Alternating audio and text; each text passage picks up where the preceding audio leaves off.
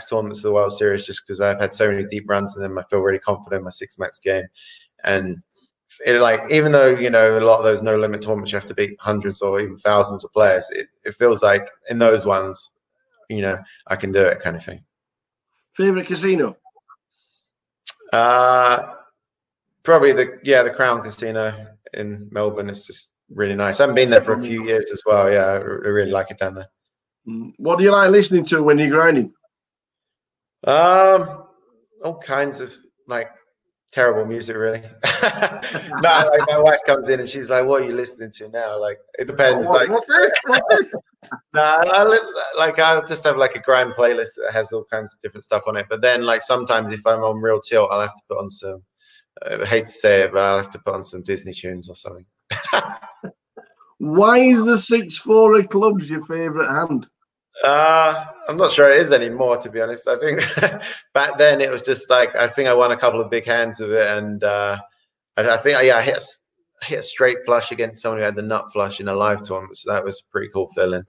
And I just had to, those were the days where you just 6-4 clubs, you'd play it from under the gun, you'd just be in there. But now you're playing a bit more sort of sensible poker. Sometimes I have to fold it when I'm on the short stack, so I guess it's not my favorite hand anymore.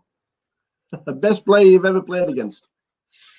That's tough, really tough question. I tell you, one of the people I was most impressed with when I played with them, was JC Tran. I played with him in this 40. They had a special anniversary 40K buy-in at the World Series, and I'd satellited in a live satellite. I hate satellites. Well, somehow I won my seat, so I was really pumped for that.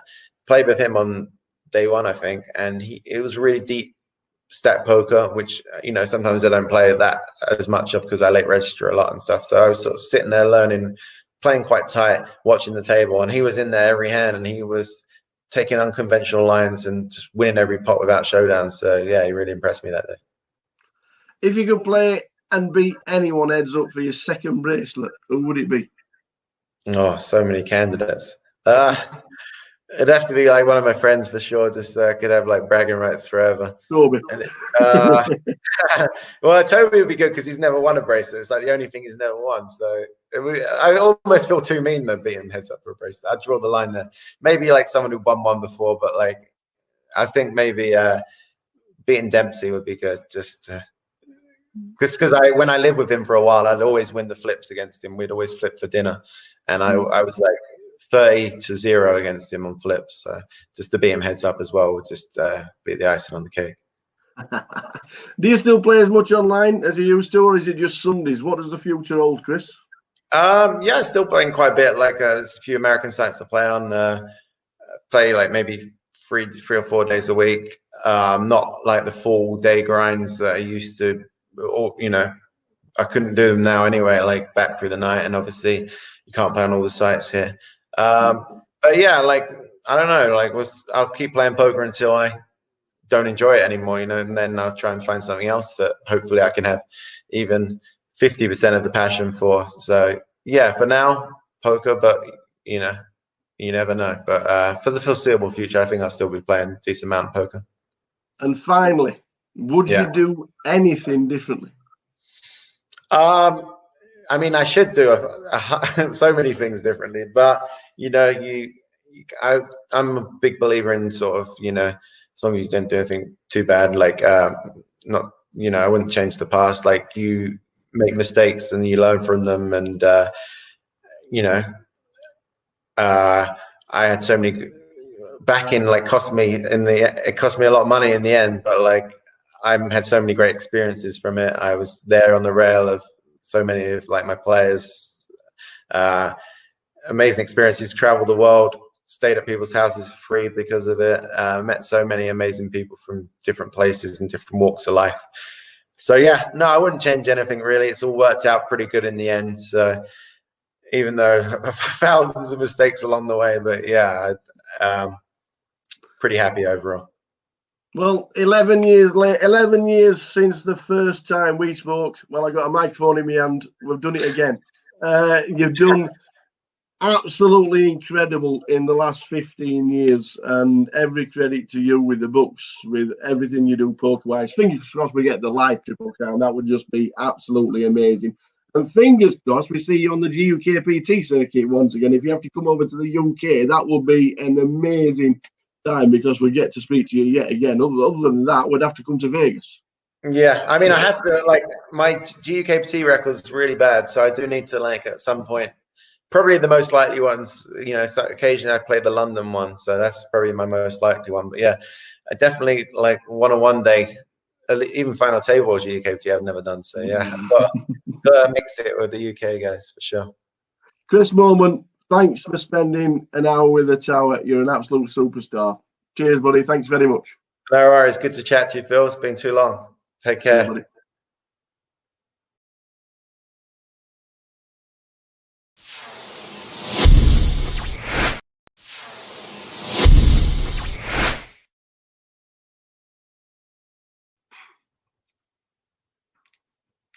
welcome to another hour with the Tower, and we have had to go to Vegas for the next special guest, because regarded as the best online MTT player in history with 16.5 million lifetime total earnings under the legendary nickname Moment One, which now means you know who it is.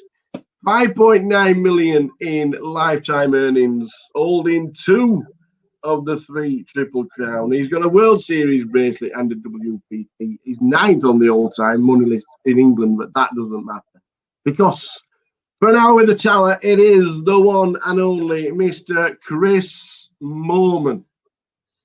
Thanks for having me on the podcast, Phil. Oh man, how you doing? How's Vegas? Yeah, good. Like, it's getting hot here actually. Oh well, obviously it's summer, but actually it's not as hot as it normally is for the you know, the World Series every summer. It's been quite chill. It's actually you can go outside and not sweat your balls off, so it's been nice. How's lockdown been? Yeah, not too bad actually. Like, I was quite fortunate because just before it all went down, I was away. I was in England in the whole of January. I was playing a couple of live tournaments. I had an 8-at-8 tournament in Madrid, and I was playing a big tournament at Dusk Till Dawn as well. So I was away for the whole of January, and then just before it all kind of went down, I got back and I was in Vegas, because obviously it would have sucked to being sort of away somewhere and not being able to get back home and being apart from my wife for like months. So yeah, I was kind of lucky that, you know, I was back home, and at least I wasn't lonely. I had someone to hang out with, and yeah, no complaints really. You've been in Vegas a couple of years, all right? Yeah, like on and off. I kind of split my time between traveling the circuit still, and yeah, and like staying here. Brilliant stuff. We're going to start basically at the beginning, because how did you learn? Where did you first start playing poker, and when was it? God, it feels like a lifetime ago now. Guess it was like I was at university at Essex University studying economics, not doing too hot, like kind of failing. I was getting distracted. Like at the time, I was getting distracted by pool. I'd always played pool growing up, and then we at university I joined the pool club. We had a pretty good team. We played in the national championships every year, and I guess this was it was up in Derby, I think, the national championships, and we'd gone to Derby, played that year. I think it was my first year at university. And on the way home, one of my friends saw in like the student newspaper about this free tournament on Victor Chandler Poker that all students could play. It was free to buy in, and the winner would get, I think the winner got the equivalent of about $500, but they also got a seat in this big live tournament in London. So me and my friends didn't even know the rules of poker at this point, but we decided, okay, we'll give it a spin. It's free to enter. It was on a Monday night, so there was not much going on campus that night. So me and my like 4 flatmates went on Yahoo, because it wasn't even Google back then. We went on Yahoo, printed out a set of rules, started playing amongst ourselves with like two pence coins, and yeah, just played the free roll every week. And first sort of 5 or 6 times did absolutely nothing kind of thing, and lost every hand. And then I actually came second one week for like $120. Obviously, I was gutted to come second because I missed out on the live seat, but still $120 was good money to me. I was a broke student. So now I had the dilemma of whether I cash out and sort of take my money and run, or sort of play around with it and see what happened. And I was really 50-50. I kept asking everyone because I didn't want to be determined as a gambler kind of thing. And in the end, I just decided to sort of have fun with it. And yeah, it went from there, really. You've turned into, obviously, the early days of poker, you've turned into the #1, an absolute phenom. We've looked back at your pocket fives. Do you know exactly or roughly how many online cashes you've got on pocket fives? There might even be more that's not been on there, but would you like to have a guess? God, I don't know, like maybe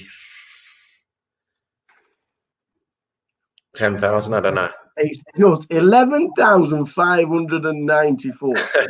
That's to date. So that's a lot of poker, yeah. A lot. That's a lot of poker. That's a lot of cashes, by the way. Yeah. That's a lot of cashes. Your first on there is 5th for 13,000 in July 2006. I'm not being funny. That's 14 years ago. Yeah, that's not a bad first cash either, right?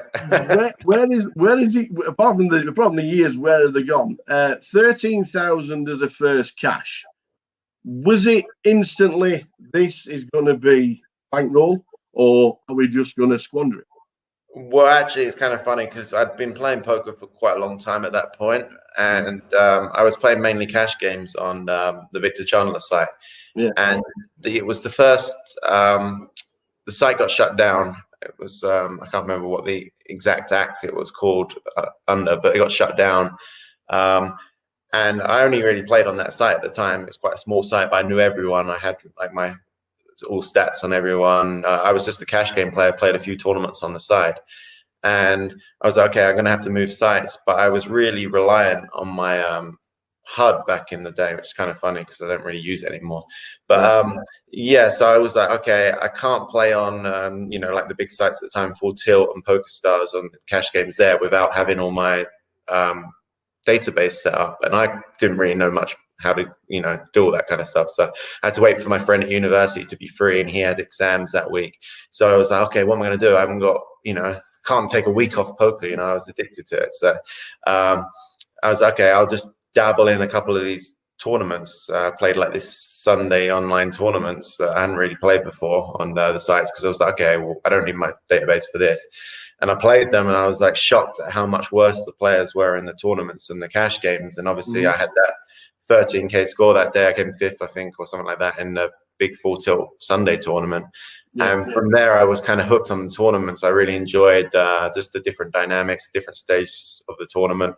And before that, I'd just been playing cash game, kind of building my bankroll. I'd done pretty well, but the games were starting to get a bit stale, because, you know, with cash games, you always feel like you have to keep moving up and up when you're doing well. And I didn't really want the swings of, you know, even if you're the best player in the world, you're playing big cash games, you're going to have crazy swings. So yeah, I just got hooked on tournaments. And then even when I got my buddy to set it all back up, I tried to start playing cash games again, and it just wasn't the same. And yes, that's how I really started, really, because at that point I'd been playing cash for maybe over a year and been doing well. But obviously, cash and tournaments, there's different, you know, levels of. I was just going under the radar kind of thing. Did you multi-table? Was it mad? Did you have screens absolutely everywhere? Oh yeah, I was one of the biggest multi-tablers. I was just like, you know, my philosophy was like, if you're not in it, you can't win it. But like, also I didn't really have a timeout and stuff. I was 99% of the decisions were like real quick for me. I was always been amazing at maths, like one of my strongest point. And so like I just would put different tournaments on, you know, I had like 2 screens, and I'd put them at different parts of the screen, which ones were important to me, which ones were getting deep. And so I just did it like that, and I played, you know, would pay more attention to the ones that were obviously deep in the tournament, and I would late register a lot of tournaments so that I just didn't miss the tournament, but I could still play and just come in a bit later when the blinds are bigger. Yeah. So basically, it more or less gave you the impetus that this was a career and this was it. What were the parents like? What were the family like? Or did you keep them under the radar for a year or two? Well, yeah, kind of pretty funny. Maybe a year or 2 or 10 almost. No, well, because what happened was I was playing at university and sort of going to less and less of my lectures doing really well. At first, it was just sort of a bit of fun, and then I was making some serious money, and I was like, wow, maybe I can do this for a career. And then it almost got to the point where I had to do it for a career because I basically had to drop out of university because I got so far behind. I tried to stop playing and, you know, catch up with my studies, do my dissertations, which is like 10,000 word document on your subject. But yeah, I just couldn't get past the first sentence really. So I went into the yeah, I went into the like dean of the university and told him that I was gonna sort of leave my degree, and he was like, "Oh, what are you gonna do?" And I told him poker, and he kind of laughed in my face. And the only person I really told outside my friends was my sister, and it was my younger sister, and I got her to because I had to confide in someone, and I knew my parents wouldn't you know, probably jump at the chance their son's going to be a gambler and play poker. But at this stage, I didn't even know if I could do it myself. I was, you know, I'd had a few good months and stuff, but yeah, I didn't know if it was sustainable. So yeah, I just grinded, stayed at university. A couple of my friends were in a lower year than me, so I just stayed on the campus and played a lot of poker. Just took up all the information I could and got better and better, and paid off all my student loans. And then in the end, when at the end of my university, I ended up making up that I passed my degree essentially, which, but I went for I basically said I got a third, which is the lowest pass possible. So they kind of believed me, my parents. But obviously I didn't have a degree to go and get a job. So I had to tell them, you know, that I wanted to give poker a try, and they were very skeptical. But my dad gave me, he'd seen that I paid off all my student loans. So obviously they were happy about that I didn't have any debts and stuff, and I had some money in the bank. And he like wrote down all the money I had in every poker site, like had all my bank account details, everything. And he gave me 6 months to see how much, you know, essentially I'd increase my bankroll in that 6 months to see if it was sustainable to live on and stuff. So that 6 months, you know, at the time, I guess I was like 20, 21 years old. And I was just like, all my friends are going out on a Friday night, and I was just like, I've got to stay in and play poker. Like I have to play every day to just, you know, make sure I hit enough money where my dad's going to be impressed and let me do this as a career, not send me back to school kind of thing. So I really didn't want to go back. And yeah, luckily those 6 months went really well. I qualified for the my first ever World Series at that point, got smoked there. So that was a bad start because obviously, you know, Vegas always gets you, do a bunch of money there. So then I had to grind it back even harder. And yeah, that 6 months went well, and just kind of went from there really. But it wasn't actually until my second book came out where I like kind of said some of these stories. No,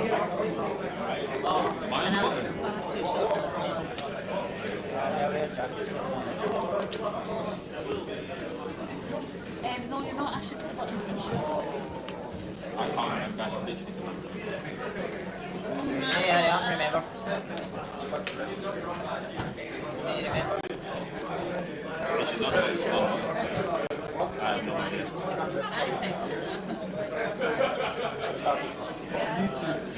Here we go. Back. Jay is back in town, in his seat, ready to roll. Are we in the money? We are in the money. Yes! 38 remain. We're in the money. Well done, everybody. For being in the money. Well done, one and all. How is Chris Welsh got? Just sitting down. Chris Welsh for 545,000. Chris Welsh, man. Got to be a chip leader. See, there we are. He's not chip leader. Lawrence Jakutis. 730,000. Eunice has been on our table 670. Vixie 500. More Kilkenny 475. Osman Olak 325. Eddie Swales Still going strong. was all in for like Yeah, on 2K day or one. something Yeah, on like day that, one. Yeah, he was short. He was all in for like 2K, something like that. Like less than 10 bigs up to like 90k stack at the end of day one, didn't he? Dave Doherty down there, bottom left, still going strong. Matt Bushell still in the mix. Span, Andy back. Riggy. Dan Ryder still in as well. Look at the short stack. So Mr. P-Man, who's on our table, Patrick Palmer, Ron Paxton, Tom Noble, Mel Simpson, all on 20,000 starting stack or less. Whoa. So we have 2 former champions still in, 3 former champions still in, over GUKPT. Yeah, I can see 3. I can see 2. Can you see 3? I'm missing one. Who am I missing? Who can you see? I can see Dave Doherty and Brian Clark. Yeah. They're the 2 that Me I've too. got. Give me some time. I'm thinking.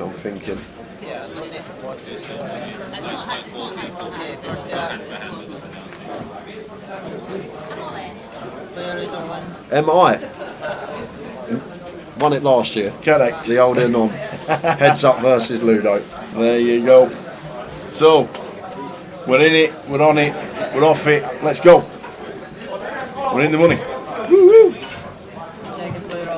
And Ashley all in first hand, and so's Mel. Ashley with sub 8 big 6s has to go in the middle, and Mel with ace queen also has to put it in here. So the 2 ladies at the table going to be flipping. All in a call feature table. All in a call feature. And this is our short stack. All in for 20,000, Mel Simpson. Whoa, that's good. That is good. Just fade in 6s now. That's no good. runners. That's On good. the turn.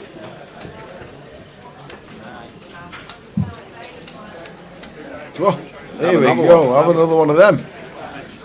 Big double for Mel. Yeah, ace queen for Mel gets the double, and that's going to leave Ashley fairly short now.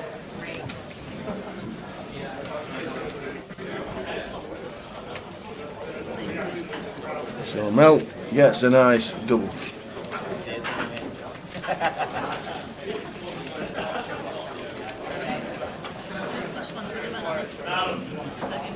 Oh, I think the mod's going into this. We're getting into his groove. He's getting into the groove now. He's got a sword.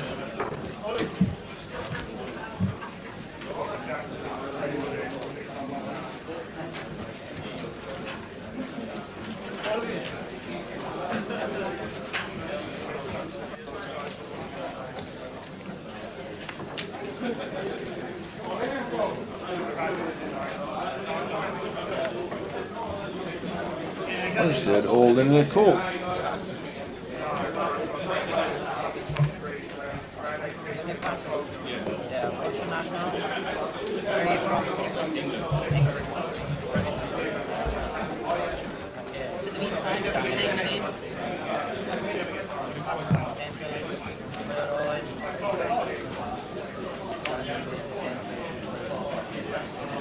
King Queen for Daniel here, making it 10k in the hijack, and Patrick shoving. And Ashley's in as well with the King 4 suited in the big blind, so we're going to have a 3-way all in here. Dan having both players covered. Patrick with the best of it. Ashley going to need to find a 4 and then fade an ace 10 as well.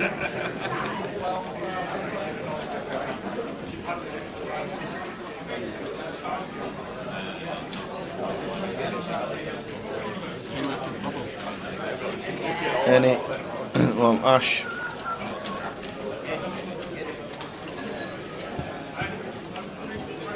So, did Dan call?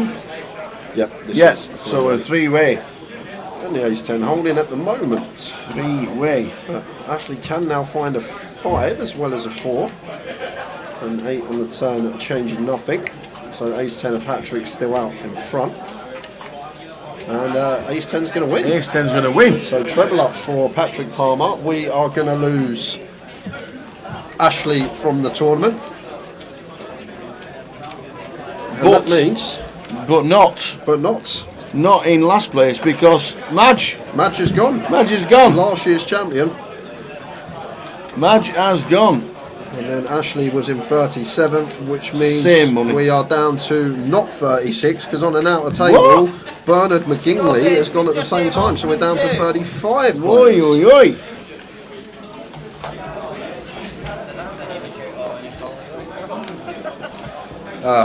Beer o'clock for Mick. Cheers, Mick. You deserve it. home from work, helping us out with the stream and the commands. Peter King, good evening to you. Good luck, Scott and Cammy. And we are going to do the giveaway in about 15 minutes time, guys. So we're waiting for everyone to come back in. So around 7:45 is when we're going to do the next giveaway. £110 token up for grabs as before. So make sure you hang around for that.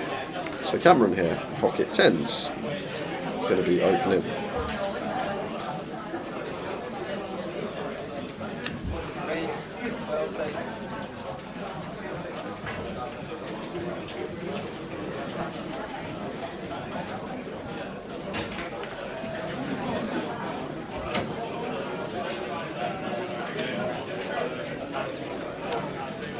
Raise and take. Gary McGaffney, are we playing to a final table or final stream? We're playing 12 levels as always on the Saturday, Gary, finishing up around 12:30, 1:45, and then we'll be back for day 3 tomorrow to play to a conclusion. How are we doing, John Perkins? Alright, Tower and Jay, just came back from a 14-day Mediterranean cruise and have absolutely hammered and didn't realise GUKPT was on. Good cure for a hangover. How are we doing, John? Thanks for joining us. And Jordan Walker up the Cammy. Catherine also rooting for Cameron. Plenty of you guys on the cyber rail. How are we doing, Morris? Are you guys, if you've recorded the cup final to watch when you finish work tonight, I won't spoil it for you and tell you the score, but you won't see any goals in open play. We know the result, Morris. Won't be watching it back. People in the chat were letting us know what was going on.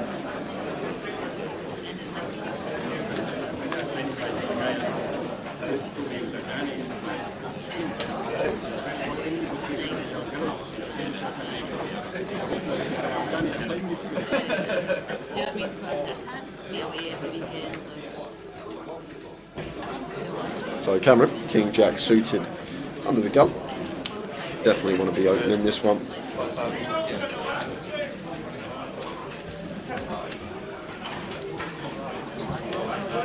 Patrick's out of the way, but Mel should be shoving here. 10 big blinds, pocket 8s. Got to be putting this in the middle as Mel, and she does.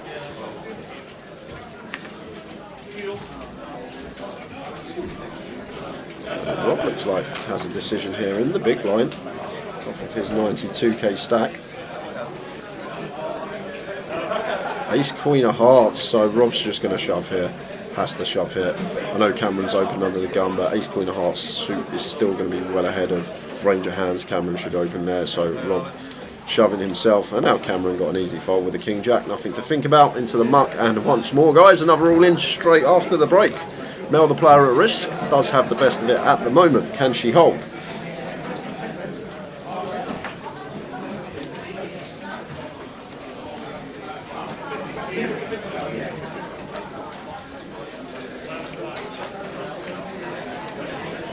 Well, that's not a good window card. So needs help now. Mel needs to find an 8. We do have some plausible runners though. 9 of diamonds would be nice. But it's an ace on the turn, so just 2 outs for us as Mel. Going to need to catch one of the 2 remaining 8s to survive. But it's the Queen on the river, so just the nuts for Rob. A great run from Mel Simpson. We lose her in 35th place for £1,590, which means we are down to 34.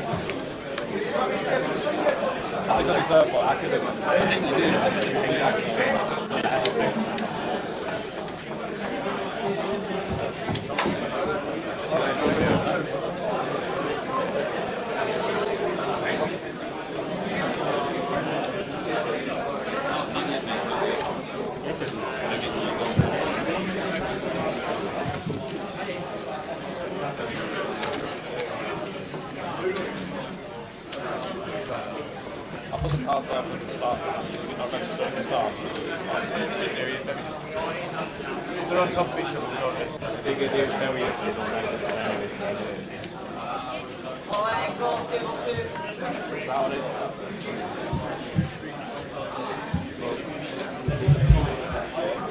So we're 6-handed here now, so we're going to have to get some players in. Well done, Mel, joining us on Twitch. Pleased with a min cash from a £30 satellite. Wow, that's some return on investment, I'll tell you that. That's didn't realise you was in for that cheap, Mel. Very well done, really nice profit then. and hopefully we'll see you more throughout the year. Might come and play a little event. I know you always support the Edinburgh one because it's your local. Maybe venture out, play a couple more GUKPTs, showing you can hold your own, cash in both mini and main. To this flop, a Queen 8-7 Rainbow after raise from Rob with the 10-6 and Cameron calling with the King Jack with position, and I expect Rob to continue this board fairly high frequency. We've got a gut shot and just 10 high, which is not going to be able to show down too well, so try and take it down here with a bet. Don't need to go too large either on the Queen High Rainbow.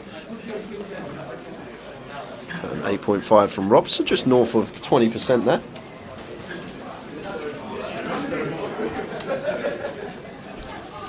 So we just lost another one as well, guys, on the out of table. CG gone, so down to 33 players, 33 remain.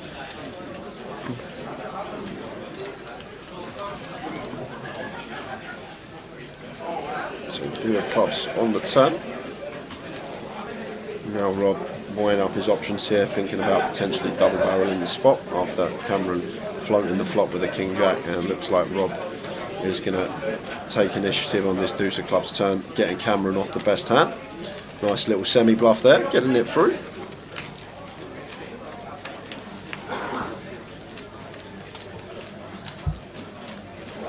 So guys, we've got 8 minutes time before we do the giveaway.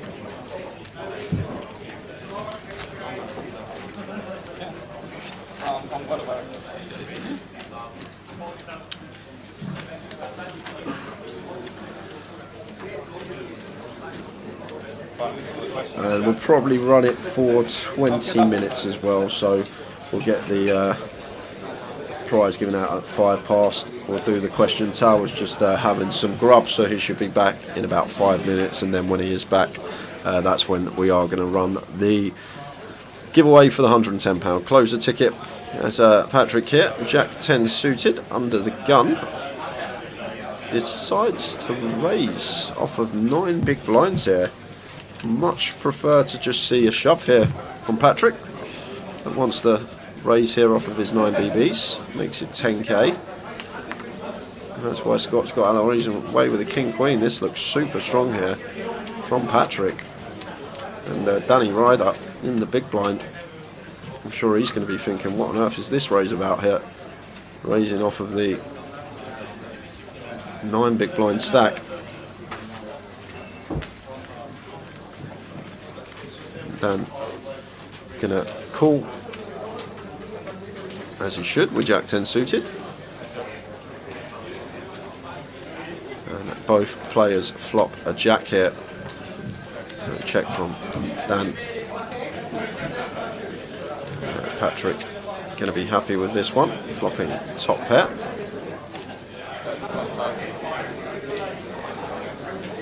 And it continues for 12k into 27, so around 40% pop from him.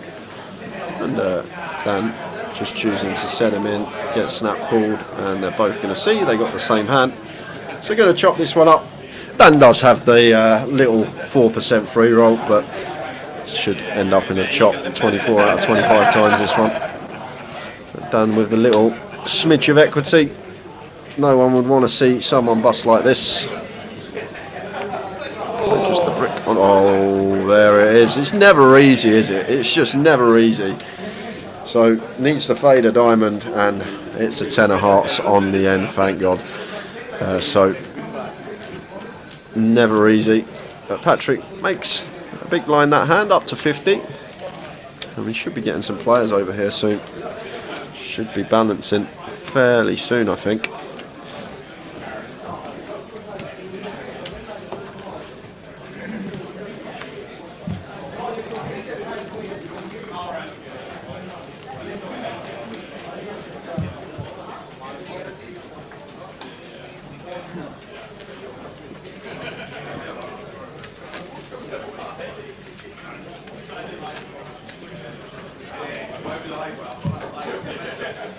The funny thing about that hand as well, if Patrick just open rips there for 45k, I reckon the King Queen calls in the cut-off, and then Danny folds the Jack 10, and Patrick ends up getting busted because it would have run out Broadway for the King Queen. So actually playing it in that fashion may have saved him his tournament life.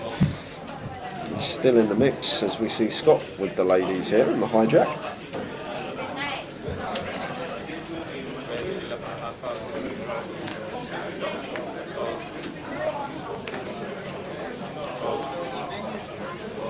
Makes it 11.5. And Patrick in the big hit, pocket fives, pair, 8 big blinds facing a hijack open. In it goes, gets snapped off. We're going to need some help here.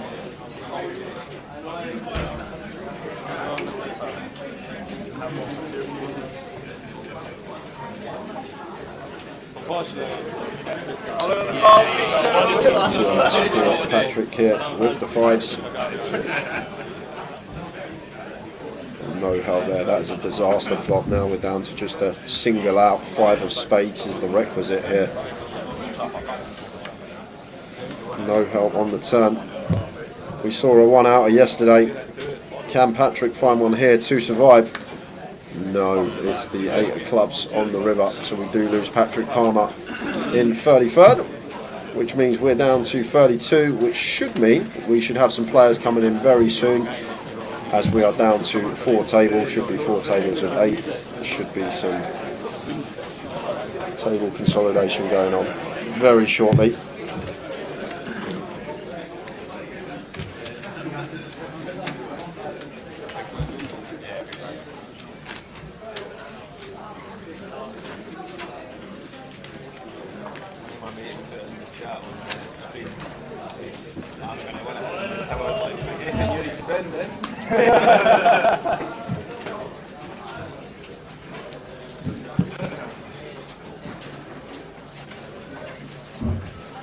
So that's the 3rd bust out, guys. We have been back from the break literally not even 10 minutes yet, and we've had 3 bust outs on our featured table just like that, and we're sitting here 5-handed now. Scott raising King Queen suited makes it 11.5. Here he is. We've been waiting for the giveaway. Oh yeah, we've been waiting for the giveaway. We need you here. Forgot about that. Can't do it by myself. Yeah. Well, you don't know the question. Exactly. Apparently,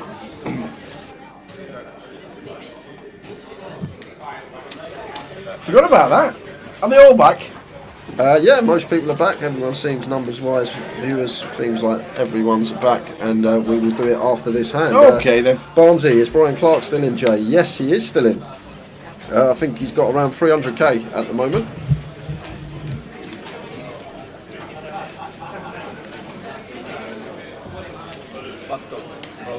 Check raise there from Chris with the flush draw and gets Scott off the best hand. So I'm guessing you got your your question lined up, Tower. I have. I've got my pen and paper. I've got it ready. Don't guess. Do not guess until he's wrote it down. Right, you know the rules by now, guys, but I'm going to say one more time just in case we've got some new viewers tuning in. It's I think. So Taylor's going to ask me a question. I've got to write down my answer on this piece of paper here. Whoever guesses closest to my answer will win themselves a £110 closer ticket for Monday. It's as simple as that. You get 1 guess per person. If you multiple guess, you'll get disqualified. So wait till he's wrote it down and said go. So, yep. The World Cup this year, yes, is in Qatar. Qatar. Yeah. What's the population of Qatar? That's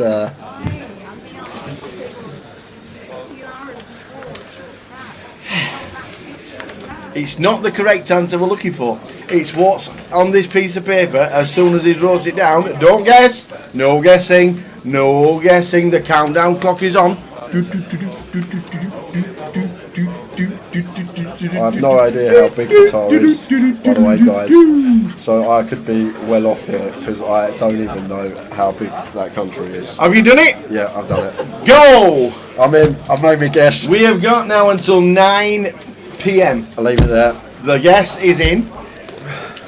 The question is out. The question is out. We better get lucky. Ladies and gentlemen, Enjoy 15 minutes, check the answers. It's not the correct answer, it's what this lad thinks. And he's very clever, this lad. Well, let's find out, Tower.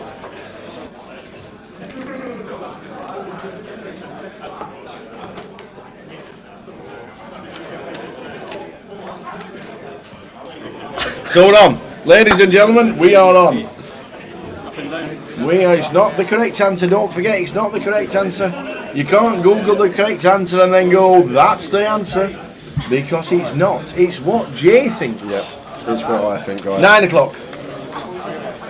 9 o'clock is the cut-off.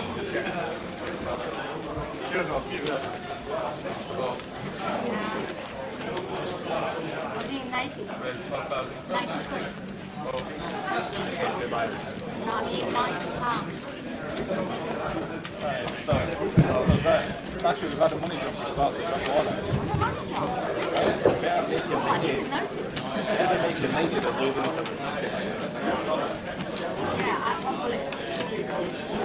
It turns for Chris, looking down to the defender.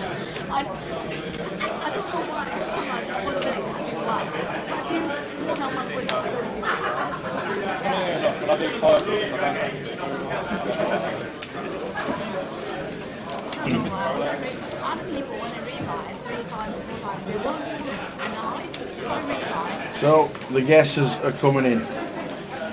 Who said that? What was that? Super King says, what's the actual answer? The actual answer is 2.8 million. That's the actual answer. That's not the answer we want. We want to know what Jay has written down. And whoever's closest.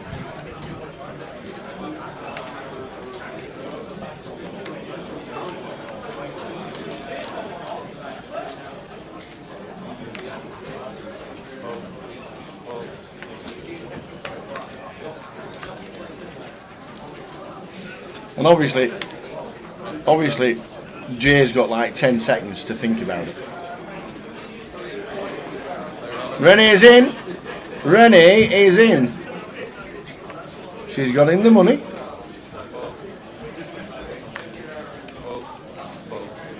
We're down to 33. What happened then? Oh yeah, while you was eating dinner, Tower, it's been just everyone busting out. Wow, we're down to 33, man. Literally everyone. Get your guesses in, guys. We will give you until 5 tasks, just in case people tune in and want to get involved themselves. Kev Baxter says he's Brian Clark still, and he's got 300,000, Brian Clark.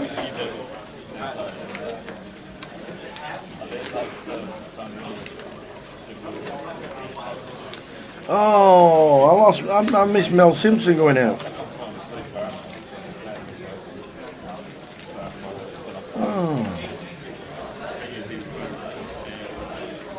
And the Pima. Yeah, you missed them both, Tower. So last out was Tom Noble, which means we're on 33.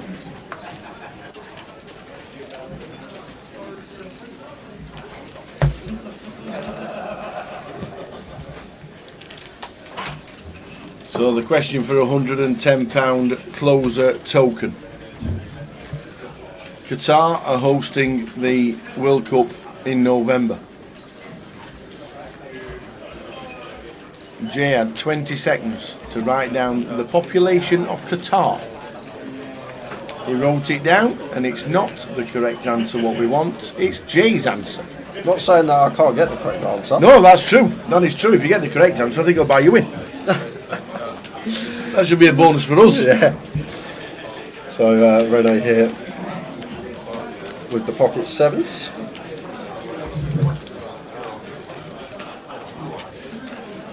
Victor, we have one guess and one guess only. Qatar are hosting the World Cup. I asked Jay what the population of Qatar was.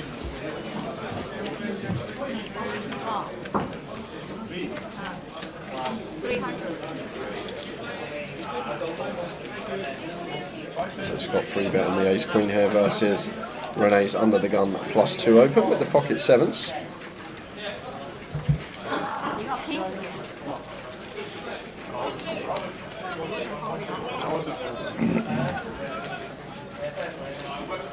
Keep your answers guessing it coming in. If you haven't guessed yet, guys, you might as well have a guess. You've got a chance to win £110 token. One guess only.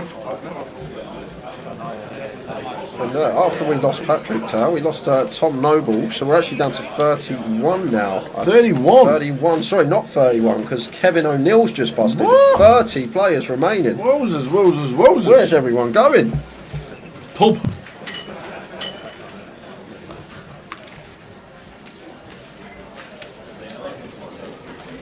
Spuddy guessing 200,000. How you doing? Yeah. How you doing, Joe? Hope you're well. You think that's funny? Wait till you hear my answer. No. Yeah, if it's 2.8 million, I'm going to buy you in.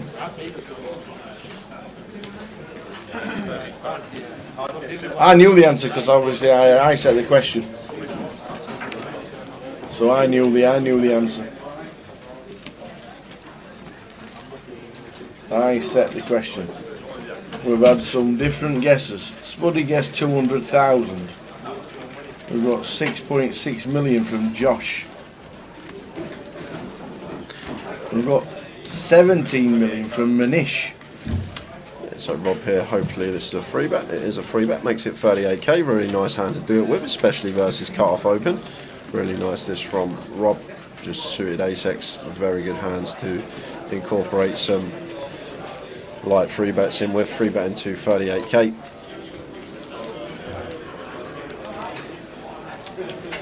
Action back on Scott here with the pocket freeze, and looks like he wants to come along for the ride. Makes the call, go and set mine in here. Cut off versus button.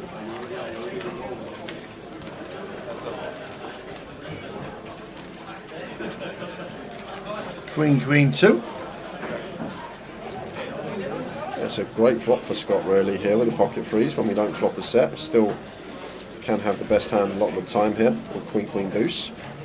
And should just be checking this over to Rob as the free bet. And paired board here, no straight draws. Rob can go fairly small here. Tower could even see as small as like 18k, like 20% potentially. Opts a little bit larger, 20k is the bet. And Scott calling with the freeze, jack of diamonds on the turn. So once more, Scott got to be playing in flow here. Rob still does have some like ace queen here, king queen, aces kings, even like hands like tens that we're behind to. Thing is here from Rob, not the best board, like to be double barreling on here. We'll understand that Scott can have some queen x of himself. Queen jack suited, queen 10 suited, my poor queen 9 suited, cut off versus button. But Rob unfazed and looks like might be going for the second barrel here, Tower. Just going for the pure aggression. Jonathan, the question is the population of Qatar. What do you think my answer would be for that? Yeah, we said Qatar are hosting the World Cup this year. What was the population of Qatar after a jam from Scott? Wow, He jammed the lot. We've What? got Robert to fold. that is mental, Tower. It's worked. I think he must have had some sort of read. That's like just ripping pocket freeze there when Rob can plausibly have ace queen, king queen, queen jack, pocket jacks, aces, kings. Just unfazed, just went for it after the double barrel from Rob. So yeah, Johnny Scott, what is the population of Qatar was my question to Jay. You got till He wrote his answer down within 20 seconds, as that's all he's got. And then we started guessing, and then I told everybody the actual population is 2.8 million.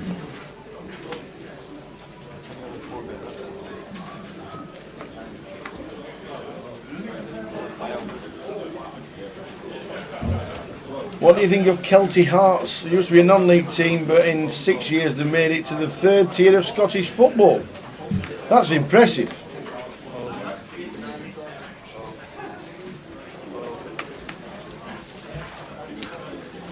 Kelty Hearts. Where's Kelty Hearts based? There can't be a town called Kelty Hearts, I can have there? no idea, Tower. Are they in Edinburgh? Celtic. Where are they based, Logs? So we've got 4 minutes to write your answer in the chat box. What Jay thinks the population of Qatar is. Ah, they're in Fife. That's over the bridge. I know that. I know that now. It's over the bridge. I've seen the bridge. And they don't paint it like they used to, from one end to the other, and then start again. They don't do that anymore, because somebody decided to work out that if you have paint that lasts 25 years, you don't have to do it for 25 years. That's what they did.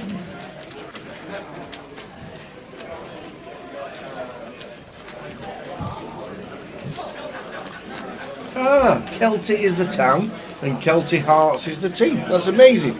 Well done, Kelty Town. Kelty Hearts, even. Love it.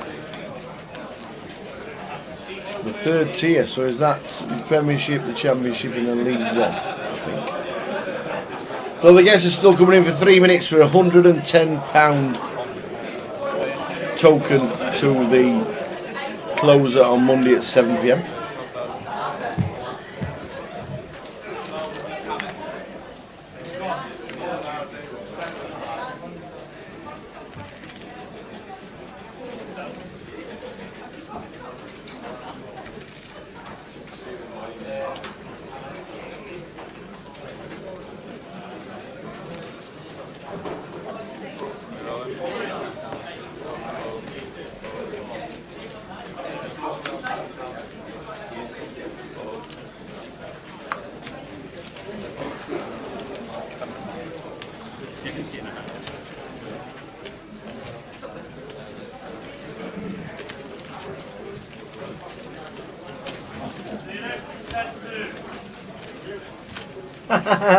Kelty is just north of Tim Hortons, and we were blessed to get a Tim Hortons iced cappuccino for the team. Fetched in today, fantastic. Yeah, and Rob's going to get called here, towel up.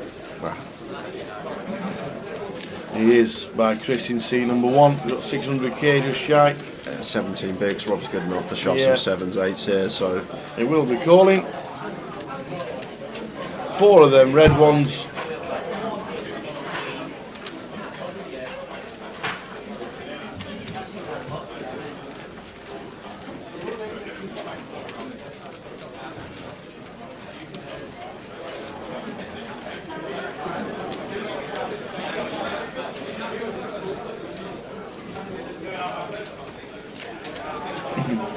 After this hand, if we get a call, we'll close the guessing. Have you had a guess? You've got about a minute. If he doesn't call, we'll do it after the next hand. If he calls, it's after this hand. I think he should be calling all day long, to be fair. I think versus Rob, yes. Versus some opponents, no. I'd just make the lay down.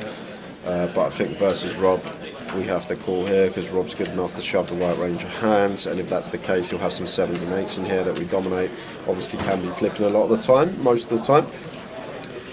And as well, Rob's good enough tower that I think we take aces and kings out here. I think Rob's just going to flat aces and kings here a lot of the time off of 17, 18 bigs, so we're only really worried about 18 combos, 10s, jacks, queen combined, perhaps.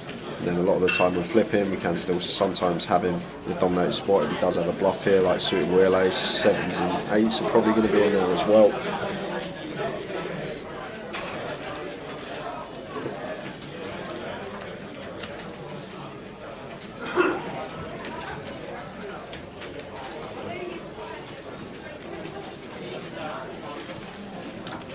He makes the call. So after this hand, the guesses finish. If you haven't had a guess, have a guess now. What does Jay think the population of Qatar is?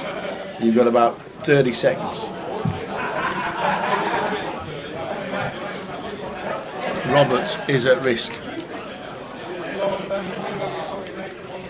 No help there, tower. Gonna need an ace or a jack. Ooh. extra outs with the 9. No, less outs, Tower. Less outs. We lose an out with that. Oh, we do. Two Apologies. clubs. Yeah. Two clubs on the river. And unfortunate for Rob, we lose Rob in 30th place, which means we're down to 29 players. 29. Now, Dwayne Miller is the last guess. Dwayne Miller's last guess. So the question was, Qatar are hosting the World Cup of football later this year. What was the population of Qatar? J.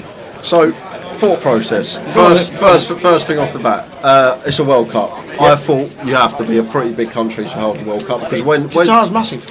oh, there we go then. So when so It's full of sand. yeah, so when you're not, sometimes you share the World Cup like Japan, South Korea back in 2002. So I thought because they got it by themselves. I know that Saudi Arabia boards it. I thought if they were a small enough country, they'd probably share it with Saudi Arabia. So I thought, oh, they must be massive because I know Saudi Arabia is massive. Density population, they are massive. Yeah. So the actual answer, for all you buffs out there, is 2.8 million, which, considering the size of the country, is not very many people. I honestly. So, Jay went for, and Jay thinks, you pull it back, Jay thinks the numbers keep going, it's a bit bigger, 19 million he went for. He went for 19 million. Don't forget, he's only got 20 seconds to guess, so it's not easy. I just thought with Saudi Arabia. I knew that Saudi Arabia boarded it. I know that Saudi Arabia's got a big population, so I thought I'm going to go with. I basically guessed the population of Saudi Arabia. That's what I done. That's how I went with my guess because I have no idea how big Qatar is or what the population was. Well, we're scanning, and 20.1 million was the winner. Was the closest guess. And 20.1 million was 1.1 million out, but that was as a H. As a H with 20.1 million as a guess is the closest to the actual J's answer, not the correct answer, because somebody put 2.8 million, but obviously that's not. We're just going to jump back into this, guys. We'll talk about that. We'll just cover another all-in because this is going thick and fast on the feature table. Rene shoving the King 8 of diamonds here and been snapped off by the Ace King. Going to need to find an 8. An 8. And only an 8. Yeah, the 10 does not work. We need an 8 for Rene, and it's not, it's a 9. It's the crossbar again. So Rene is out in 29th, so we're down to 28. Just well like done, that. Rene. Well done, Rene, for cashing. Yeah. And we have a winner. So it's Azza on Twitch. You are the winner. 1.1 million out. Can you please put your alias in the chat on Twitch, Azza, and we will get that ticket sent to your account. Well, he's already played. Say love to see it. It is brilliant. Well done. We just need your Grosvenor alias sent to us, or in the chat, or send it to Jay on his Twitter, or if you know him personally, it's a text message or anything like that. Even though you don't, then give us that, and we'll put it down on the list. Wayne says it's a tiny country, Qatar. See, I didn't know that. I thought it was massive in my head. I thought it was bigger than what it is apparently, and that's a great thing about this game. That's a great thing about this Absolutely. game. And I can't see how a country with a population of less than 10 million can possibly host the World Cup. That's what I was thinking as well. It's so you got me with that one, Tal. You really did get me. You made me look very silly on stream. Look, you've only got 20 seconds. You've literally got 20 seconds, and that's the beauty of it. It's not the correct answer. It's what we think. There we go. And his thought process was that Qatar's a big country because it's going to host a World Cup. Simple as that. We'll not go into the reasons why Qatar are hosting the World Cup in November. but the guy that organised it is not in a job anymore. So well done, Azza. Send Jay your Grosvenor alias and we can stick it on the list and send it to the powers that be. Yeah. Just put it in the chat, Azza, and I'll just write it down.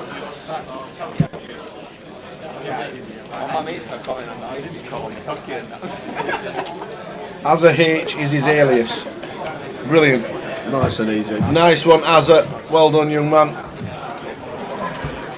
Somebody was saying it's Alex. Good game, Alex. So well done. And tomorrow, guys, we have one more closer ticket to give away. We've given away 4 so far. We're only giving away 1 tomorrow because we've got the live stream free roll as well. So you can still win 1 tomorrow with the live stream free roll. Is Lee Wang still in? No. No, he went out well before the money.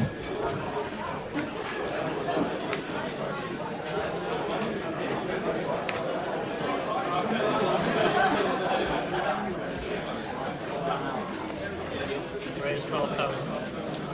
Pass. Pass.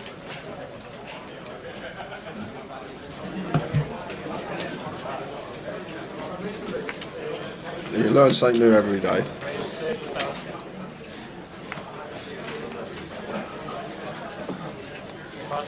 A free bet from Chris here over the under the gun open from Cameron.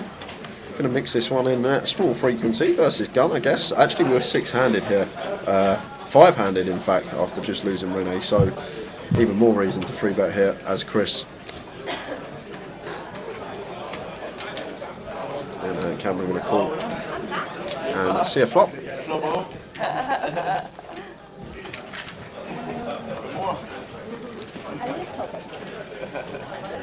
It's a nice flop. Flops an overpair to the board.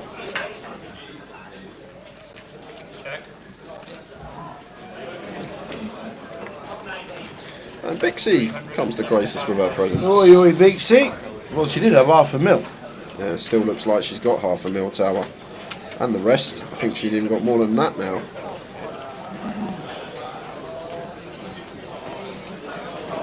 And Chris just setting Cameron all in, and Cameron has to snap here. Got an overpair to the board. Maybe it doesn't. Hang on a minute. What is this shove from Chris, actually? Let me figure this out. 375 minus that into 73k. So shoving 92.5k effective into 73. So it's like 1.3x shove here from Chris. So maybe not actually 1.3x here. Cameron might think he's up against aces through jacks. Personally, I'm just going to be putting it in. And if we've been cornered in a five-handed situation, if somehow someone's got better than tens than us in a five-handed coup, it's just a caller. Very important factor in this hand is that we were five-handed to start it because Rene bust the hand before. So need to take that into account. So should see Cameron's thinking about that. Ranges in a five-handed situation. Should see him make the call.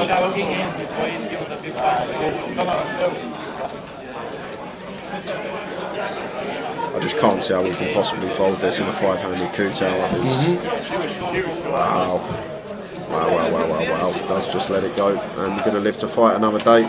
Nice power poker there from track one.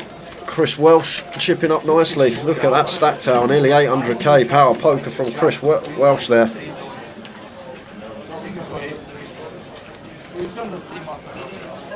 Gets the tens to fold. I just don't think five-handed there. Like, it's just the caller. If he's got jacks through aces, we've just been calling. It's five-handed. If our tens aren't the best hand in a three bet pot on that board in a five-handed situation, it's just unfortunate. It's a caller. You move on. Next tournament, let's go. But more often than not, especially if Chris is running it with ace jack there, he's going to have a whole host of other bluffs there, which makes it more plausible to call in that situation. I guess we didn't have a heart in our hand as well, which maybe not too relevant. And the three bet coup. Fraser says surely we got to be folding pre and we're going to be folding that flop. Well, could potentially rip pre as well. That's the option in a five-handed situation. Could definitely rip the tens there. If we are going to go post and we get that flop, we are in for sure. And yeah, it could have eights or nines as well. Some value that we potentially beat. All in and a call. So Cameron with his sevens this time. They're in under the gun. And Sean with the ace jack. So does it work folding the tens to double up with the sevens? We will find out. It's pretty clean. A couple of runners, but at the moment just aces and jacks to fade. And he's doing so far. Double up incoming. There it is. Indeed it is. Indeed it is.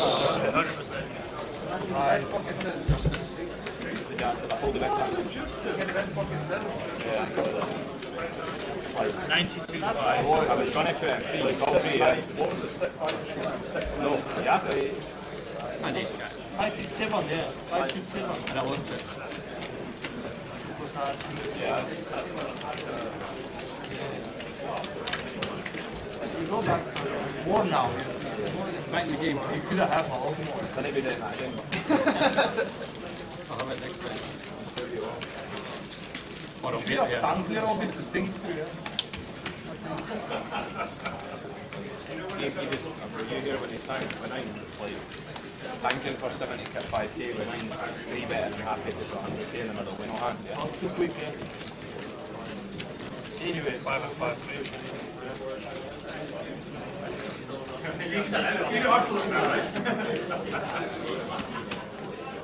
I should keep it before he's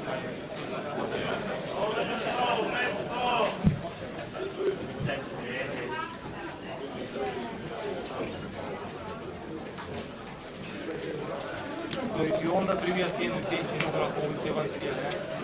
Yeah. No, yeah.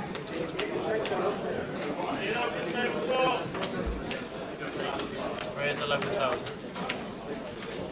Pass. Pass. Seed open table 4. Give you that news very shortly.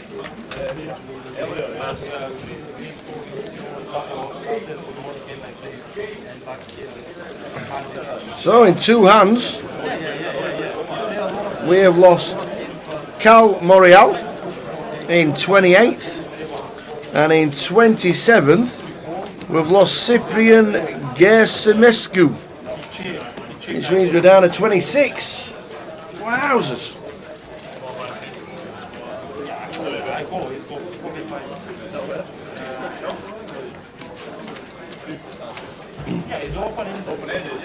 Full chip count at the next break, Brad.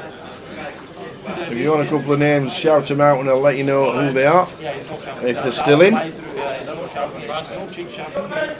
Sean moves all in.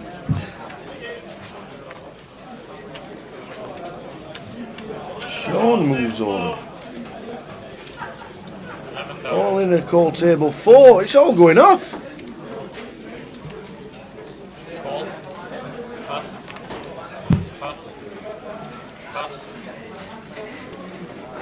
Sean's all in for 11,000. All in a call. Wow! All in a call on this table as well. Rad has ace 8, Sean has ace 3. The short stack is in and he needs to hit, or we have chop outs. Oh, is it the 3? He's hit the 3. We're going to chop out with a 5.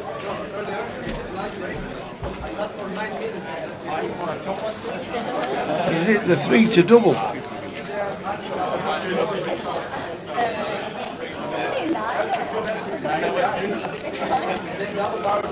We double to 34,006 big blinds. Come on, Sean. Come on, Sean.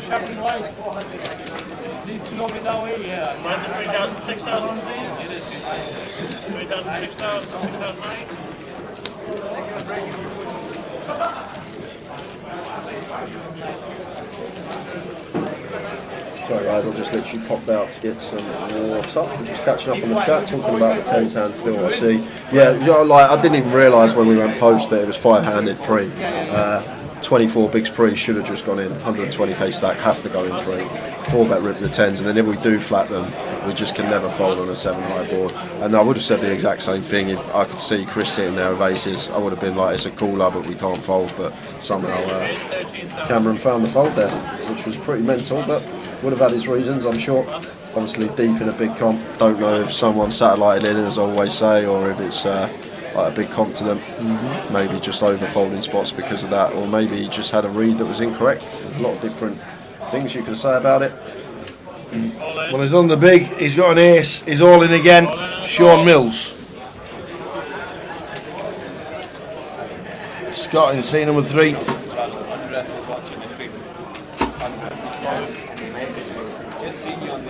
He's got 400k.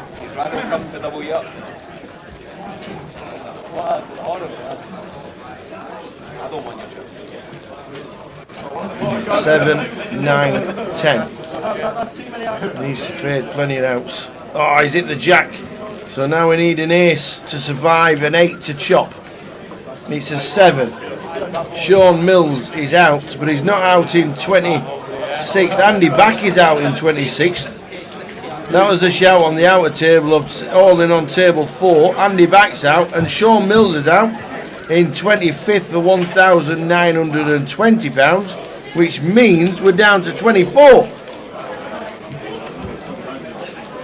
Yeah, I've just checked it back, guys. Sorry, it was six-handed. Still makes no difference. 5 or 6-handed. It's still got to go in there. 24 bigs effective with the 10s. There's Andy Back telling Danny Ryder what's just happened. It might make a small difference if we got like 6s or 7s in that spot, but yeah, it was 6-handed. I thought Radoslav sat down the hand after he sat down the hand before. I've just gone back and checked it, but it was 6-handed. Still doesn't change the fact that it should be going in theory at least.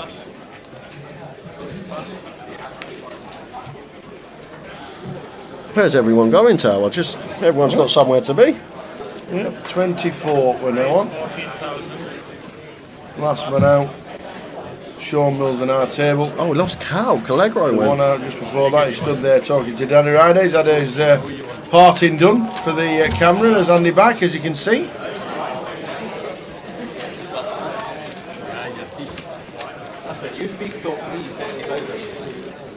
I'm gonna get berated on this week when you see that full 10 on a 3 bets make it, and then just barrels on the floor. The way he did it was it's either a pure bluff or a beat. More of the Bacchus band's head cam, please. Just rooting for Danny Ryder. One of his good friends.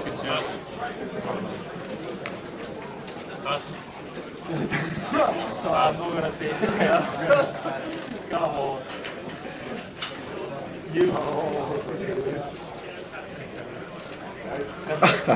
Victor says everyone's busting because they're all off to watch Eurovision.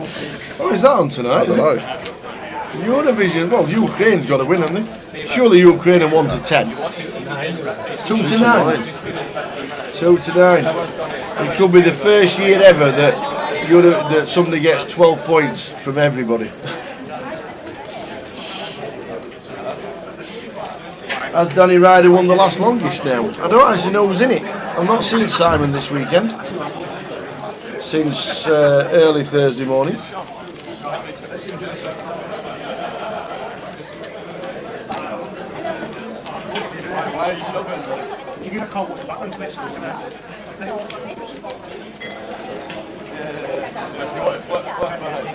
Yeah, it's something I don't ever watch, to be fair, like not ever.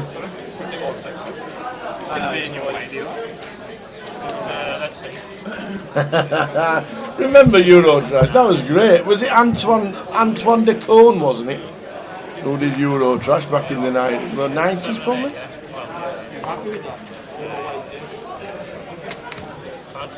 Nobody likes us, Jerry.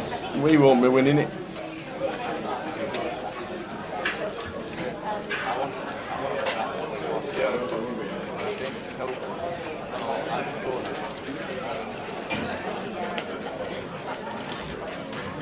Pocket forwards for Danny here. 11 big blinds, just folds under the gun +2. Veering towards the tighter side, we're back to full ring now, 8-handed. Could potentially shove still as Danny on this structure, going to wait for a better spot. And King 10 for Jared, making it 12k to go. Radoslav in the small blind has to shove here. This is as easy as it comes for us. Slam dunk shove, 15 big blinds. First is cut off open, we've got ace jack of hearts, absolutely smashing the range of hands. That should be opening from the cut off position. And good to see Radoslav take the spot. And it's going to be a quick fold from Jared, you expect.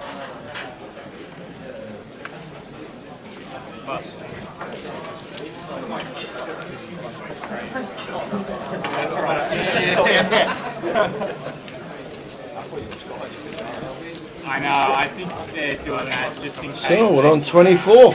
Australian down and I was Kiwi or something. Big fighting word.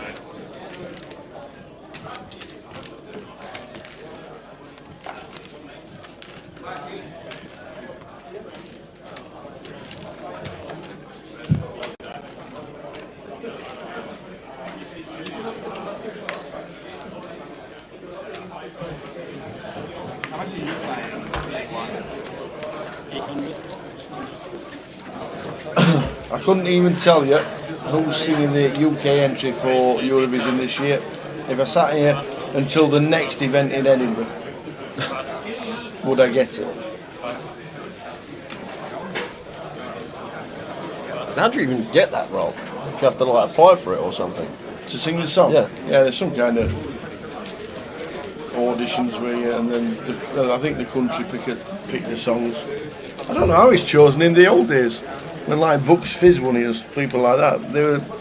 There was always, back in the day, it was always a brand new band that's never been heard of before and it's starting their career. So.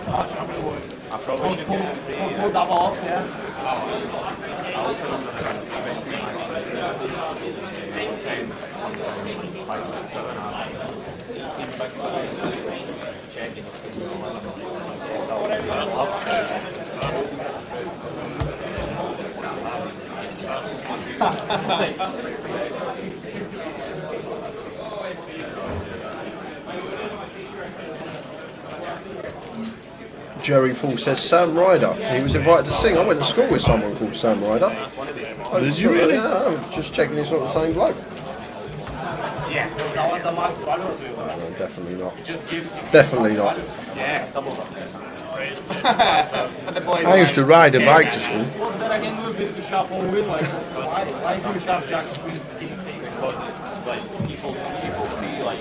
Pocket Queens for Big C, the lady finds the ladies, and 3 bets out the small. Sizing wise, maybe you can go bigger, as always say. Want to be sizing up out of position when you're 3 betting. That just chooses south of 3x. Might be Danny's brother.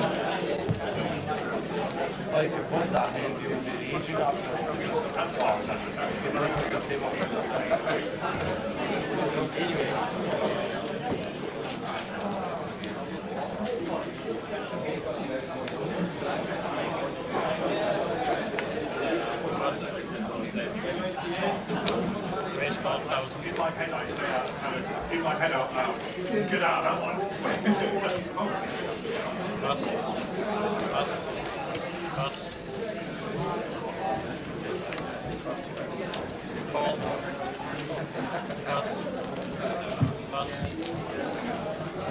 Big C mixing in the flat with the boots. Queen's last hand, aces this hand. Mad card distribution. 946. Oh wow, Tower. This pot could potentially be massive here. We got Big C who just chose to flat the aces here, and Jared flopping bottom set on 964, 2 diamonds. 10k bet from Big C, 25% on the flop.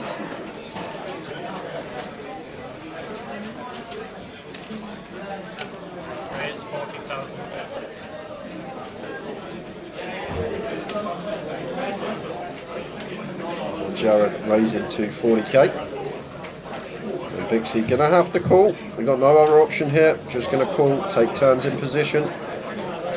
Prefer not to have the ace of diamonds in our hand. Obviously means our opponent can have a lot more bluffs in this spot. But Big C calling and seeing a turn.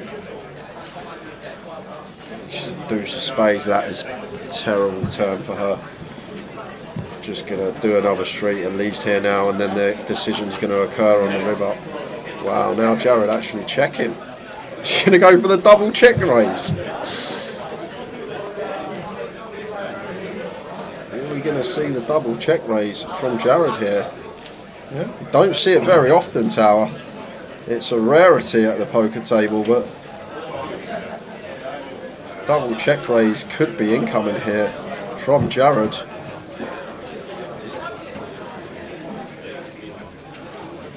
There it is. Yeah. Lovely check on the turn. Really nice. Credit where it's true from Jared, the way he's playing this hand, and this could be part of the tournament. This is brewing, guys, and the thing is, sample size of double check raises, they're so small. Like, I don't think there's going to be too many bluffs in there. Maybe like a 7-8 of diamonds, perhaps, but this is Oh, wow. any quads about? It's just terrible run out for Big C, because now it makes a set less likely as well, and 359k in the middle, and this could be Whoa. Wow, there's the shove. And Bixie just hates her life here with the aces. Absolutely hating life here. And if she makes the call, this is going to be a 1,000,000 chip pot here.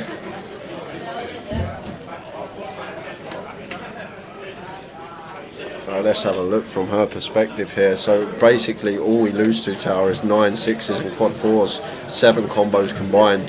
What are the bluffs here? 7, 8 of diamonds. That's probably one of the main ones. And then the rest of them, I think we fold these aces and then call with aces without a diamond. I think that's probably the way to play here. I think we fold the aces with the ace of diamonds, because opening undergun +1, all his ace-x suited, they may be the few bluffs that he's going to have with a double check raise here.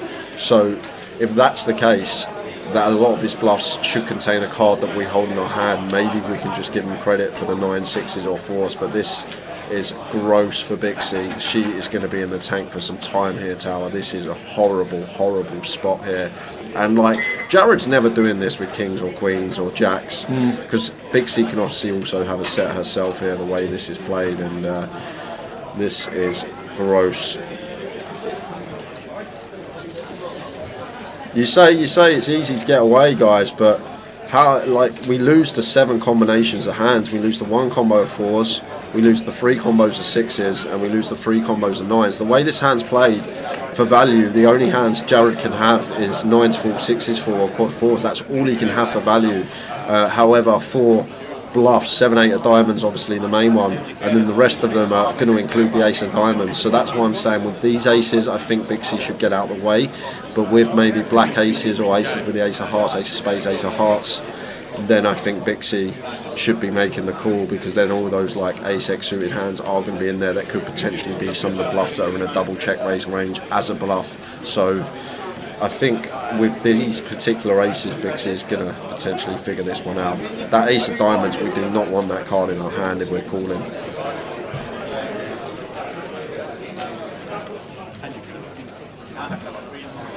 A great hand for you guys here.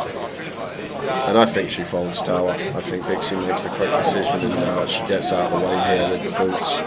But going through her head has to be the hands that we mentioned, 9s full, 6s full, quad 4s. That is literally it. Is there any 4x in? No. There's not a single 4x in, Tower. The trip 4s we're not worried about. No. That 4 on the river is actually better for us, because it now reduces the combos of pocket 4s by 66%. So that 4 on the river actually looks really good from our perspective because of that reason. We go from losing to 9 combos to losing to 7 combos of total hands.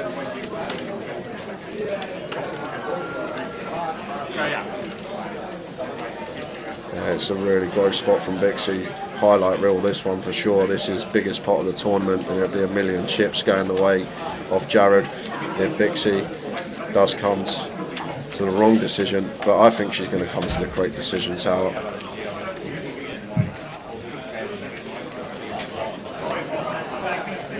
And the other thing to question in live poker fields, how many players have double check raise bluffs?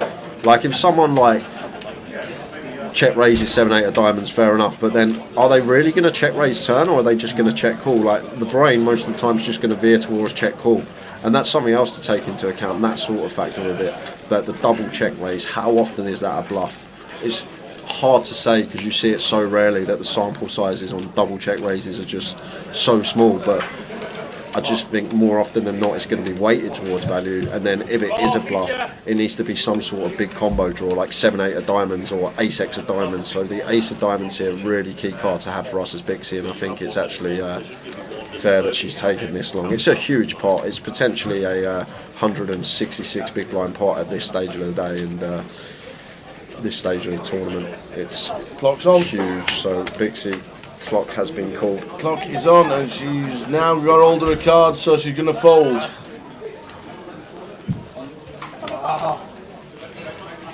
And she just said you must have quad 4s. Is that what she said? Yeah, he showed her a 4. Oh, he showed her a 1. Oh, he showed her 1. I was about to say, that's some sick reading. She just like pulled it from nowhere. Great fold, Bixie. Didn't fall in love with the aces. But I think key components in that hand, ace of diamonds being in our hand, and the double check raise. How often is that weighted towards bluffs? It's usually It's hard to say usually because, like I say, sample size on double check raises are so small because they rarely ever happen. But fair play to Bixie, coming to the correct decision and not getting stacked.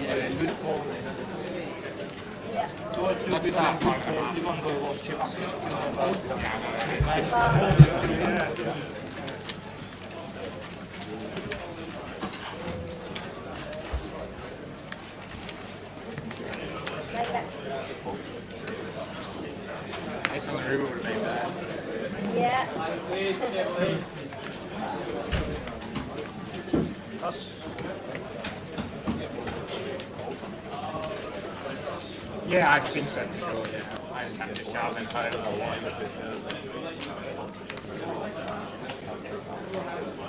Yeah.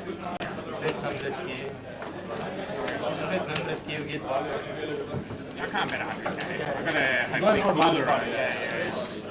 I mean, combo draws there. Yeah, I missed the total action, so it was a big fall. If I don't shove, I bet 300, which pretty much will win anyway. Not much. I think I just have to shove. Yeah, that makes sense. So Bixie getting the news. Yeah, everyone's loving the fold. Yeah. Everybody's getting the news. I don't know who called clock, Aaron, to be honest with you. It wouldn't have been the dealer that called the clock, that's No. for sure. No. Jared called the clock. Okay, that's fair enough.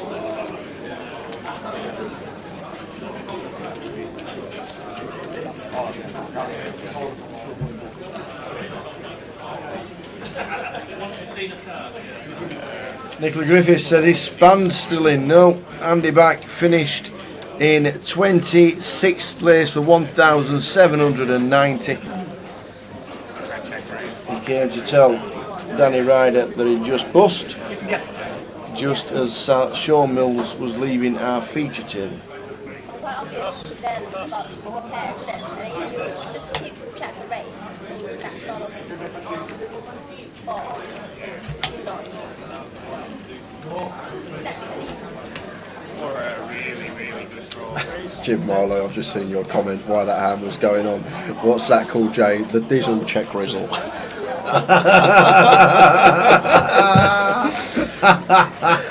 Oh, brilliant. I might use it if it ever happens again, see if it catches on. The Dizzle check rizzle. Oh, that's awesome. Have you noticed I haven't used it today, Jim, just for you?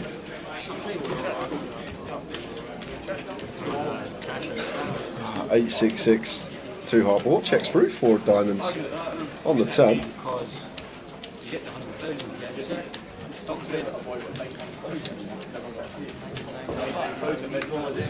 Check once more, and the ace 10 is going to be best. If it gets to showdown, Cameron going to fire up, move the jack 10. 15k as a bluff. Maybe try and represent this queen. Can have hands like ace queen, king queen, queen jack potentially.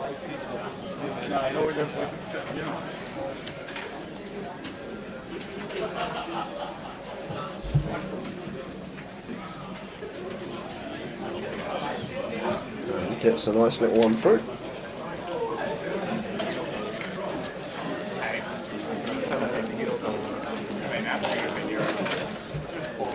I thought I might pull it out of the locker for the double. I didn't think about it for a second, to be fair.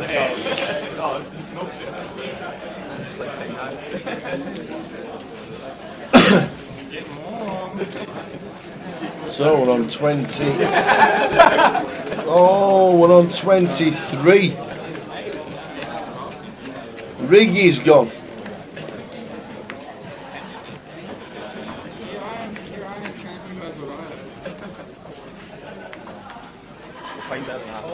Paul Rigg just been eliminated on table 1.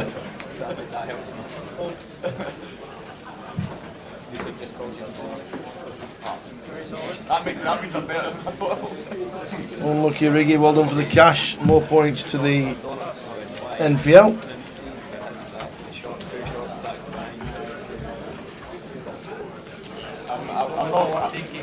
I'm not paying any attention to what you said. Someone that's sitting in the house and trying to compete.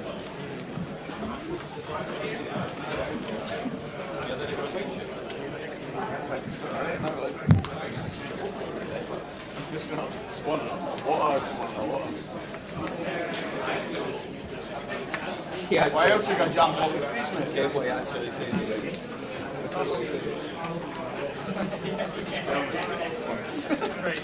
He goes, Scott's playing like a donut, and what you're in the freeze hand. He was like, I was, and I said, come on, I was made for these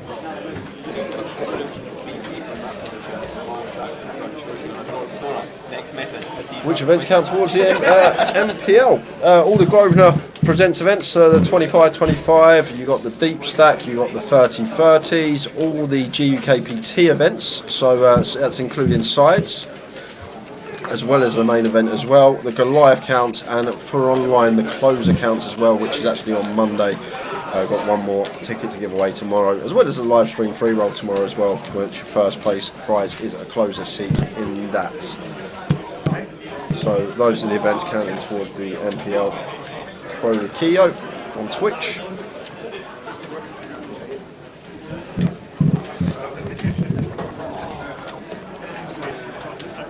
And then the seasonal specials as well also count. So like once every 4 months we have like the Easter Bees, then we have the Summer Sizzler, and then we have the Christmas Cracker at the back end of the year.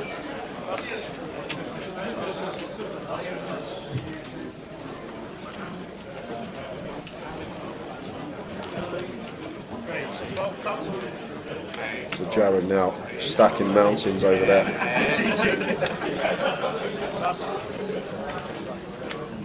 Making it 12k to go.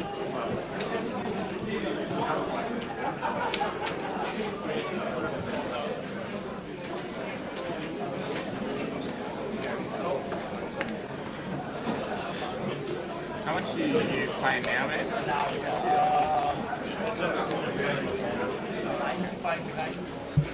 Flop a 6, deuce, rainbow.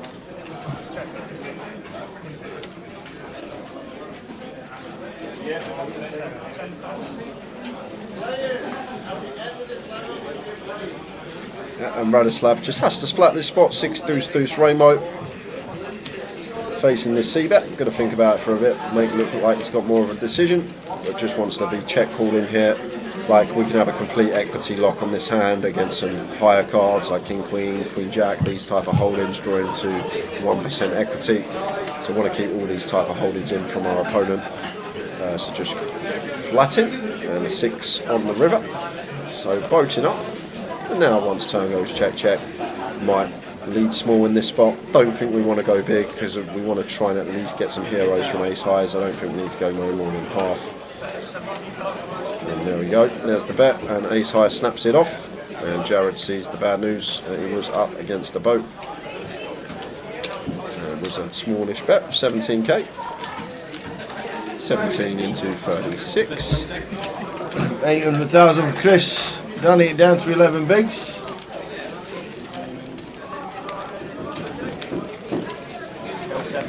Yes, Pro Keo. The points are obviously, it's better to win like a GUKPT main. You get more points for winning that than you would say a deep stack, for example. And it's also done with the field as well. So the bigger the field, the more points you're going to get as well. So the bigger events, the better events, and the events with more runners, you're going to get more points. So like winning the Goliath's going to be worth a lot to someone this year.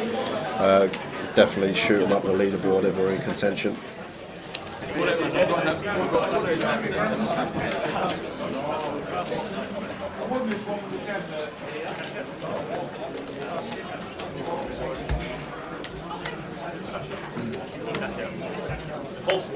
So we are on at 23. Paul rigged the last one out.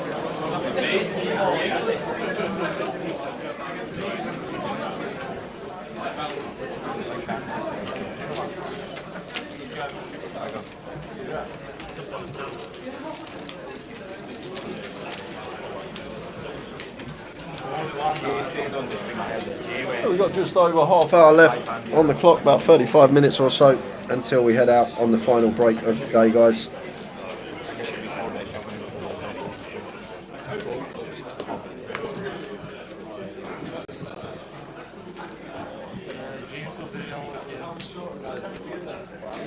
This game, first game, Jaxi. Big blind.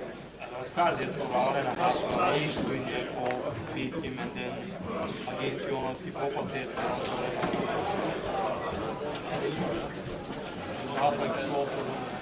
Blinds 3-6, 6,000 big blind ante. We're down to 23. And they don't know him. Paul rigged the last man out. The last one.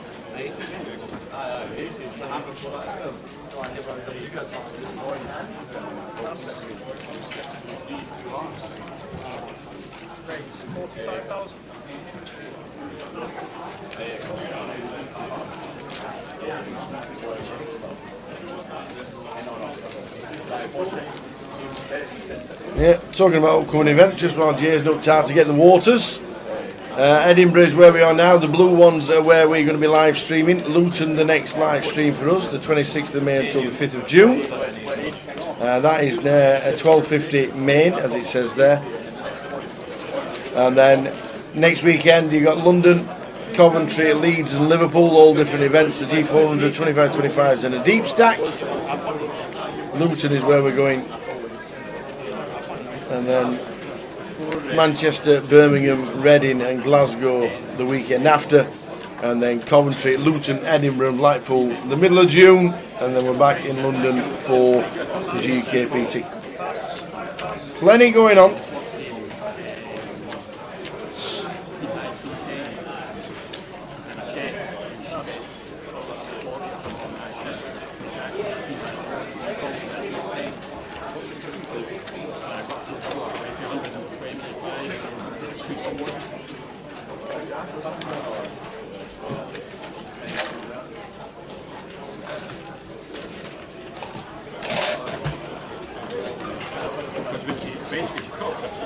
So we're on 23 out of 390.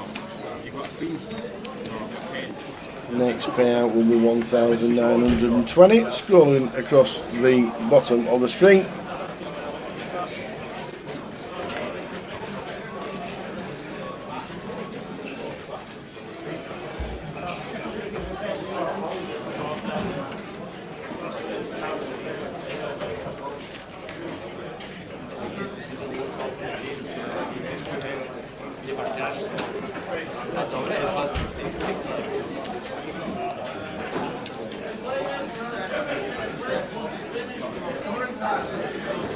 Third pocket queens for Cameron.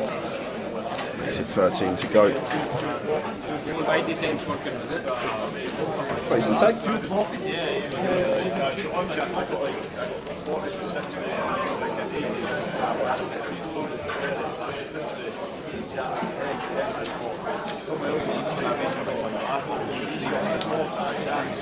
Jamie Nixon in the chat box. Moldova's best by a mile. It's like a cross between the Beastie Boys and the Wurzels. I got a can you combine harvester and I'll give you the key. Oh, I am a cider drinker. I drink it all of the day. The Wurzels were great.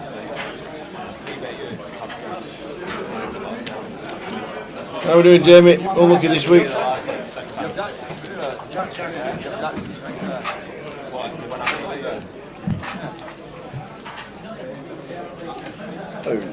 For Jared.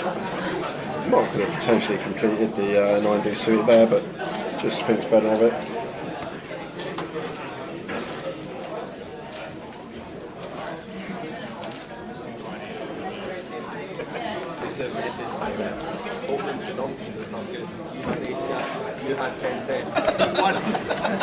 One big donkey. I know all the donkeys. I know all the donkeys. I used to run a zoo. Yes, sir. I used to run a zoo. Ace Jack of Hearts for Jared, choosing to complete here in the small, and it could be complete raising.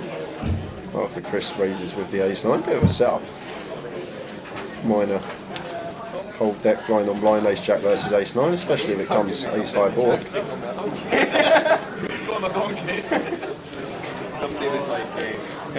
Jack 10-2.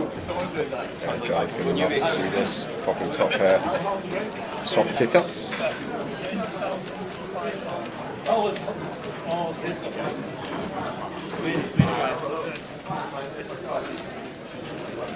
Chris firing for 30.5k. Jared just check call, keeping some bluffs in with Chris.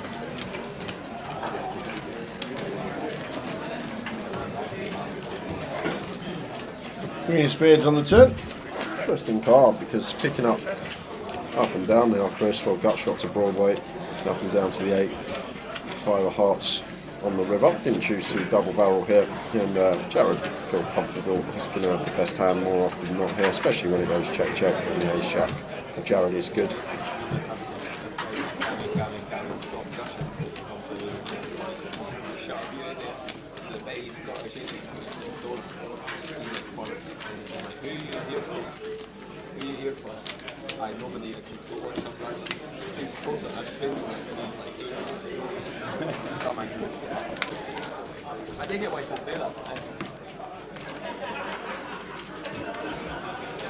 So scrolling across the bottom of the payouts, we're down to 23.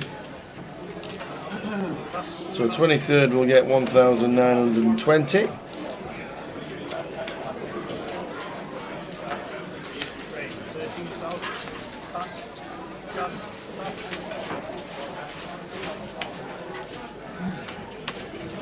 Cameron raises to 30.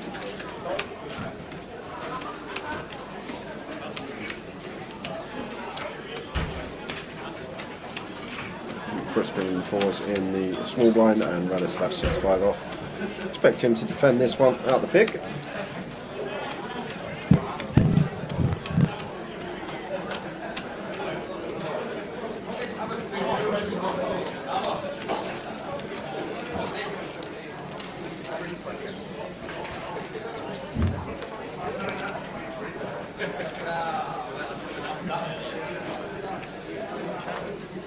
Ace-9-3 rainbow board here, so not much for anyone.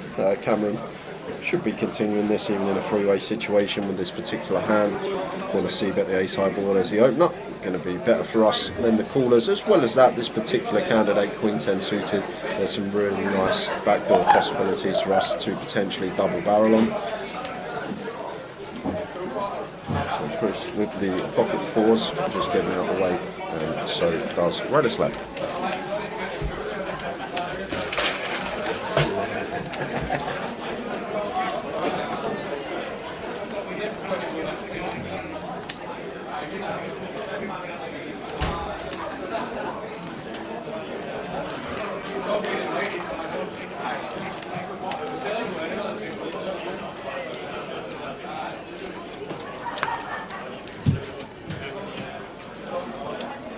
Around about 25 minutes to go until the end of the session. Full chip count will be on its way at the start of level number 18, 19, 18, 19.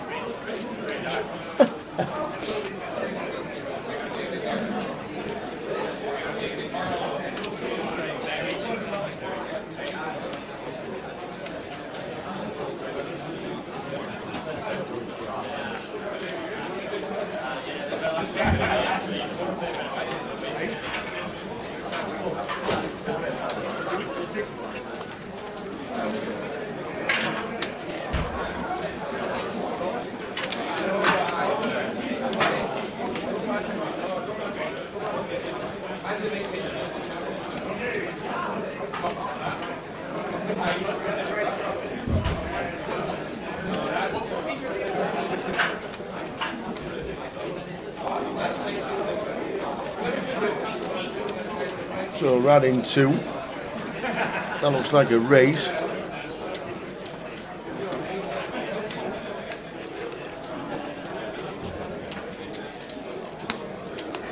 And Chris on the button raised to 10. Rad called.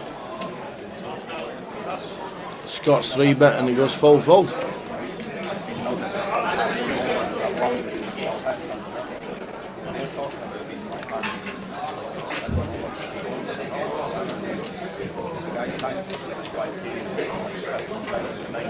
"23 players left."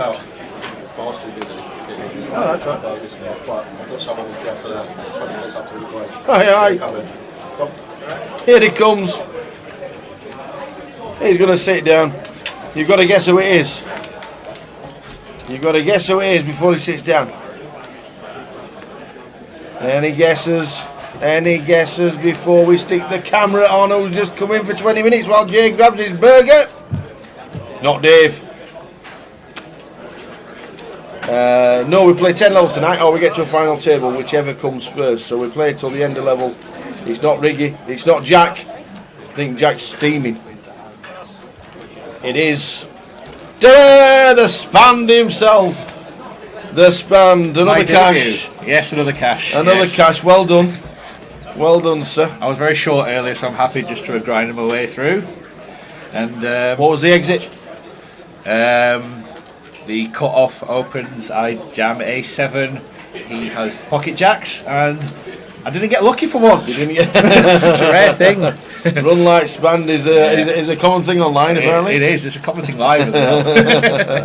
But yeah, not to be today, but I'm happy with how I played. Have you enjoyed Edinburgh? It's been fantastic, it always is. It's a fantastic city. You've got yourself themselves. to the town.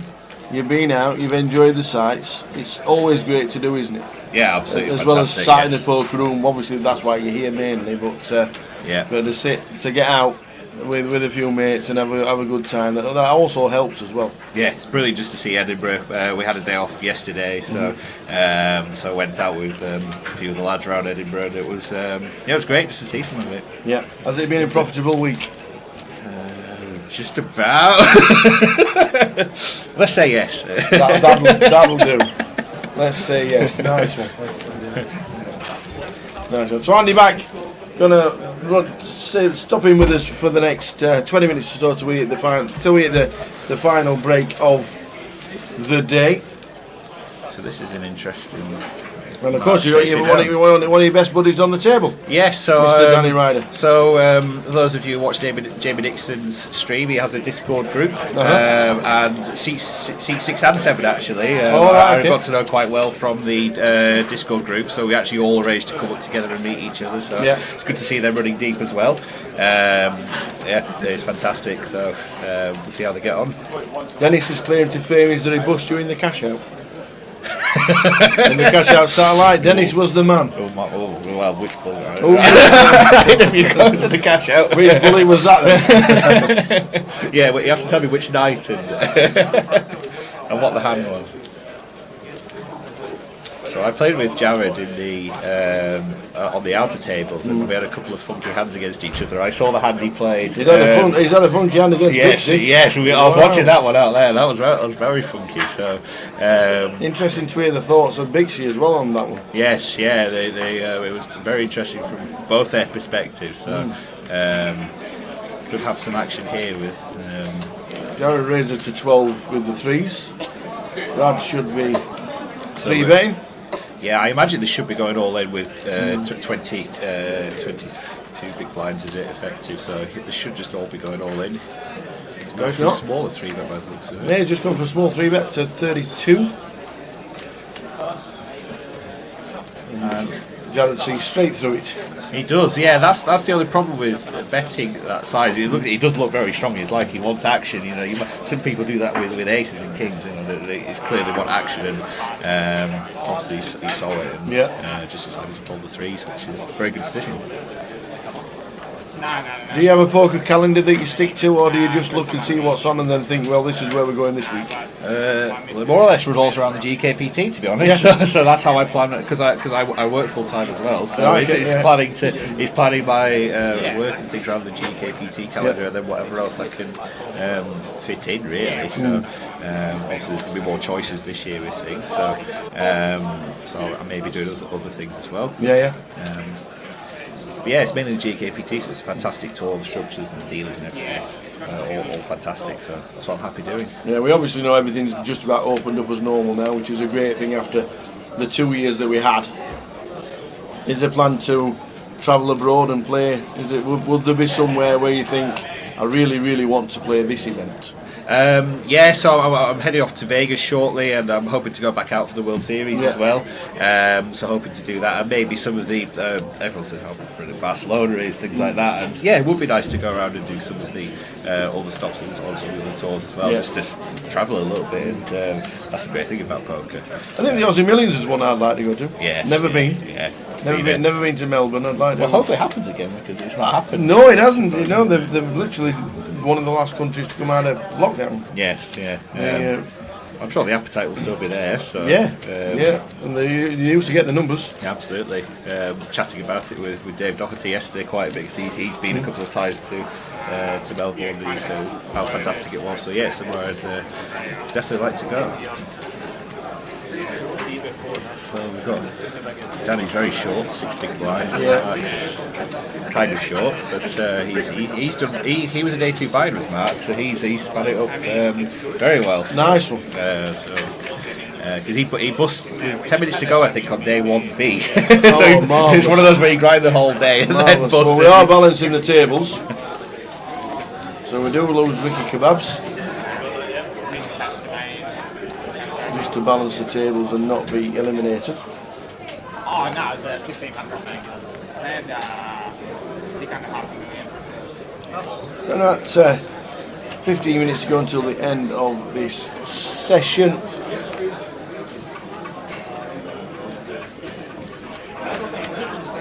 Not much manoeuvrability as Danny at the minute. No, he's kind of a bit stuck. Cameron, I saw Cameron's hand with the pocket tens earlier. That was interesting to say. And then least. Doubles up the next stand when he's got the sevens. Obviously he's played it perfectly. Absolutely. And he's still sat there. He's still absolutely. That's part of the thing with these tournaments. You know, sometimes. Sometimes it may be things are correct to go all in, but sometimes if you want to fold and just survive and wait for a better spot, sometimes there's nothing wrong with that. Absolutely. But you don't want to get to a point where you're so short, even when you double, then you're still short, because then it's very, very hard to win the tournament. Because to win the tournament, you need to win the chips ultimately. We're still at the stage of the page that's very, very small. So at this point, it's worth gambling to some extent to just try and build up a stack. Hindsight's 2020, right? Evening, Josh. Josh Howarth watching on Facebook. Good evening, guys. Hope you're well. Yep, we are all good. Thank you very much. Hope you are too. He always has tons of equity. We'll have some action here. Josh has got a choice whether to 3-bet or call from the big blind. I imagine he'll just call. Which he does. She has done. 8 jacks, 3, 2 diamonds. Oh, this is a lot of fun. So top for Chris, and top pair, decent kicker, and the second nut flush draw for Cam. So Chris just snap calls. This is one way you ought to be check raising this quite a bit, particularly when there's a flush draw, because you can get value from flush draws. Now, when they don't hit, you get value when they don't hit. What you don't want is an offsuit 10 on the river. Yeah. So he's going to snap call. Or 7. Yeah. And then to see an ace of some sort of river for some more action. That would be very ill. Are you rooting for carnage? It's some entertainment for the crowds, don't the Queen of Clubs. So this is, I think the big blind is going to realise here that he's very often behind, because he loses to nearly every single Jack X now that Cameron can have. So Jack 10 he beats King Jack only without a flush, but he loses to Evolve Jack X now, so he just doesn't beat anything. He's got to rely on Cameron barreling an airball, something like Ace King possibly with the Ace of Diamonds, but there's just so few bluffs that Cameron can have here, so I think Chris has got pretty straightforward side fold here. Yeah, pot size bet, pot size bet as well. Yeah, he's bet very large here, which is understandable. He's trying to get calls from 2 pairs. Or a straight even, there's plenty of straights that Chris should have out of the big blind here, but Ace Jack is just way too low down in his range. You can have so many better hands to call with. So he should find the fold, but he's obviously tanking for a while, so maybe he thinks Cameron's at it. That's very possible. If he's heard about the 10 from earlier, he might not think that Cameron's going to bluff too much. It's even difficult to find too many bluffs here. Especially how quickly he's betting as well. He's betting very quickly, very confident in his hand. Yeah. Those kind of tells you can. So he's confident in where he is in the hand, I think. And once you see those still in the tank is Chris. He is. I don't know, Chris. I don't think I've played with him at all this week. I've played with Cameron quite a bit, but he'll be a local to the casino. Yeah. I see they've added the Scottish flags. That was something. It was added this morning. This morning. We woke up this morning and then we had a Scottish flag. We thought we'll use that. Oh well, yes, absolutely. Seeing as over in Edinburgh, and this is one of the legs where predominantly local players. Yeah. Because of obviously a lot down from down south won't travel up right up north. Makes the correct fold in the end, does Chris? Yeah, reasoned it out well. It's frustrating where you have a strong hand in the big blind, and you flop very well, and then you just have to fold. It's frustrating, but you have to make these folds sometimes. Yeah. Well, we are just going to update the numbers in the top right. I do apologise. Riggy had been eliminated, but unfortunately for the Blackpool Massive, we also just lost Mr. Weebrick himself, Mr. Brian Clark, who doubled up to 300,000 and has now just bust. So Brian was out in 23rd for 1,920, which means we're down to 22.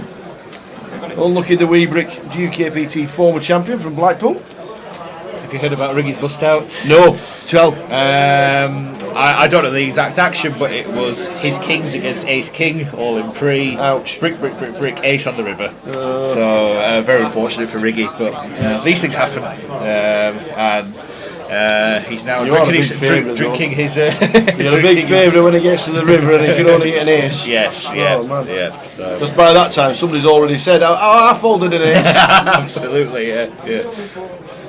Johnny Scott's watching the live stream. He says, just pop through to the next room to check on the wine guzzling wife and her pal clapping away to the Eurovision, followed by the phrase, what a load of pish. Eurovision tonight, isn't it? Apparently so. Yeah. We got a chance. We were second favourites or something. We're always favourites. Nobody likes us. Can you see anybody else but Ukraine winning it? You did that. Surely all the smart the guy who's representing Ukraine could just stand on the stage and not say anything and still win. That might be more pleasant to listen to. Mr. Neil 26. The competition has finished because I'm guessing you're either on pause for about an hour as the guest has finished at 9 o'clock. We gave away £100 closer token. Really? So we weren't doing. We did Jay Thinks. Oh, Jay Thinks today. So we did a Tower Thinks and we've done a Jay Thinks. Right, okay. So my question to Jay was: Qatar are hosting the World Cup in November this year. Right. What's the population of Qatar? And don't forget, it's not the actual answer. It's what Jay thinks. Well, Jay's very clued up on this sort of thing, though, isn't he? He's into his capitals and flags and things. I remember speaking about it. So he might know what the answer is. Well, the actual answer, is 2.8 million. 2.8 million. See, I thought myself it was quite a small country. Well, there you go. So the actual answer was 2.8 million. I think it would come more. Jay's guess 5 was 19 million. 19 million. Oh wow. Okay. So I'll give him too much credit there. But obviously, you've only got 20 seconds to write your answer. You Yes, can't yeah, think about it geographically or anything like that. So he went for 19 mil. Yeah. So that's, yeah. Fair enough. And the best thing about it is, it's not the correct answer. It's You what can't Jay thinks. you can't Google it because it's what Jay thinks. So what was the winning answer for the competition? So the 20.1 million was $1 million out, but because Jay was way out, close to, pretty close to what Jay thought. it was good. So we gave away a token. Very good. So somebody, that's 3 so far that will be playing the. No, it's 4 so far that will be playing the £100 closer on Monday. So Jared is thinking of very dirty thoughts here. He decides to fold. I think he was never thinking of calling this river. I think he was thinking of a couple of phrases, but decides against it. He does indeed. Decides against it. 8 minutes to go until the end of the session. Sat with Spand, Mr. Andy Back, who became prominent on the tour last year. Got yourself a package, Yes. which was excellent. Well done. £10,000 package. How are you doing this year? Currently third. Third In the league. We'll quickly check. Ah, there you are. There we are. Yep. Because we were saying there's a massive difference between 1st and 6th or 7th. Yes. But because the rules have changed slightly, because you can only get points when you cash. Yeah. So that's why the points will be totally different this year. Yes. Yeah. Whereas So you were it's- travelling around and playing all the events and getting points, it was a lot more condensed. Yeah. So you used to get points for just for turning up, and then obviously you will get a lot more points for finishing high up in the pecking order. But there was value just to playing everything. Now you have to cash in order to get any points this year. So it's a lot more difficult to get points at any particular tournament. But that's going to update because Paul Rigg obviously won the PLO the other night, so he's going to get a very good. So he'll be in third now. So he will leapfrog me. We both cashed in the. In this event, similar, so we'll get similar amount of points. Yeah. And obviously you were sat on the table when Matt Davenport managed the miraculous double and the Rice smile. Really? Nice hand, man. There's plenty of time on the leaderboard, that is for sure. But but if you do play a lot of the events, you do have a good chance of winning another package for 2023. So we've got top pair for Chris and middle pair for Bixie here. Chris has raised the cut-off, Bixie to enter the big blind, all pretty normal. Chris has bet about half pot, seems reasonable. This board with the top pair and backdoor flush draw, Bixie shouldn't be going anywhere here, just a draw. With the gutter as well, so 10 could be very interesting. 9 is turn also two pair. Turn 2 pair, and now Chris also has a gutter ball draw. So this is not very good. He tries to check this back, which I like, just to control the size of the pot. Once he checks back so quickly, Bixie should be betting for value here. Bixie's missed some value here with the 2 pair. Because it's very unlikely that Chris has ever got a 10. There's not too many 6s in his range that raise pre-flop and bet the flop, so I think she's got a pretty clear value bet there, and she might have got a call from a jack. She decides to check it back.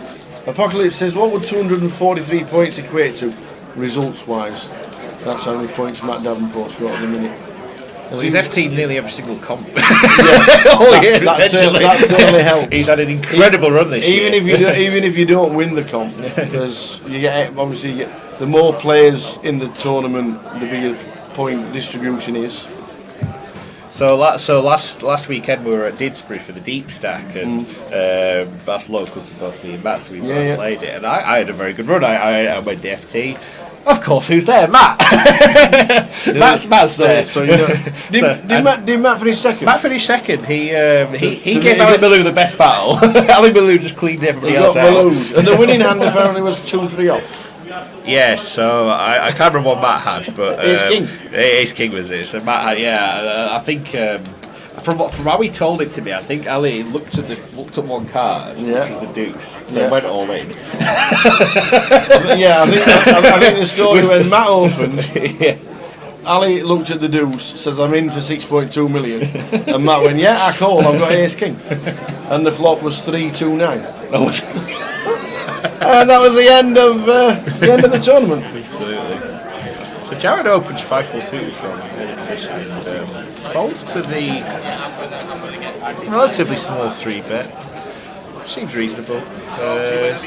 Nice by Scott, picking a relatively light 3-bet, but he's obviously seen Jared. When you return from your break, guys, you'll be going to So the guys in 4 minutes time, there's a break of 20 minutes. So we will be back. We will be back by the looks of that at 10:40. Oh no, maybe a little bit less. No, we're on a break in 4 minutes. Apologies. So we'll be back at 10:35. That's when we'll be back with more of the same, a different table for the final session. Andy Banks will be. Is the bar busy? It's very busy. I think some people are going out, so it may become less busy. I don't know. All right. Okay. But it's quite busy at the moment. Yes. Want to see Danny find a hand here to see if he could try and double up before break, but it'll be difficult against Renaissance Kings here. It'll be a short poker story at the break if he's still in. Queen Jack. How many bigs you got? 4. Okay. On to the next. So it's nice to fold, but I think it's difficult when you're so short. Yeah. With Queen Jack opposite from the big blind, you can just call, and obviously it would have been a disaster against Kings. I don't think there's a massive pay jump, is there? No. Sometimes you just can't. There's not a lot you can do. I've not seen what hands he's been having, but sometimes it just happens you can't dead. But generally, at this stage of the tournament, you don't mind gambling to try because you're not missing out on too much of a pay jump. Yeah. So you want to see if you can increase your stack. Yeah. And just try and leverage some fold wicket, because the problem with him now is he's got absolutely no fold wickets. Whenever he shoves, he's always going to get called. When you've got like even 8 or 9 bigs, people will have to fold to sometimes to shove. They can't just call any 2 cards or go super wide. But that's taught. Sometimes you just go a big card dead, and there's not a lot you can do about it.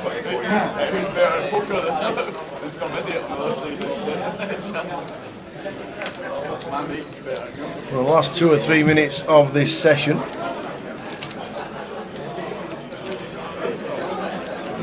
Defend from the big blind, which is good to see from Jared. Pretty standard defend, but King 5 suited has got pretty decent equity. But this is not the flop for King 5 of hearts. No, Ace 7 deuce 2 spades is not. That should be check fold, and indeed it was. Just lost. We have just lost Matt Bushell on the outer table, which takes us down to 21. I've just heard all in the call shouted on table 2. We'll give you the update on that very shortly if anything happens. Matt Bushell is a very good player. Yes. Had that result in Ireland recently. Final table. He got Stephen O'Dwyer. What a final table that was for Stephen O'Dwyer. Have you seen his chip stack like that before? Oh, yeah, but just the mountains, the pyramids, are unbelievable. Yeah, absolutely incredible. This is the last hand by the looks of it. It does. Looks like everybody. Danny doesn't find a spot to shove. Danny has made the next break. He can tell you. I made the next break, and he got 4 bigs. I just saw him out there, and he was like, "I'm not going to get any hands on the feature." I go, "Who's on the feature?" Oh, Paul, 3 big blinds. Oh dear. And we are going to the break. Span's going back to the bar. Thank you very much, young man. Pleasure joining in. We have just lost Ronald Paxton in 21st, and the last hand of the session, John McGlynn has been eliminated, which means we're down to 19 when we come back with the full chip counts in 20 minutes time. So we'll see you at 10:35. Well done yet again. I'm sure we'll grab you in here for future comms, no doubt. We're going to need a lot of help during Goliath, so if you're not in it on your days off, you're more than welcome. I've been there the full week. Absolutely, good stuff. Well done to Span. We'll see you in 20. My parents didn't know. I never told them that I hadn't got my degree until like 2 or 3 years ago. So yeah, I had to break the news just before the book came out. But luckily, yeah, it all worked out in the end.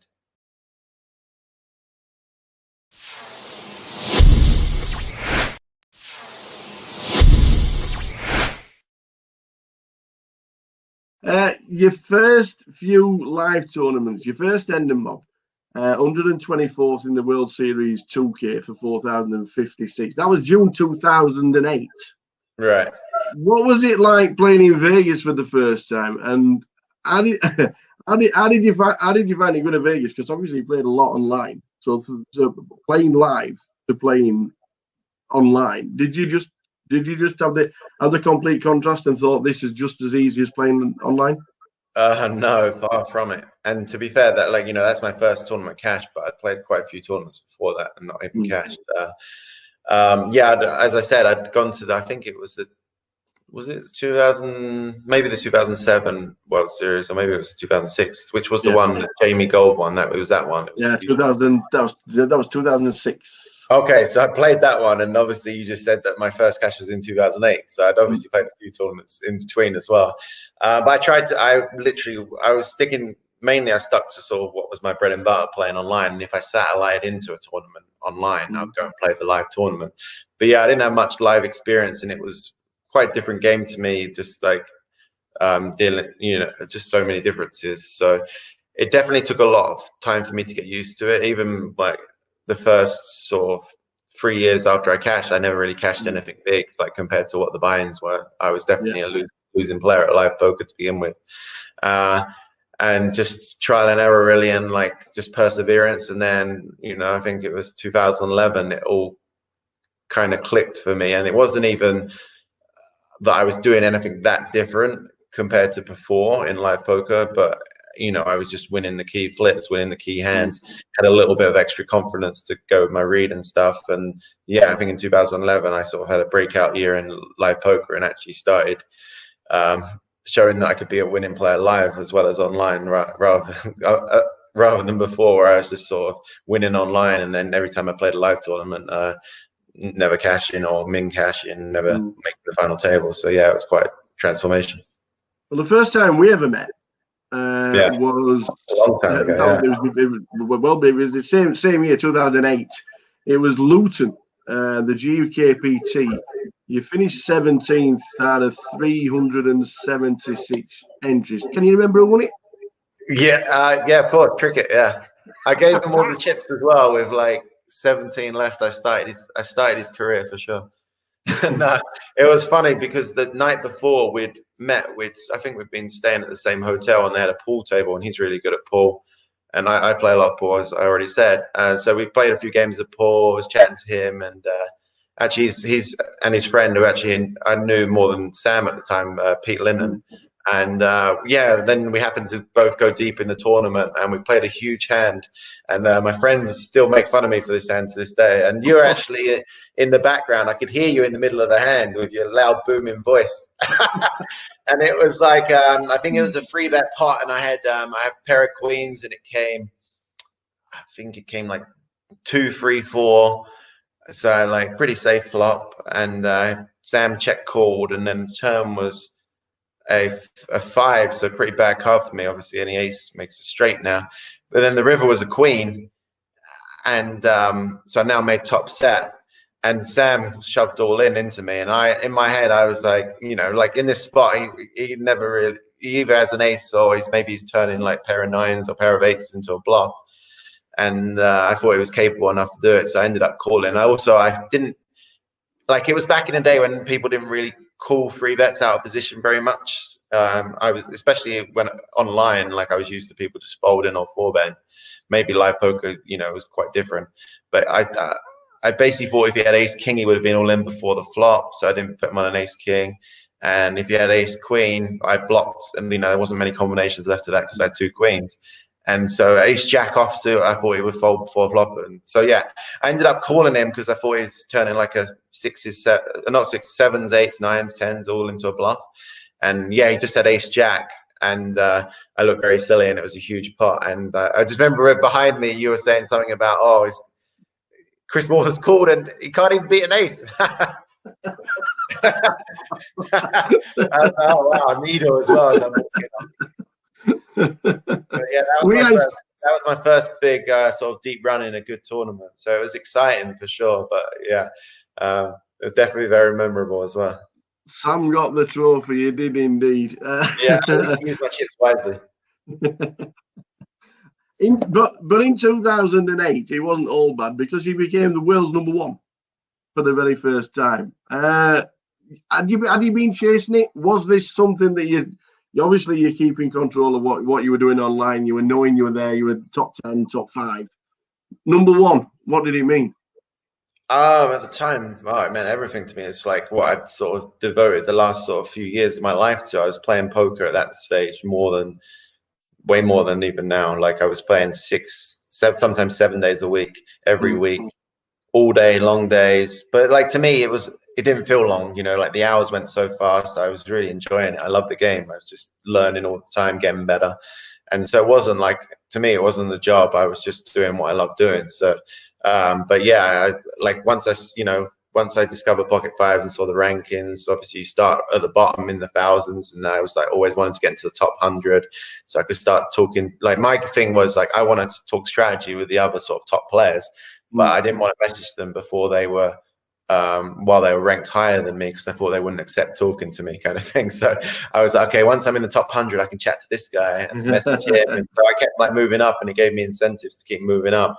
And then obviously, you know, like making #1, we always thought, oh, wow, maybe, you know, you dreamed of it, but you didn't think it was possible. But then, you know, suddenly you start making top 20, you think, wow, I could maybe do this if I run good for a couple of months, win a big one. And yeah, so to finally get there was an amazing feeling. It felt like a real accomplishment, you know.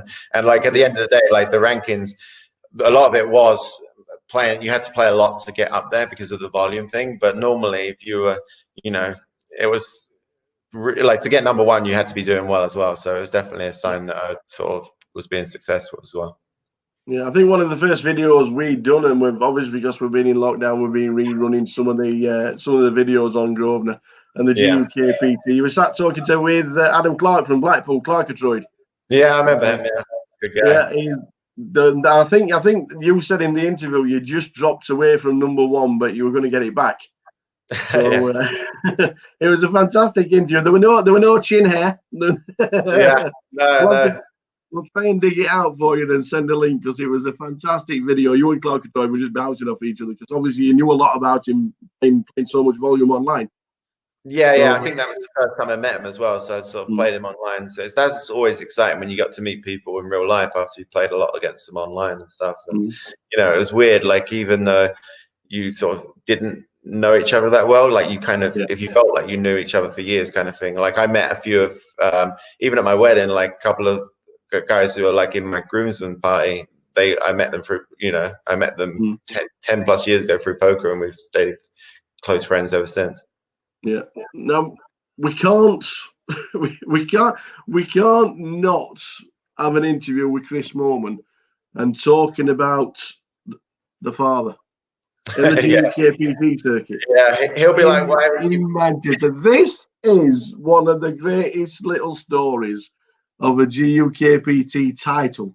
I do believe it was a birthday present. Is that correct? Yeah, belated birthday present, because I was at the time I was living in Australia, and my dad's birthday is on Valentine's Day, and so I didn't get back till, I guess I got back from Australia in like March, so it was a month after my dad's birthday, and I was like, oh, what do you want for your birthday? And he was like, oh God, it's gone now, you missed it, blah blah blah, moaning. So I was like, come on, give me an idea. And then I actually came up with an idea. I was like, how about this? I'm gonna, like, he was playing a bit of poker just on online, but low stakes. He'd only really ever played one live tournament before, and that was a £10 rebuy at Southend Casino, so a little bit different. But I was like, how about this? I'm going to go up and play this tournament in Manchester. It's £1,000 to buy in. I'll buy you in, and like we can work out maybe like a backing deal or something. But I'll buy you in, and no pressure. We both play the tournament and go up, have like a father and son bonding weekend kind of thing, and just have a good time and have fun with it. And he was a bit reluctant at first because he didn't want to embarrass me, and he'd never really played live, so he was a bit nervous. But in the end, he agreed to go, and that was good for me as well, because I don't drive, so he gave me a lift up there. Ulterior motive. Yeah, it was an expensive Uber, but whatever. No. So anyway, we both played the tournament. This was at the stage as well where I'm dusting hard in live poker, never done anything good. And so I'm thinking, okay, this could be the one for me.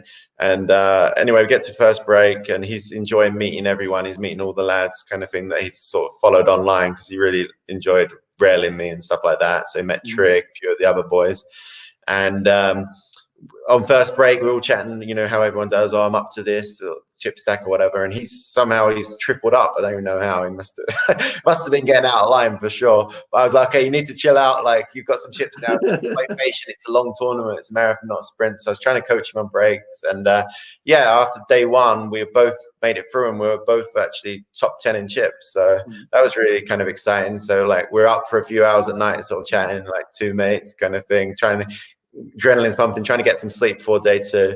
And then day two comes about, and I ended up losing a big hand. I actually get knocked out 5 before the money, so I was a bit gutted because I was thinking, oh, this is my tournament kind of thing.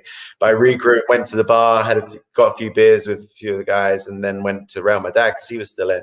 And you know, at first he just wanted to make the money, made the money, he had a decent stack, and then after that, though, he really wanted to make the final table, and that's where it kind of started going a little bit wrong because he started changing his game, and he played too tight, and he was blinding out, and he got down short. And I tried to tell him on the break, okay, if you get anything, you're going to be big blind after the break. If you get anything in the big blind, just go with it. You know, you're only down to like 8 big blinds or something like that, I think. Yeah, so it's like anything half decent, king 9, whatever, go with it if it's a late position open. And folded to the legend of UK poker, Surinder Sarnar, on the button, and he was chip leader at the time, so he was playing very aggressive, like raising every hand. No one was really playing back at him, and he's 3.5x'd it on the button like everyone did back then. And my dad was in the big blind. He pushed all his chips in like Phil Helmer style. I was like, okay, I'm on the round, like saying, oh, he's got a good one here. That's good, yes. And then Surinder's in the tank because, you know, he's probably pot committed at this stage, made it 3.5 big blinds. My dad only had like 8 big blinds, but obviously he's got a good hand by the way he's tanking. So I'm like, okay, we're going to be in good shape here. And he finally calls, and they flip over the cards, and Surinder had like Jack 5 off, and I was like, oh wow, hopefully my dad's got like him dominated, like jacks, queens, like ace jack, something like that. Yeah. And my dad just proudly flipped over his 10-6 offsuit. I was just like, what the fuck?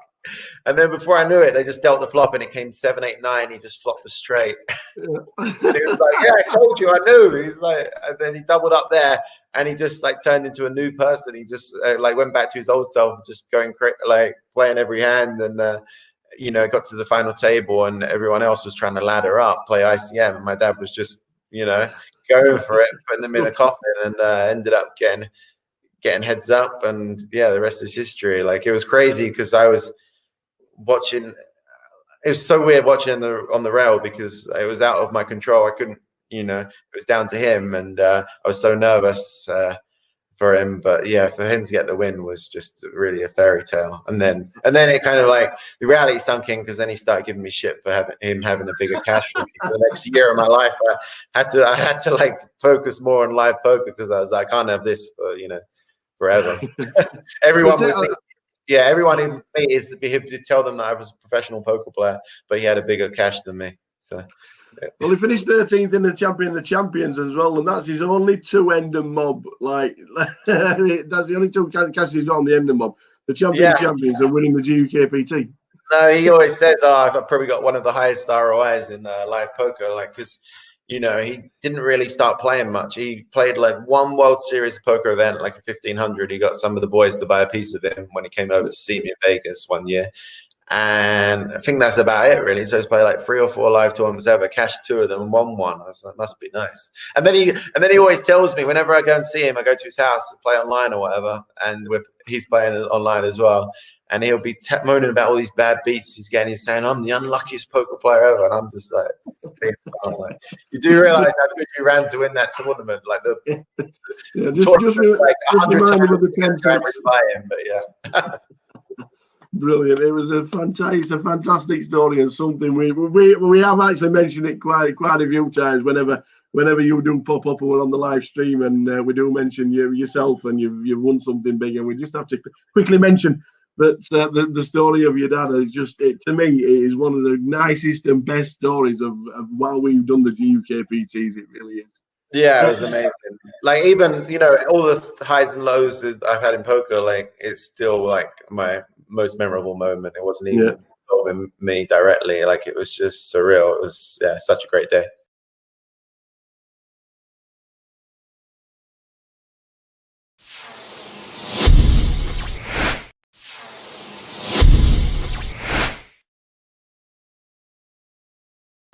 You touched on Australia. The Aussie Millions in 2011, 721 entries, final table, 7th for 173k. Were you a bit disappointed or pretty pleased that you finished 7th out of such a massive field? Mainly happy because like that was the first time I've ever.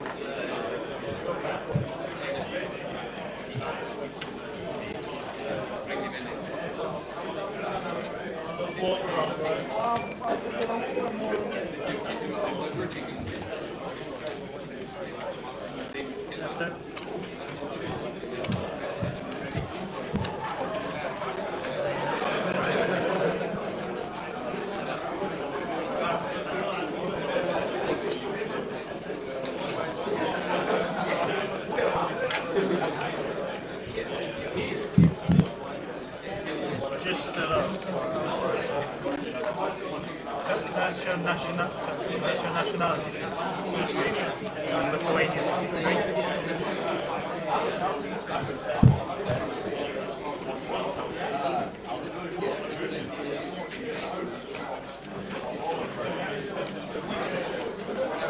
Six and box number 6, yeah? He's not here. Box 7. Nationality, please. English. It's like in films like that, something's took my seat. Italy. Chinese flag. 100,000, can anyone verify that for me, please? Lawrence? 100,000? Yeah, thank you. 100,000 more back. If an originally Chinese guy Thank you, everybody. with like naturalized English was to say I'm from England, and someone looked at them like that, they would be considered racist. If I say I'm Chinese. So there we are. They're the stacks of the players that are left in the mix. Welcome back to the final session. Thanks to Spen for his 20 minutes. How was the burger? Yeah, it was nice. It's not it was really nice. Just as good as yesterday. So there we go. We're back. Dave Doherty down at 120 now. Rob Phillips 178. Radov's on 160. Eddie Swales is still in. I tell you what, when he was all in a couple of times, short stack, less than 10 bigs on our feature. Bixie played. That was up to 500. He's on 280 now. Obviously that massive hand with the aces. Gary Armstrong, Chris Welsh, right at the top. Mo Kilkenny on 939,000. Is that right? How many was there? 2, 4, 6, 8, 10, 12, 14, 16. Is that 20 gap? 22 gap? Let's do it. 19 chip counts there. Yep, 19. Yeah. 19. We have 19. All the players are there. 19. We have 2 levels left, or we hit the final table, which we've not said many times during the live stream. So we'll keep it going. We're here until at least 12:30, 2 hours from now, or we hit the final table, whatever comes first. Let's go. Lines of 4-8. So feature table for this session, guys. We got the chip leader Mo Kokirni in seat 1, Craig Smith in 2, Laurenus Jakutis in 3, Gary Armstrong in 5, Phil Roberts in 6, Eunice Barakat in 7, and James Cardwell is in the 8 seat. And James getting straight into the mix here,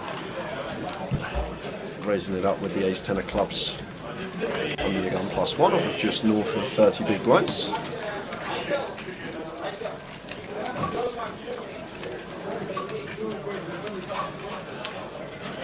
And Laurenus here, pocket eights. Just calling.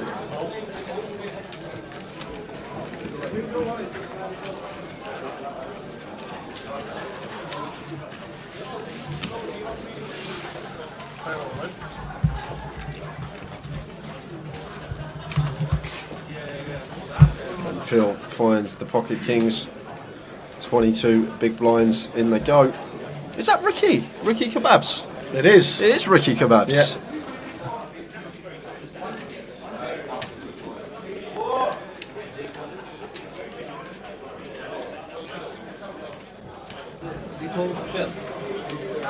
Yeah, must be.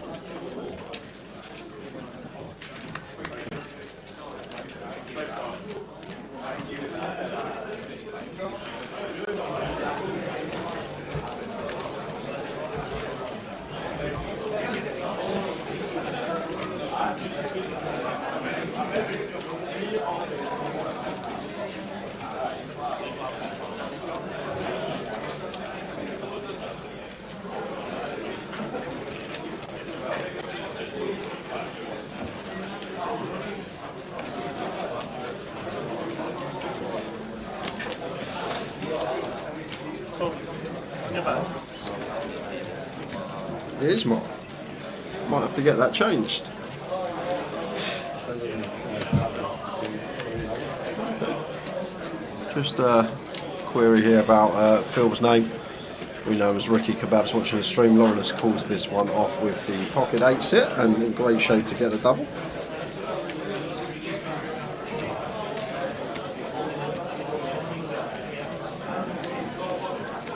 So the Cowboys, unless he comes running spades, get a double. Yep, there we go.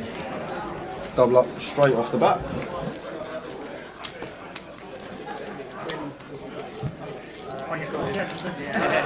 Still winning, baby. Still winning, baby. I just want to like say no, that's like for the fun of it. Eunice shot, sweet. Guys, that was amazing, bro. Pleasure. Nice to know you, bro. Told all my aunties and uncles that I'm going to come to the house. Where do we go? So Mark Roberts doubles up with the Cowboys.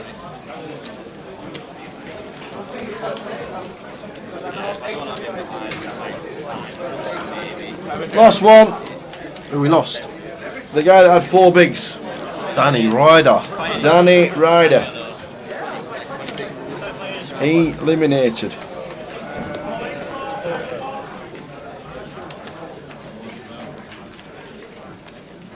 Which means we're on 18. Well done, Danny.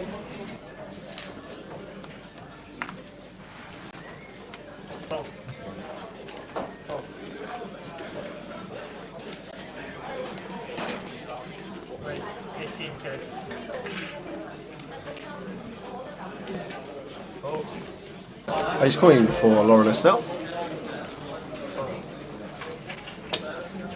Just raise and take for him.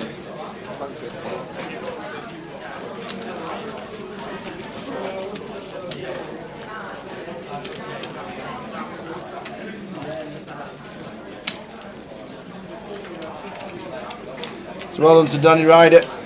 We're down to 18. 2,300 for Danny. Well done. So 3 tables of 6 now. Yeah, I did ask the question. Can we have it back at 6 o'clock?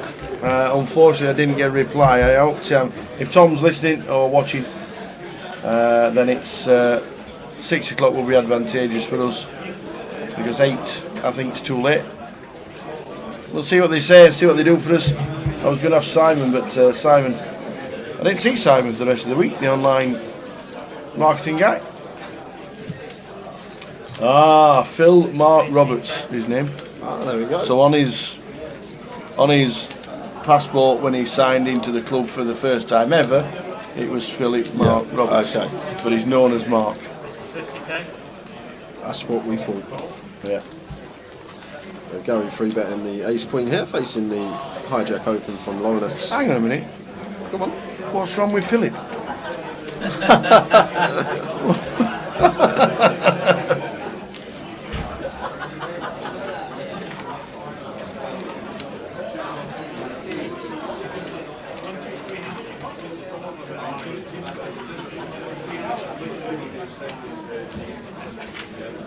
So Lawrence here, facing this cut-off free bet from Gary.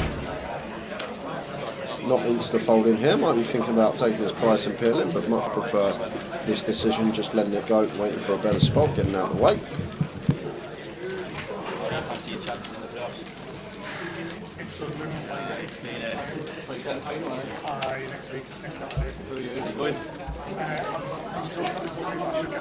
How many days has Chris Howden been here? 4? He's just asked where the toilets are. Has he got a bottle or something that we don't know about? I don't know.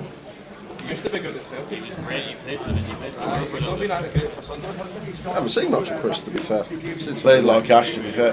The first 2 nights he was playing cash.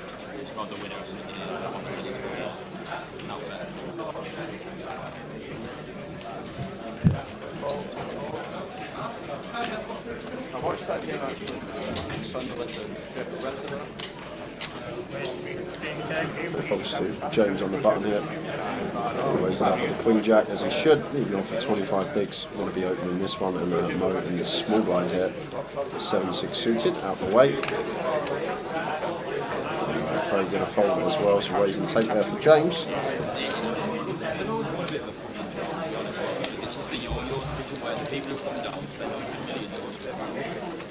The only outlier was when the Borough went down. We spent $1 million. Bombed it. Absolutely bombed it. Do I remember the Duke? Fucking right. Oh, you made it to you. Oh man. Oh what, mate! I lived in a world where we had Mark the Duke and Jimmy Floyd Hasselbank playing on top of the Borough. Fucking hell. Oh man, what a play. Loving the retro Borough shirt. Giannino and Ravanelli. Is that when they wore? Did they wear blue? Yeah, away kit. Away kit. 1990s away kit. When Ravanelli and Giannino played for the Borough.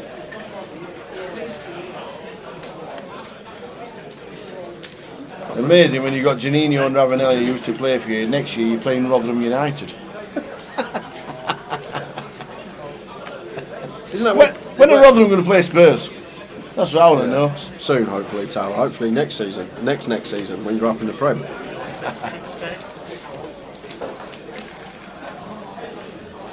Free bet from Craig here. Ace-4 of Hearts versus the cut-off open. Nice big sizing choice as well. Really like this from Craig. And James here with the King-Queen. Potentially could 4-bet rip this Tower.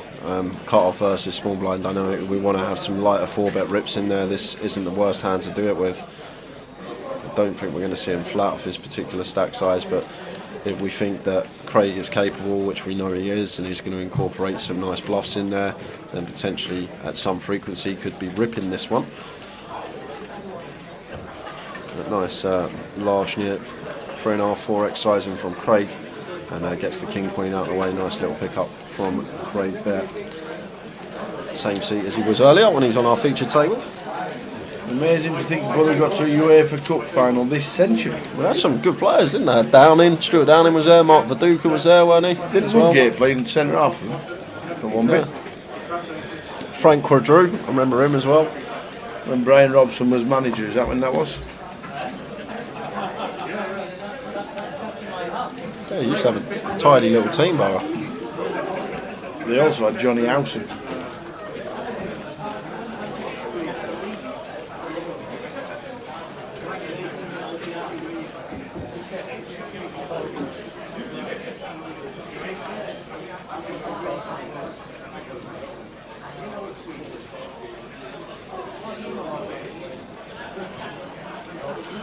Barnsley, no. Brian Clark busted just before the break. He did. I don't know anything about the hand, unfortunately. But, I do. Oh, do you? Yeah, he got it in on Jack 10-7 with Ace Jack and was up against pocket tens. So up against a flop set with top pair, top kick up. Yeah, Steve McLaren. I remember Gully Math was the man in charge at Middlesbrough for a long time. Bit of success. There's Lawrence now free betting out the small blind facing the Craig. Button open here. Tough table this tower. I'm not too familiar with many faces, but you know it's a tough table when you're not seeing many flops and there's a lot of free betting going on. That's usually a good indication to your table drop. And Gary there just letting the king queen of clubs go, and Craig's going to do the exact same thing with a 10-9. Nice pick up there from Lawrence. Hi Jordan, payouts are running across the bottom of the screen right now. There's 18 left because we lost Danny Ryder. So 18th and 19th get 2,300.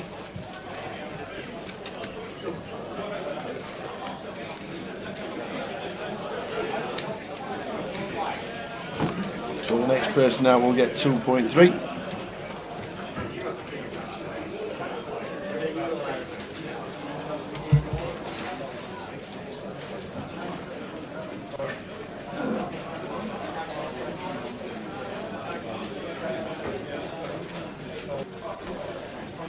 Danny has literally just bust. Yeah, we just lost Danny He right had up. 5 big blinds when he was on the when he went to the break, and he bust the second hand back. So cut open for Craig, ace-8 off, and Phil here not going anywhere in the big. Could even mix in a free bet with here in this 6-handed. Yeah, Mark. It will change. Yep, could even mix in a free bet some of the time with this one, but just defending with the suited ace perfectly fine as well. King, Jack, Deuce, 2 heart board. So not much for either player here. Craig's still with the best of it, ace-8 high in front, and King high board, backdoor nut hearts, happy to continue here as the aggressor, and a quick fold there from Phil with the ace-4 of clubs. Good evening to you, Sabrubas. How are we doing? Good evening.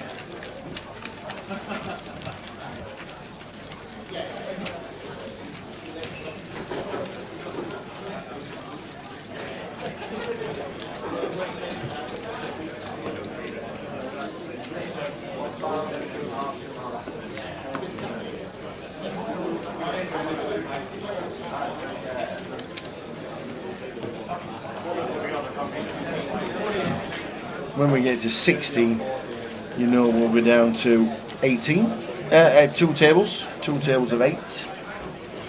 When we get to 16 players.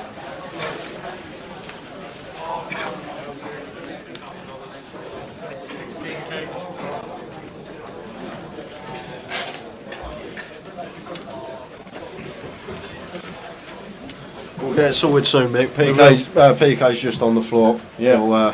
Hopefully we'll get that changed as soon as possible. How are we doing, Jay? Jason Shellham tuning in on Facebook. Man and Slim, how are we doing? 7 stone. -7 he is. Craig should pill here. Tower up, facing this button open, button free bet. But no, he's not going to pill. Just going to let it go, giving Gary credit for it. I'm surprised in a 6-handed situation we're not peeling the free bet with King 10 of hearts.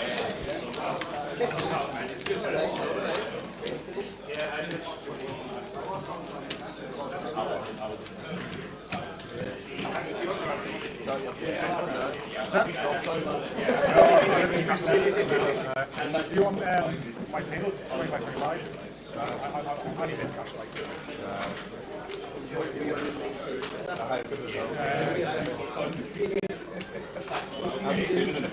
I was on the table that you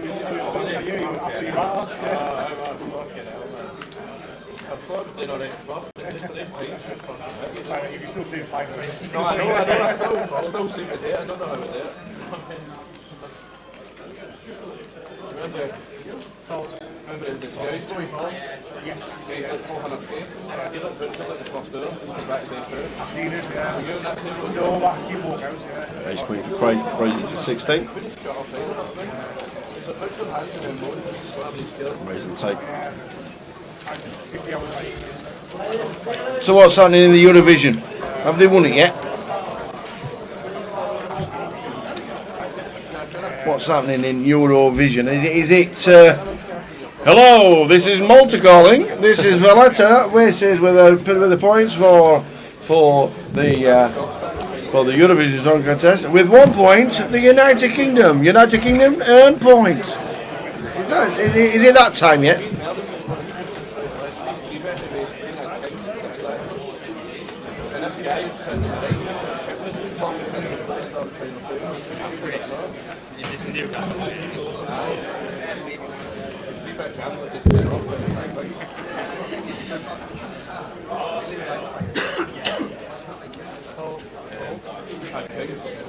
No points given out yet, says Jake.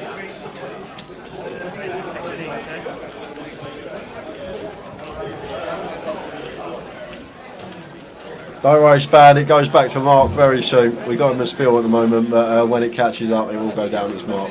Yep.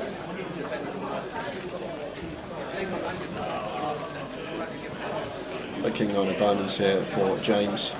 And Mo here with the Jack 10 of Hearts in the small blind. Not going to be going anywhere with this one, facing the button open. I think versus James stack size, he might just be happy to flat here. Because if we free bet what we've got to make it like 64k, we're then in a horrible spot if James rips on us and probably have to call off the price we'd be getting. So for those reasons here, I think we just should flat here as Mo with the Jack 10 suited. Although we're going to be bringing Craig in behind a lot of the time in the big, getting a nice price and then splitting equity freeway.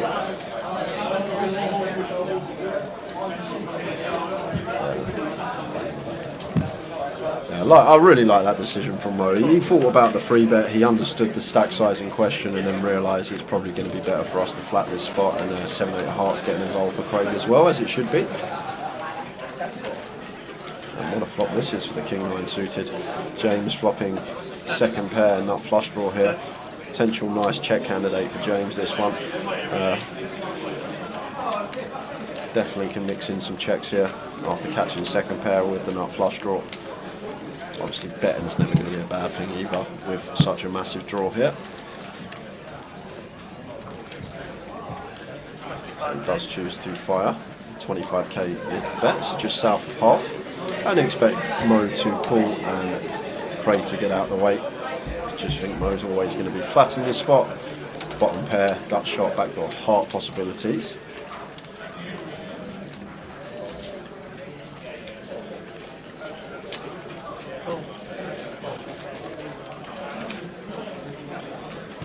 We do call. Turns the 3 of clubs. Yeah, and this is probably where we want to be checking as James, especially small blind. It's a bit different versus BB, but small blind range. Well, he's just ripped here. It's just ripped. I guess,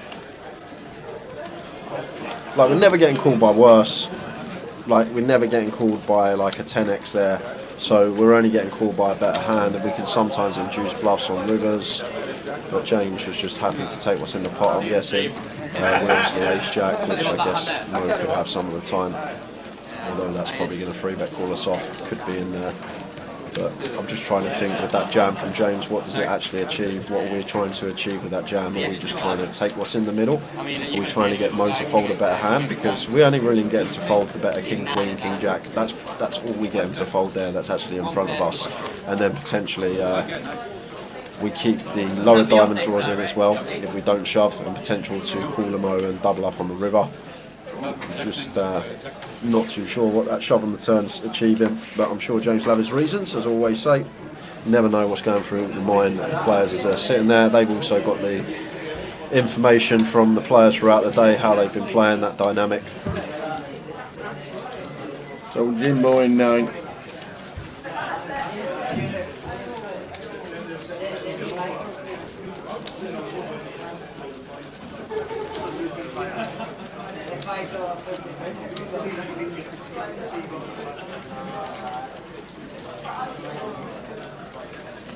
So Jack 10 of Hearts moving 1 seat to the left, and Craig's going to kick it up this time in the small blind. And at 3 bets to 48k, fairly small size in here from Craig.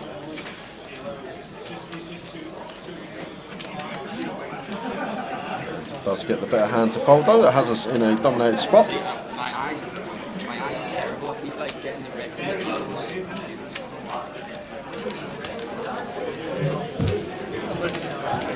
I want to know how they get the singers for Eurovision, because if you know you're singing for the UK, you know you're going to come nowhere. Like, how do they get them on board to do it? You got invited to sing it this time round. When did you say the last time we won was Tower? Last time we won? Yeah. That's great. There's none else to get that I information. thought you said the other day. When's it? Katrina not going. No, I know. You know you played that great. It might have been about 97. But then for some reason I was thinking about 2005. But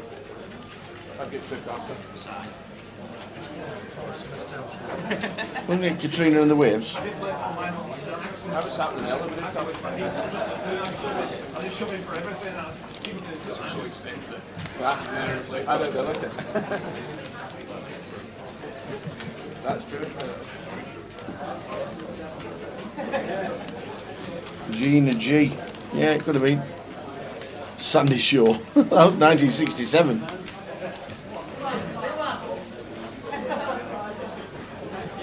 Cliff was 1968, comes second. Our Tower was correct in 97. 1997, there you go. Secret Eurovision Song Contest buff.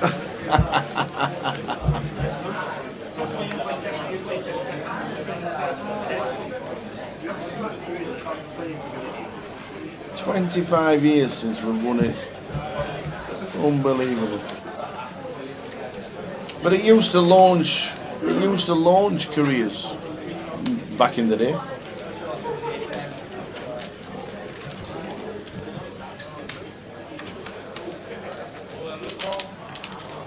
9, 8, 10. 2 spades. It's not the best flop here for Mark. He's got double redraws. I'd like to see Mark check this one. I know we can see a bet would work here, but just in terms of range, as we always speak about, against the big blind here, going to be a lot better board for him than it is for us. 10 pairing on the turn. And if Gary checks now, wouldn't mind seeing the delayed c-bet come in from Phil potentially. Sorry, Mark, I will get it when the name's back. But potentially now we can feel like make the assumption Gary's going to lead a lot of this, like 9x, 8x, 10x on the turn, so make the assumption we got the best of it with ace queen. But decides to check behind once more, just trying to get to a showdown with the ace queen high. And 5 of hearts on the river here. And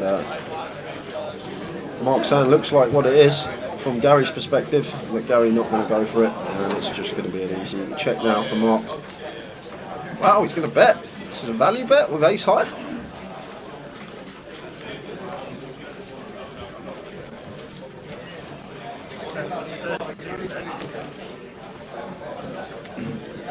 It is indeed, bet 32.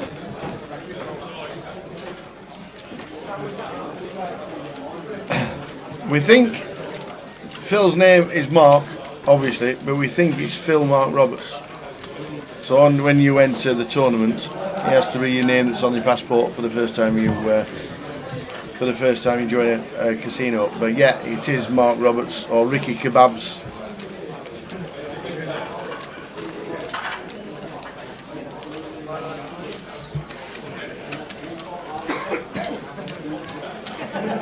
Yeah, 1981 was Bucks Fizz, making your mind up.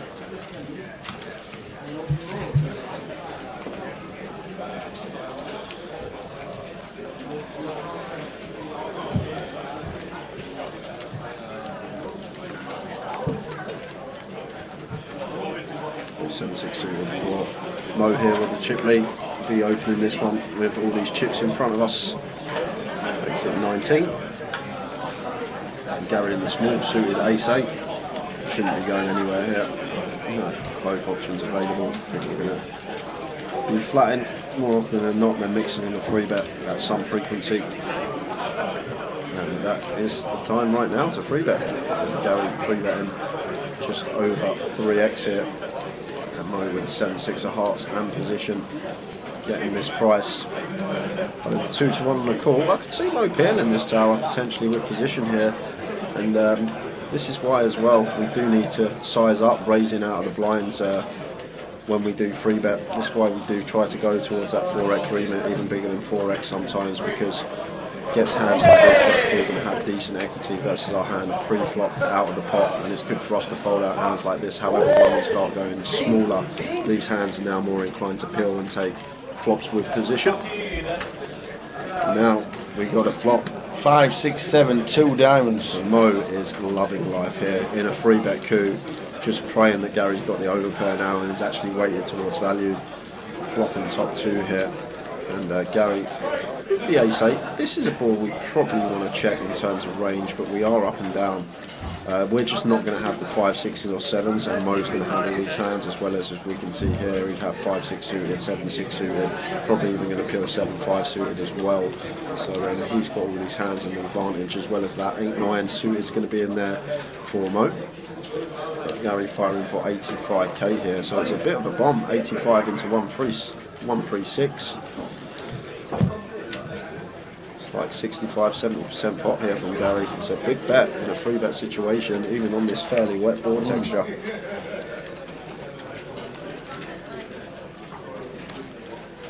Now Mo has the question of, do we think Gary's weighted more towards his value hands? Do we think he's going to have the overpairs here, like the 10s for aces?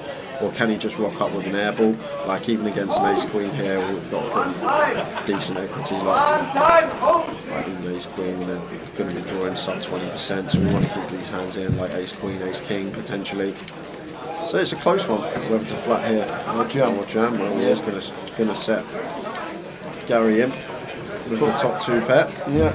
And this is also why I much prefer a check here from Gary rather than a bet. Simply because if we check, we can check call our hand still, and we can still have the overpairs in our range, because overpairs will have some checks on this board. So if I'm Gary, I much prefer to see a check, and the sizing as well is a bit too large personally, but in a 3-bet situation, I think as Gary there, just happy to check call, flop, see a turn, and then if we're still met with some heat on the turn, then we can pass if we don't make our up and down or hit an ace. Because the problem we've got, if we do that and get ripped on, we'll never get to realise that equity after flopping the up and down straight draw. Yep. Jason Shillam on Facebook says, didn't ABBA win it? ABBA won it in 1974 with Waterloo. That was their first song. Russ Coley, is Riggy still in? No, Riggy bust out in 24th. Kings against Ace King. He's still telling everybody about it at the bar. Do you want to listen to it? Kings against Ace King. Finished 24th, and then Brian Clark and Weebrick finished 23rd. Matt Bushell finished in 22nd. Ronnie Paxton finished in 21st. Johnny McGlynn finished in 20th. Then we went on a break. Danny Ryder, the last person out, in 19th. £2,300, which means we're on 18.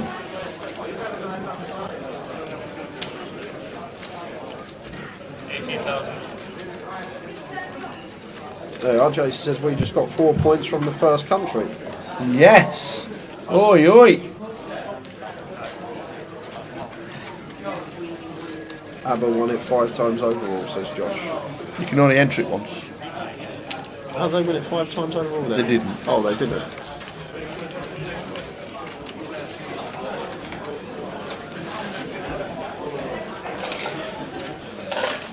Sevens and sixes are out.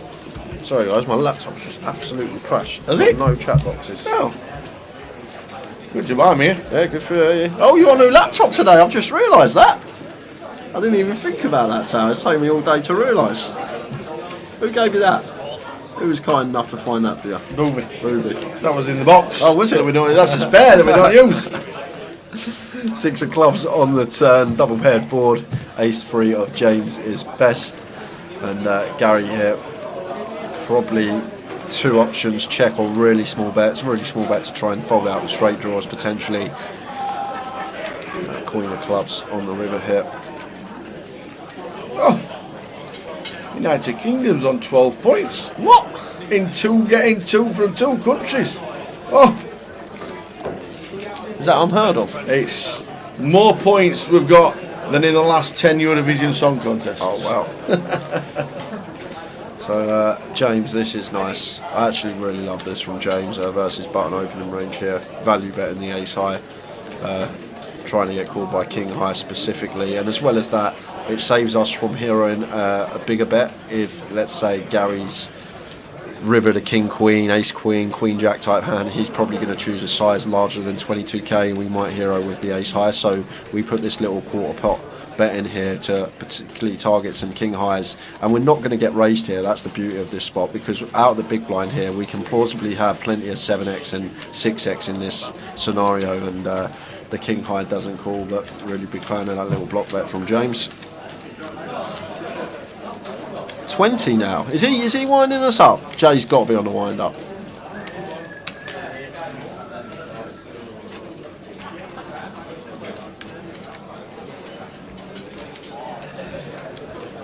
Well, on 28 apparently. Is that really your laptop homepage? Yeah. That's weird. Why? Everything's big fonted. Big fonted? What do you mean? The size of the Google Chrome thing. Huge.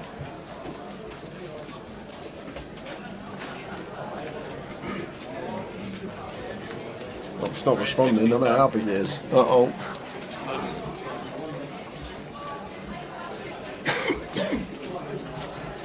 Craig, king queen makes it 16. You know what happens? Whoever wins Eurovision this year, same country wins World Cup. Is that how it works?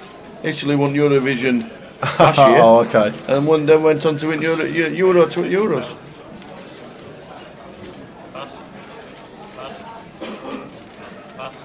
Ace queen for Gary, 3 bets to 50,000. Back down to Craig under the gun after initial race. Yeah, end of hand tower. Unless Gary's been really active. Craig might be thinking about light 4 bet potentially with a great hand to do it with as a bluff. Because Gary's been free betting a lot since we come back after the break. I don't know what he's been like on the outer tables. Obviously, Craig will know better than me, but if Craig hasn't insta-folded here, which we should usually do, offsuit Broadway opening under the gun and getting free bet, the offsuit variety, as I say, should just hit the mark. But maybe Craig's thinking about making a stand here. And he has made a stand tower. And that's exactly what he was thinking, and I love the hand selection to do it with. If Gary's been free betting too much, it's the way to adjust. That's how you have to adjust. If someone keeps free betting and they're free betting a lot, they can't always have it. They must just be getting giddy too much. So the way we adjust and counteract that is start putting in some lighter 4 bets, but we're met with a 5 bet rip, and it's just a quick fold from Craig. Went for it. Don't mind it at all if the dynamic's set. Gary has been free betting a lot of hands. But nice play from Gary as well, just understanding the dynamic and that Craig didn't necessarily have to have the good set. Hold control and zoom out with your mouse to get the size right. How do you get a zoom out? How do you zoom out with your mouse? What's that all about? Hold control and zoom out. Oh yes, it's the little round wheel. Oh, it's amazing. I've just learned something. Thanks, Josh. You just got a complete technophobe giddy.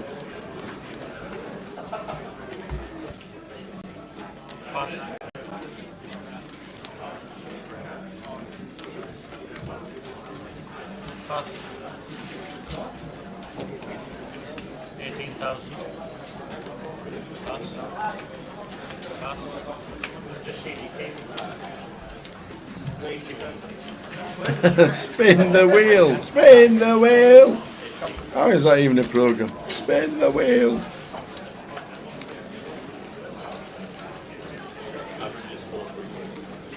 Jack, Jack 9.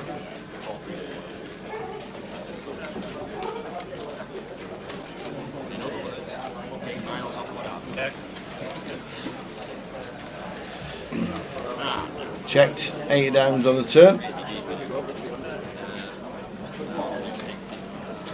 That's 20,000. Now Craig leading out after catching 2 pet. Mark now up and down. Call.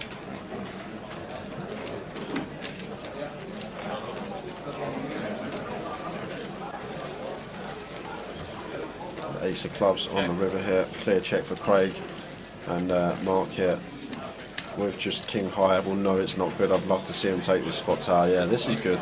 No need to check back. It looks like Craig has what he has, a 9 or an 8x hand, and we get the folds, and a very nice bluff there from Mark, just understanding the situation. UK about to walk out of here with a euro. 12 points twice. I remember when I was younger, my mum and dad actually had this obsession with me doing Eurovision. They actually really wanted me to do it. I'm not even joking, literally. Really? Yeah. When I was doing my GCSEs, all I used to get with them is do Eurovision, do Eurovision. I don't know why, but yeah, obviously wanted me to really do it. I had my exams coming up, and all they could think about was Eurovision. I'm here all week, guys. I'm here all week. Oh dear. Yes, Mick the Mod. That's it. You do your job right.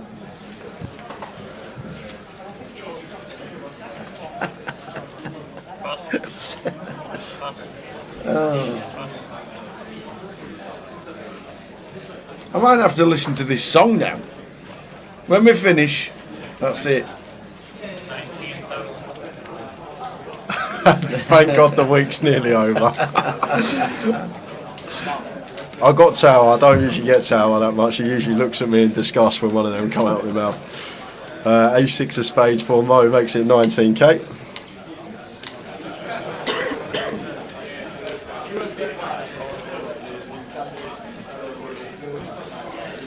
And then Lioness just defending with the 7s here out the big blind. So we're on 18.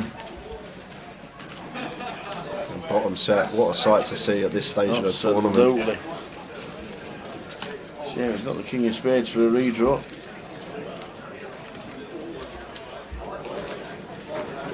That board that Mo can definitely continue on, but checking behind, and it's a well-timed check from him. 4 of clubs on the turn. And, Lioness checking once more, looking for the check raise. Hoping to get a bet out of here from Mo. Mo checking again. Queen of clubs on the end here, so has to lead now. Lioness try and get at least a bit of value from our set. Not going to work.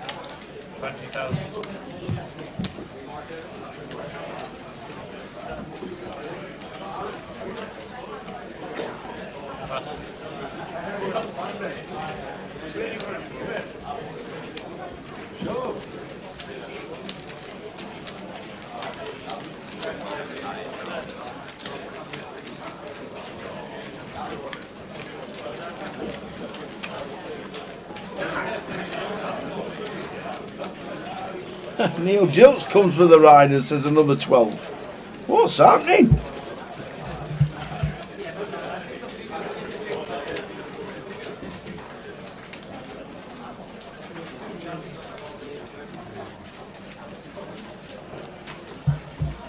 What price for the UK, if anyone knows? 9s. 9s? Yeah, so I checked it. Because Ukraine were 1 to 5. Ukraine were 1 to 5.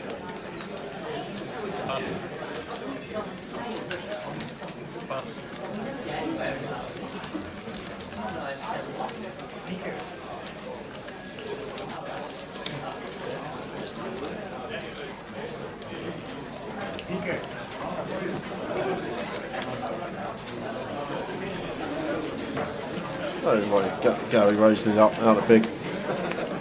Look at PK. We didn't know Mark's name is. That's when he went and talked to him half hour ago, trying to find out what the deal was. What is that about the name? Yeah, about the name. All right. Did he come and tell us the explanation? Yeah. What did he say? He said that it's down on his like passport or something, ain't it? As his film mark box or something like that. Yeah.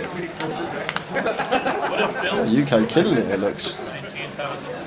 Whole chat's just going on about Eurovision. No one cares about the poker right now. It's going to be first time in 25 years if the UK scoop. So Jack 10 of hearts for Mo, making it 19 in the hijack, and Craig just letting go of the pocket 4s.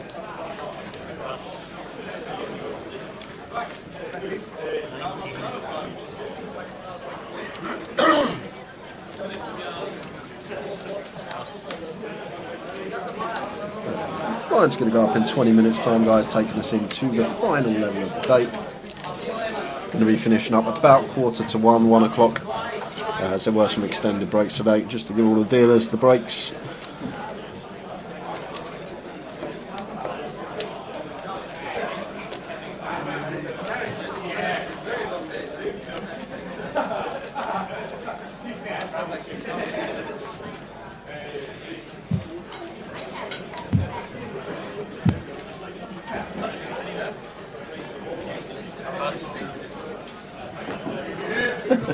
DM says UK needs a hold versus Pocket Sweden's.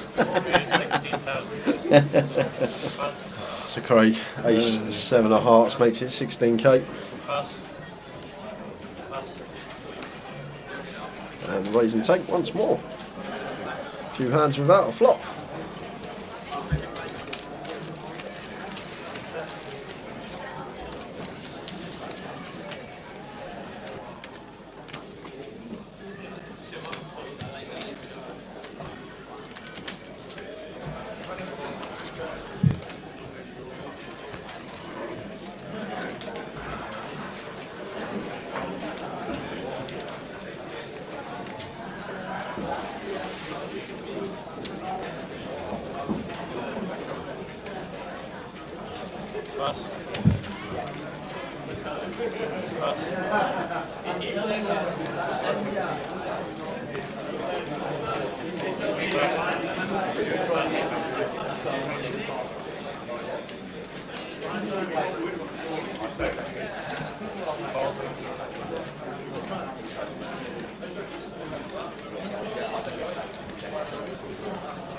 The Resting Pilgrim says there's a public vote in the Eurovision as well. Is it?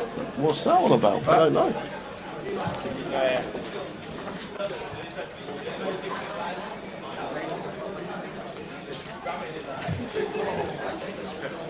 Ace 9 6 the flop here after James choosing to complete here. Checks the flop, 2 diamonds on the turn. So check mark going his way on this turn card. Just needs a quick fold from Mo.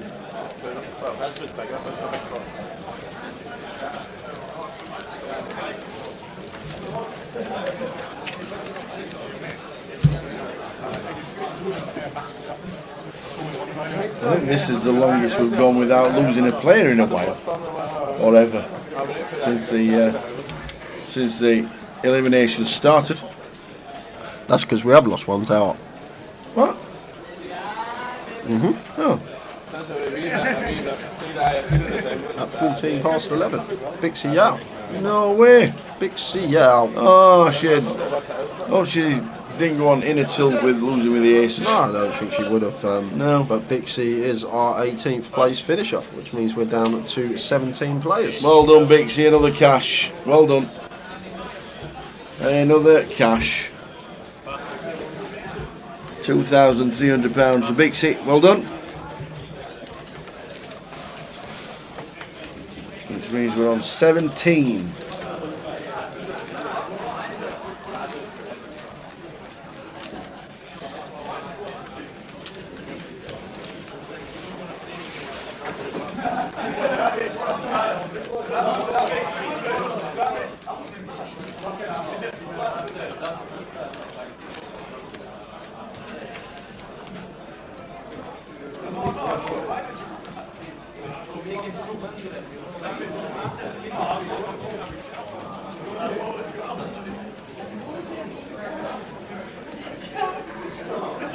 $15 minutes until the last blinds going up for today. Level 20.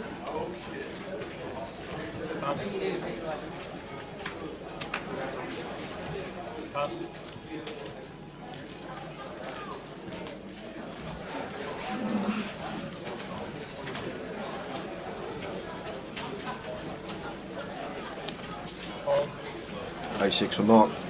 Makes it 18k. And Lawrence 6-4 suited, not bad anywhere in a big, easy defend. Heads up.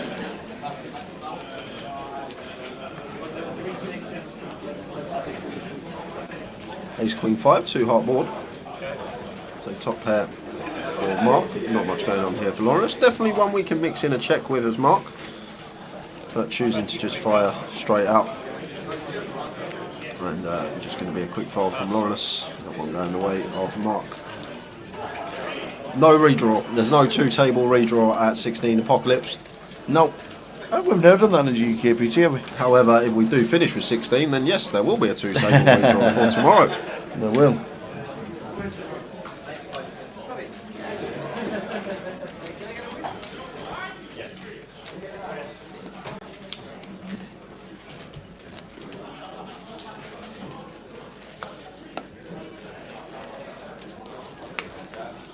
Yeah, you just balance the tables with 2 tables of 8 as we play 8-handed most of day 2.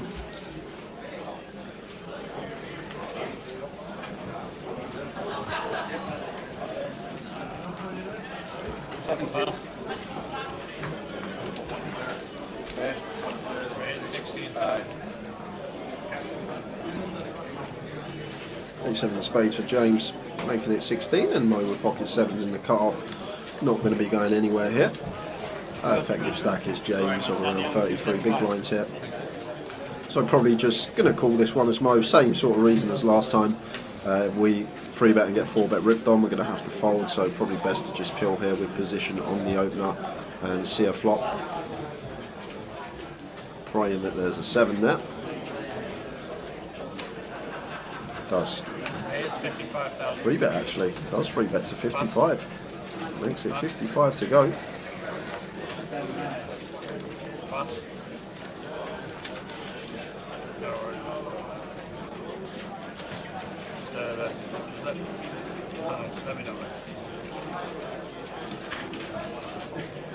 And suited ace here for James. Much prefer to pill like a 10-9 suited here than like an A7 suited where Mo can have us in a dominated spot with some stronger ace-X. First person to $1 million is our man Mo.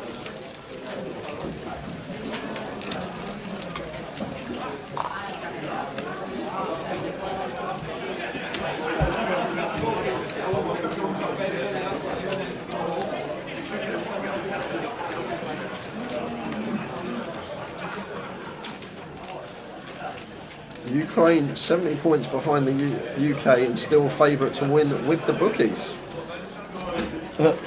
They probably know what the scoring is going to be. Because one thing you can guarantee is that Greece give Cyprus 12 points and 12 points Cyprus give Greece 12 points. You can guarantee that as a neighbouring countries.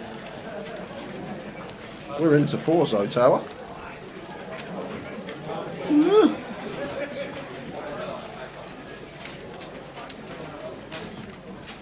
It's 25,000.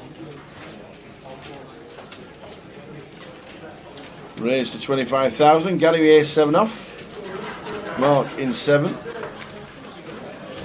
With an ace, but a bad kicker to be peeling, but he's going to peel. No, I have to peel, Tower. We're blind on blind. We have an ace. We're in position. Could even 3-bet as Mark this spot. Yeah. It's just Gary should be very wide here. Shouldn't necessarily be as strong as A7. Queen, Jack, Queen. We'll chop it a lot of the time as well. If we get a showdown. Gary checking over to Mark. Mark choosing to check behind and take a 3-1. 80 clubbies on the turn.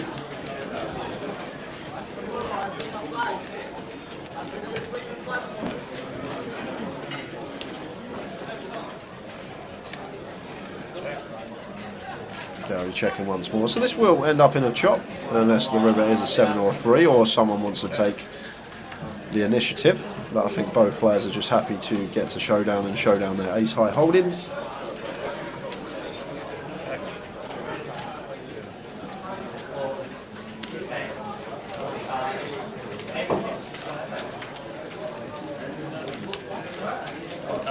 Morris, you're not wrong.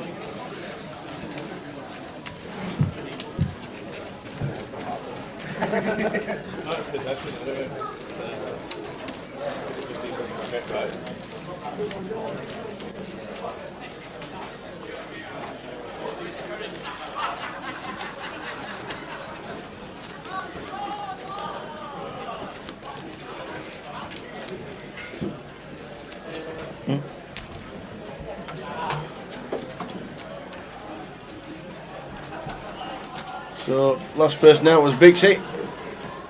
Great effort, Bixie. Great effort. Finishing in 18th. Last 10 minutes of level. Last 2 levels of the night. 10 minutes till the blinds go up.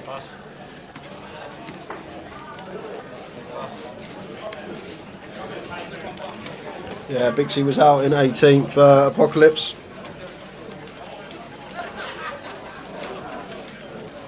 Sure, you'll see her on a highlight reel though with that ace's hand. That was something.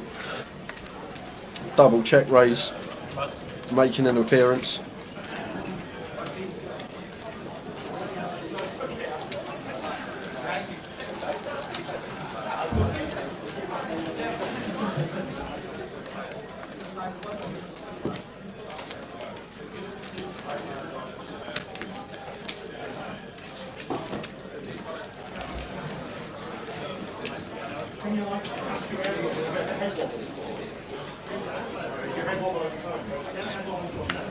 Yeah, Valerie invited to see Valerie. She lives in New York City. She wouldn't know what the Eurovision Song Contest is. It's literally a get together for 40 countries. They have a sing song, and then they all vote on who's the best song of the night. Apparently, people have parties for it. That's what it's all about, Valerie. While you're watching on YouTube. Sorry, did you just say people have parties for it? Absolutely. What, like Eurovision parties? Like you would for like the World Cup final or something? Yes. Go around and watch it? Yes. 100%. I'm telling you they do. Cool. Telling you they do. They have Eurovision parties, and I know people that have Eurovision fancy dress parties, so they dress up as old champions. It happens, apparently. Stick a wig on a Hardcastle. He could be the piano player from ABBA, or Benny, or Bjorn. So we've got a hand brewing here actually, and the fact we're in a six-handed situation, wow, that's a good fold from Lawrence there. That's a really good fold from him. Really senses on point there, like ace jack versus ace queen, free-handed, hijack versus cut-off. In this situation, I know you usually say from EP, full ring, if we open like ace jack off, we get free bet, just let it go, but like in a six-handed coup, when free bet should be lighter, there should be more going in. Ace jack looks like a lot better fold than it is there, guys. Very good senses from Lawrence there in C3.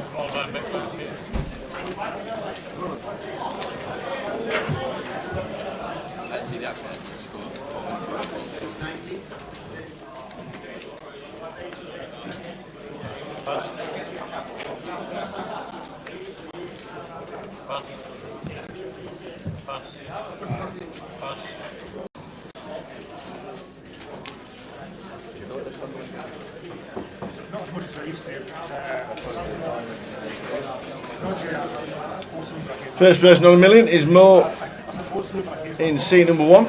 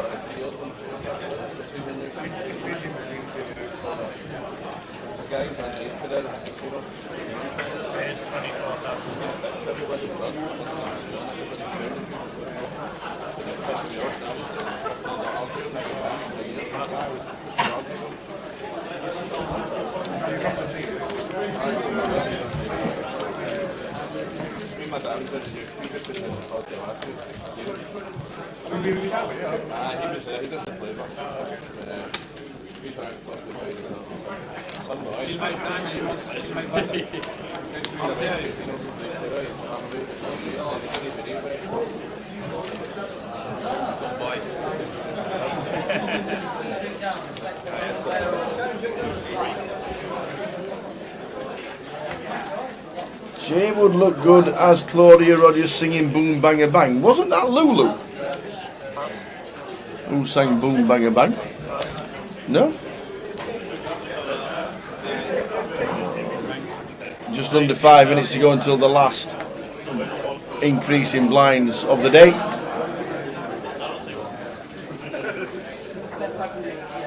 Somewhere on the button finds an ace here. And the Craig 40 bigs, Queen Jack of Hearts, not going to be going anywhere. Pays 54,000. 3 bets to 54k, so really small size in here from Craig. South of 3x out of the small blind. Right, there's a lot of hands that Mo would just pill versus his sizing, and ace deuce off maybe one of the few that he's going to fold here. Not much playability, can be in dominated spots.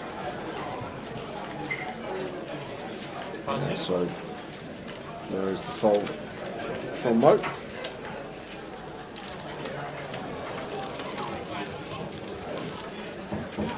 So when we won last time, we got over 200 points and we are on 213. I have no idea. I've literally never heard the song.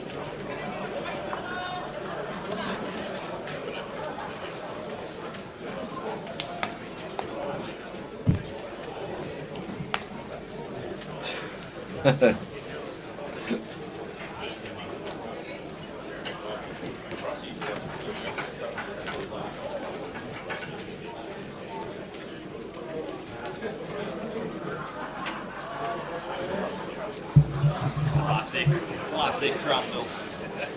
Pass. Pass.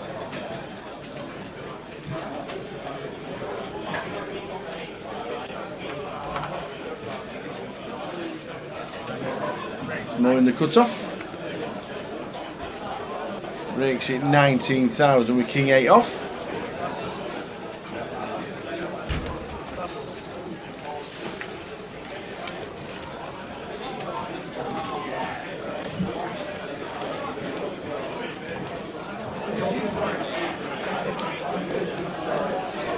Gary, A7 of diamonds. Calling in the big blind.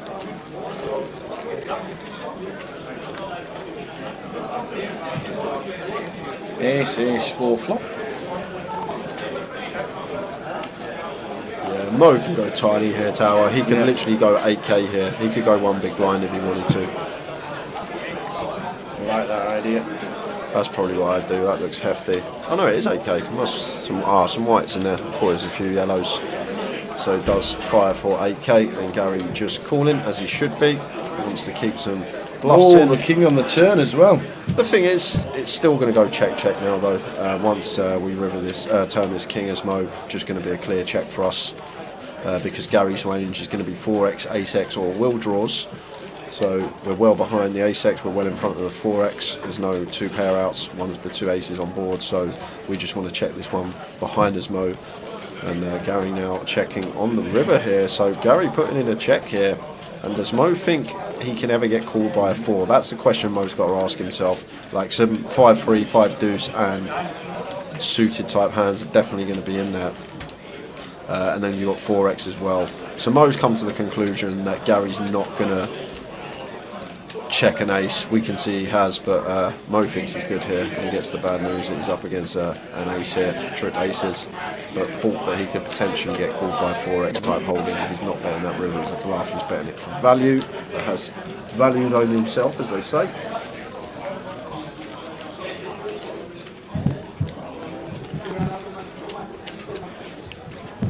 And there we go, it was Lulu that sang Boom Banger Bang and not Claudia Roberts. There we go. Oh, you enjoying the live stream, Morris? Have you still got? Have you got your home game tonight, or was that yesterday? Or have you got? Are you having a Eurovision party? Because Jay doesn't think people have them. Not in this country, anyway. Maybe in other countries.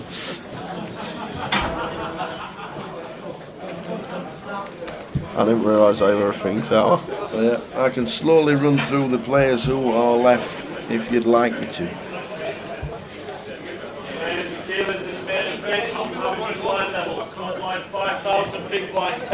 Lines up, next hand. As Simon shouts across. Yeah.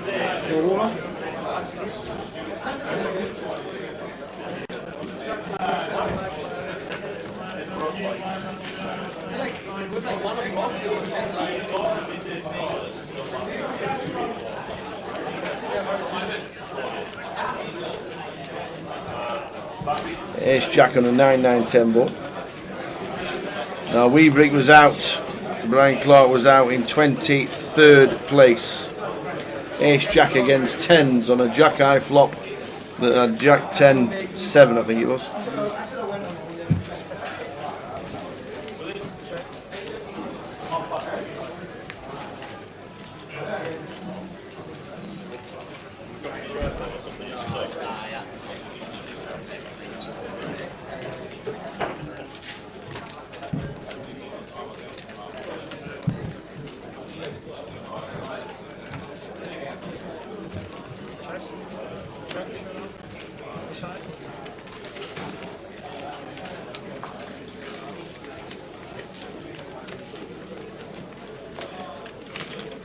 Lines up 5,000, 10,000, 10,000, 600.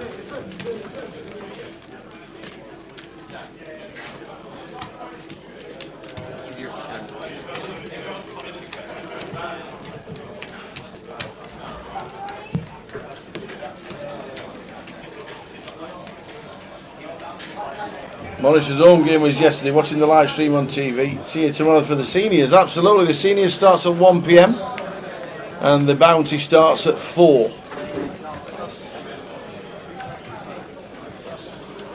Safe travels up, Morris. 1 PM starts for the seniors.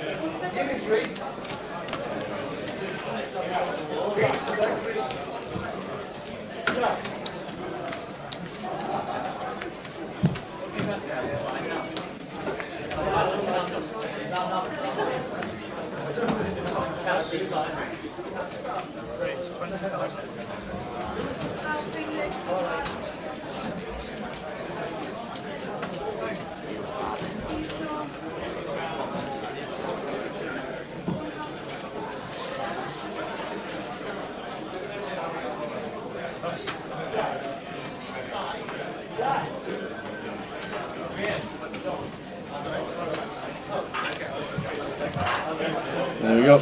2 hours 40 minutes drive up to Edinburgh. Safe trip tomorrow, young man. And we will see you for the seniors.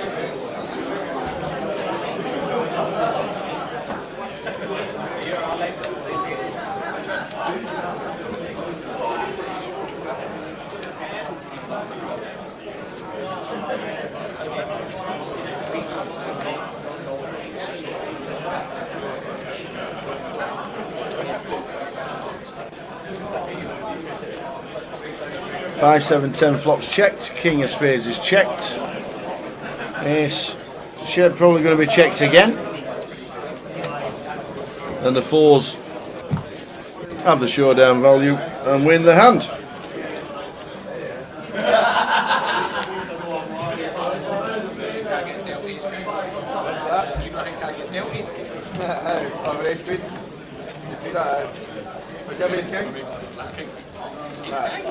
That's what I'm saying, that's what I'm saying, you don't think I can get I've had fairly big, sub fairly big.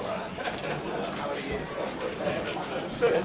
That makes sense. No, see that for me on the guy definitely had it. Ace queen's good enough. It's not problem, other person that I'm headed. Well, not headed, but yeah. Those are really getting much better people of this sort of thing.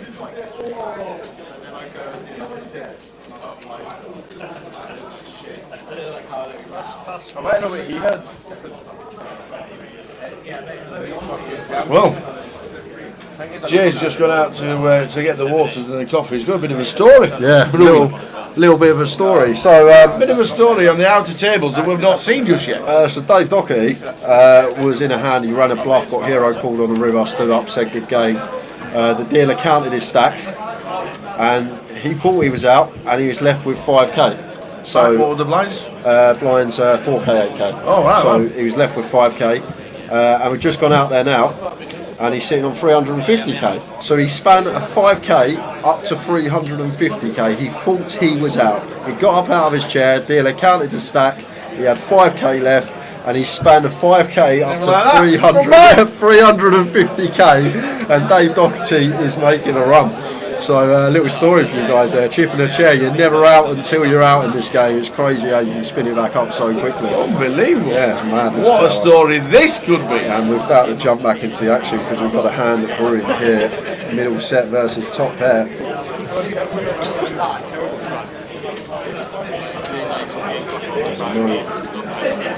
Straight raising straight away, not mixing in the flat. Just raising straight off the bat. Let's call it as it should be. 9 of diamonds on the turn, so it doesn't change much here. Jack 10 does complete, but that's not going to be calling. Only real hand we worry about is like 5-6 suited, but Lawrence's not going to open that from gunning in a 6-handed situation. So Mo just going for the second street of value here on this 9 of diamonds turn.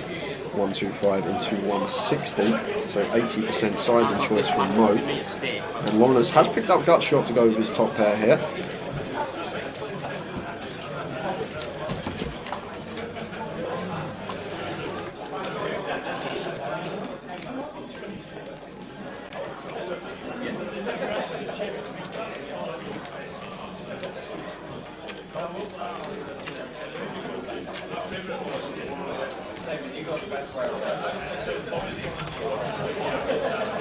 Ten of diamonds on the river. That is a sick after a bet of 125 from Mo was called on the turn. That's pretty brutal for Mo this tower. It sure is. And I think he will be able to find the check fold. Yeah.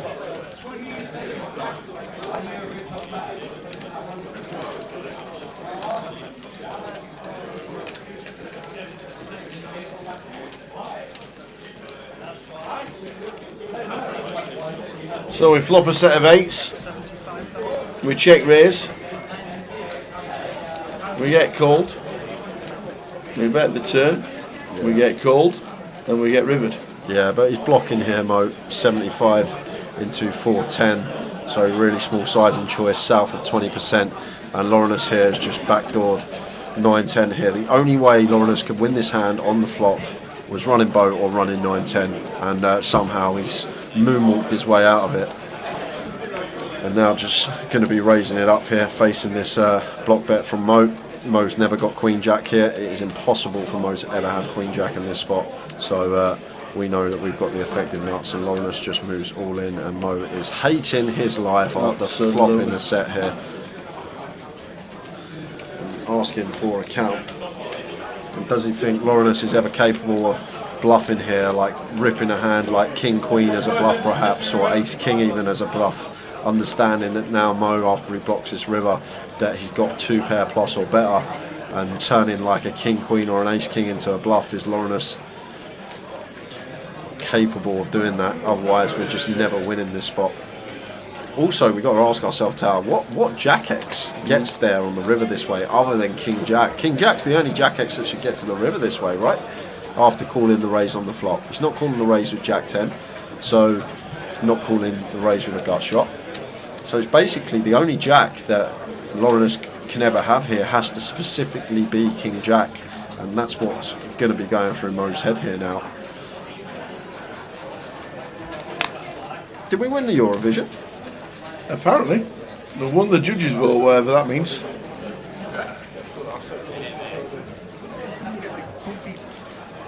So there's Mo find the correct fold. Or does he think we can bluff this river?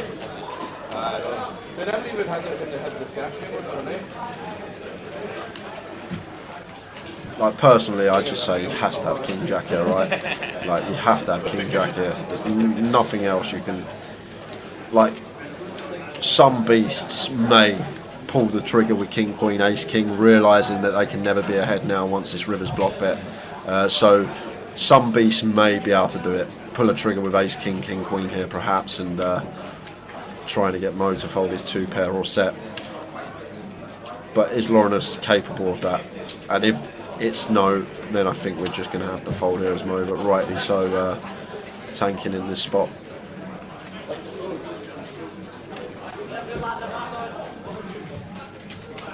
Victor says he's tanking, trying to work out if he gets a read or not.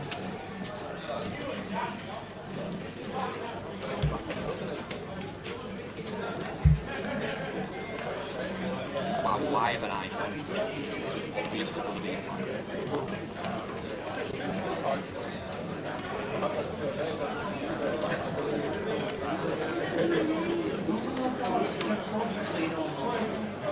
Still in the tank, scene number 1. Mo Kilkenny is still in the tank.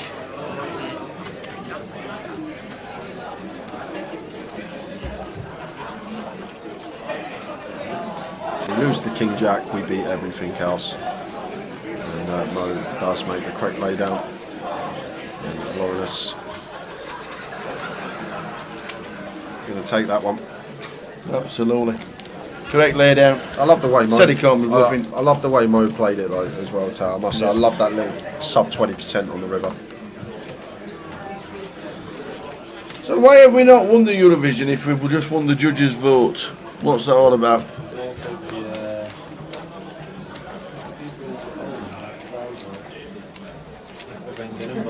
We're not waiting on Chef Brad to put a vote in, are we? Yeah, Mo's from France. $60,000 in live earnings.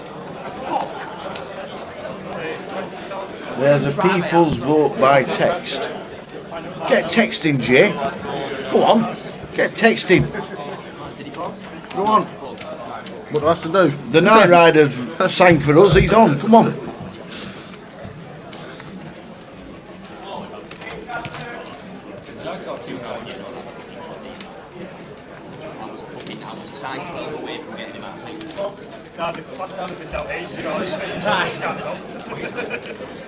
Oh, you never scanned them, did you? Do you do that? You're going to put this one. I'm going to see. No, mate. I don't like that. I'm going to know. Someone's going to tell me, I know. There's probably some nonsense. Yeah. Some nonsense. Some nonsense. Every man nonsense.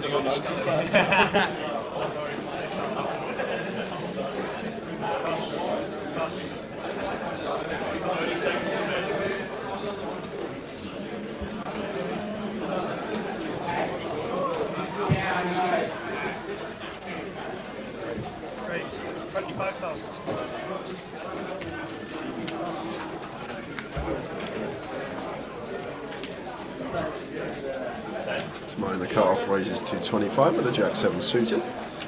Laurinus out of the way with the Jack 8 in the small.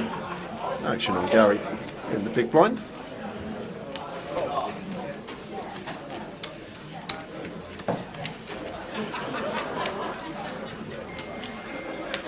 Gary defends.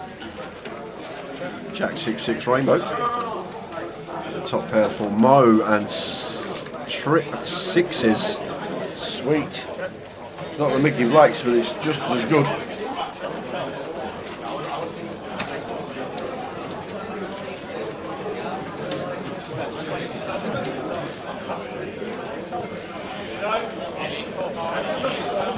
Deuce on the river and small bet of 20k. Yeah, check. Nice check back from Mo, losing minimum that hand. Just lost one. We should be getting players coming in. Cartoon 1. Ah, Jason's gone. Jason, who entertained us on the feature yesterday. And not only that, he was the same player that Hero called Dave to leave him with 5,000 chips. Was he? Yes. Whoa, yeah. So that's a big turnaround. Yep. So Jason had all the chips, and now I think Dave only Dave's had gone up to 300,000 from 5. Yeah, but I know Jason was the player that heroed Dave in the pot correctly and left Dave with 5,000. So don't know what's happened to Jason, but I'm guessing someone over on table 2 is sitting pretty with a lot of chips. So I'm guessing we'll be getting players coming to our table now, because Jason Jan has just been eliminated in 17th, meaning 16 players are left and 2 tables of 8. Yes, 16.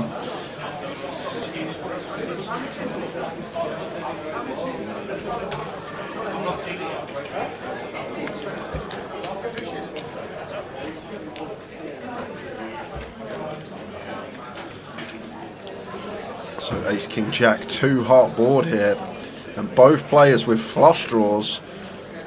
And Mo is the opener here, should be continuing here. 6 high, not going to be able to show down, so third pot sizing from Mo, just try and take it down here.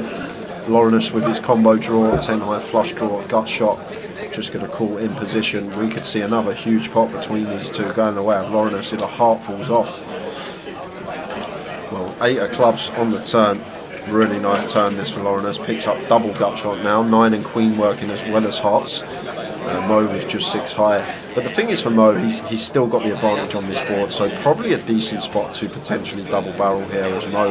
We've got the ace king, ace jack, sets of aces, sets of kings, sets of jacks, turn set of 8s. We've got all the 2 pair combos as the opener.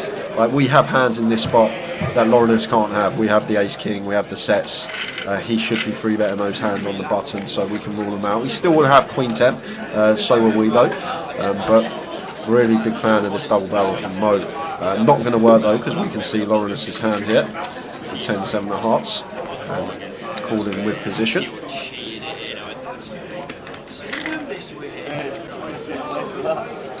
7 of diamonds river. Has he got the 3 barrel in him? King, queen, king 10 going to call twice. Like king X of hearts going to call twice. Ace 10, ace 10, all the ace X are going to call twice. But they're going to have a hard time calling if we unload the clip. That is the question. Sometimes, yes, we will be up against queen 10 and we're going to lose a big pot. But more often than not, we can start folding out some king queen, king 10, jack queen, jack 10, king X of hearts. Just normal heart draws that are better than ours. Some ace X is going to have ace 10 through, ace deuce suited through. Maybe ace 9 off might be in there, but other than that, there we go. There it is from Mo. Love it, Tower. Absolutely love it. And as soon as we fade the snap, we love life here as Mo now, because we know that our opponent just can't call this spot unless they've got 2 pair plus, because we have such a range advantage here. And Mo plays well. He was unlucky in that pot a minute ago, but he plays very well. And what a 3 barrel there, and now back up to 780k. Okay, Kenny. Running a 3 barrel this stage of the day. Very nice. Well played, Mo. Love to see it. Really nice bluff from him there. Just understanding how we get through more often than not. Sometimes we're going to get snapped by queen 10, yes, but then we do put all them 1 pair holdings that I mentioned in the blender, and a lot of the time they are just going to have to let it go. So well played, Mo. Really glad to see him unload the clip there. All the best, Josh. We'll see you again tomorrow. We're on air from 12:30 with, at the moment, the remaining 16.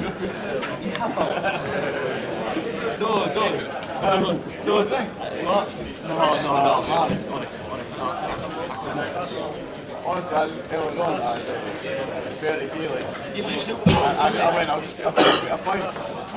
I'm just really like that. Can he unload the clip? He just did, Gary. Just give you superpowers, sorry?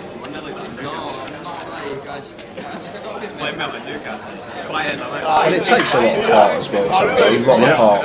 Like this deep in a tournament, we're 2 tables out from potentially a life-changing score, and still being able to run it there and understanding, you know in your head you've got a shove there, but sometimes you just knuckle and just check without even thinking, oh, I don't want to look silly, I'm on the live stream, I don't want to look like I've punted all my chips off with 6 high. But in the grand scheme of things, the way that hand played out, it turned out to be a really good 3 barrel, just because of the things we spoke about and how many hands we would get to fold out in that particular spot.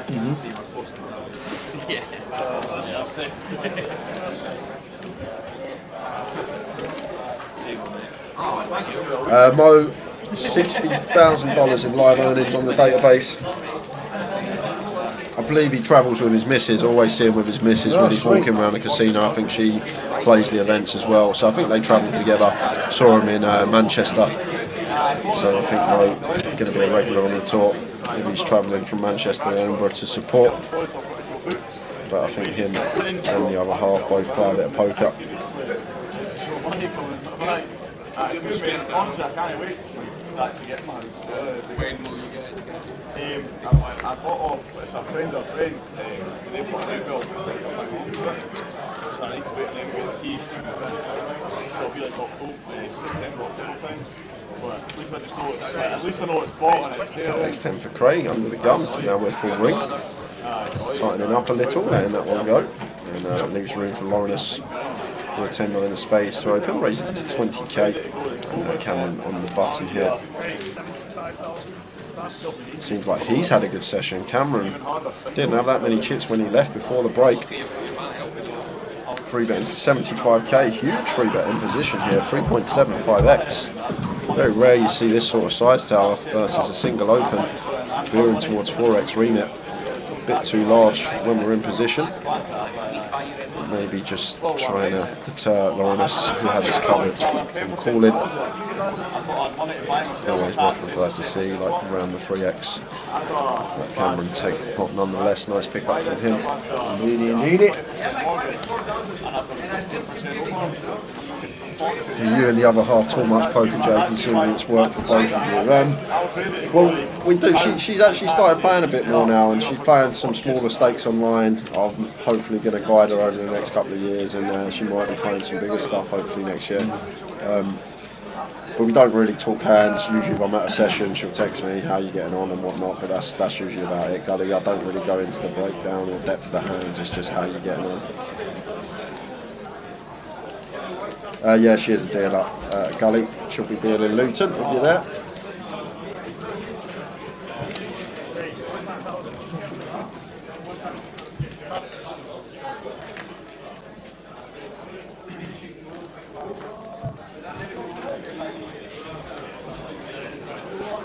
Do we know the other table stacks? No, unfortunately not. We'll get that at the end of the night.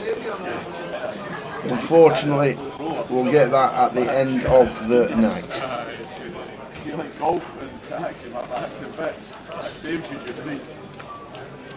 So Gary raising the threes here, and Cameron choosing 2 flat. Perfectly fine. Cap mixing a 3-bet as well with the ace queen, but choosing 2 flat on this occasion. All about having that nice mixture. Jack 6-6 rainbow board. So probably going to be C-bet from Gary, call from Cameron. Gary not electing to C-bet here. So it looks like Cameron is going to take the initiative, feeling like his ace queen high will be the best hand, and actually gets the freeze of Gary to pass.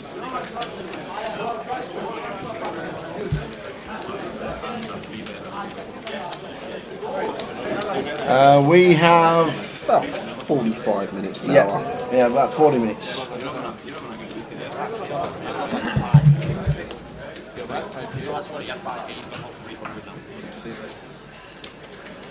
So many people said to me, become a dealer. Now I'm considering going back to work. Just couldn't watch all you playing, it would torture me.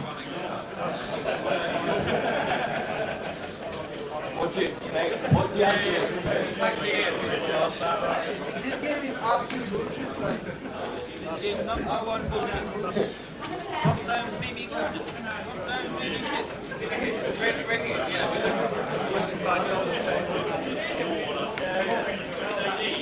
Lost one.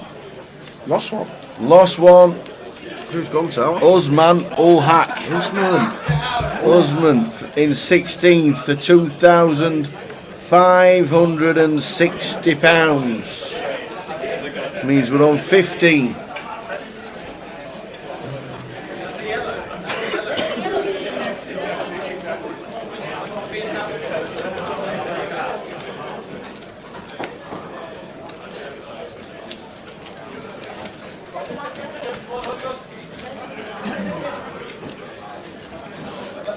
Six ace queen.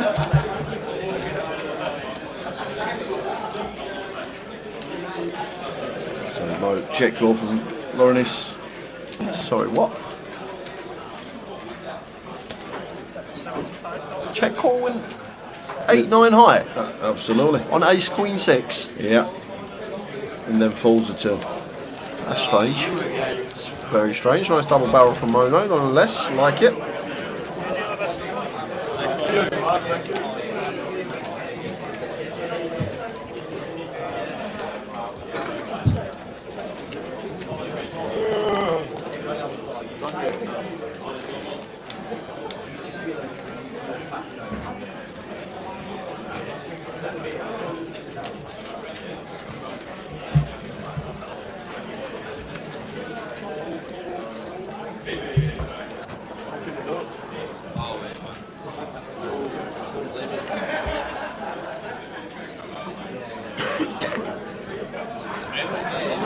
Shocker Jay's voice then was so high, only the dogs in the neighbourhood could hear him. I just couldn't believe it. I looked up, I was like, did you just check call 9 high on ace queen 6, no draw?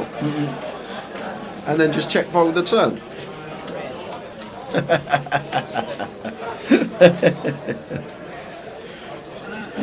Unorthodox sometimes. He's been playing really well, Lawrence, and then he just does something very strange. And Mark here under the gun +1, making it 20k to go. Been fairly quiet, Mark. Got a hand here. And Mo just going to call in the cut-off with position. 7-6 of spades. Was thinking about a light 3-bet perhaps.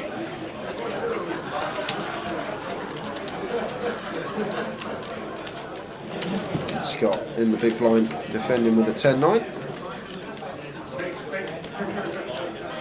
Queen 7-7 rainbow. Not a bad flop for Mo. Yeah, very nice. Sometimes when you play well, you get gifted with nice flop style. Indeed, absolutely.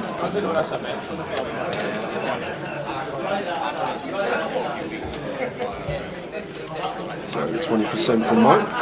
And just 2 quick folds.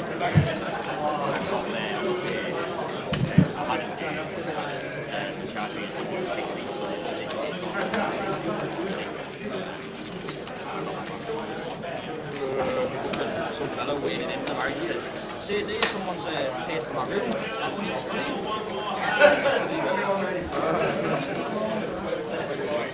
Like, I'd already paid a lot, and then when I got there... Side events on the bubble. You can hear him just outside the comms box. Are they on the bubble already? Andy Hill's still in, I can hear him. Yes, go on the hills. Again, and then basically I got my mate for me because he has like a Marriott account. Go on the Andy.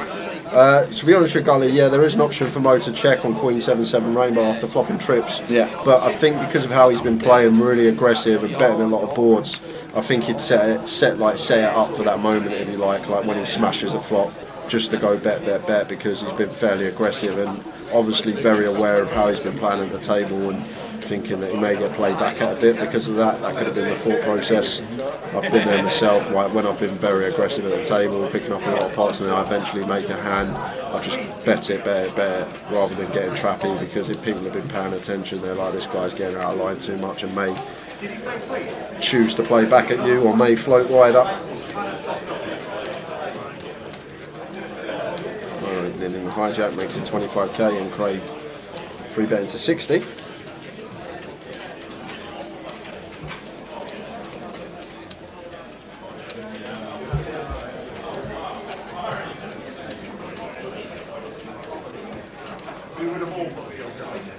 Ukraine win, UK second.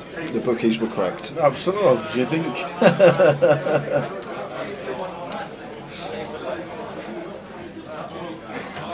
They were 1 to 5 for a reason.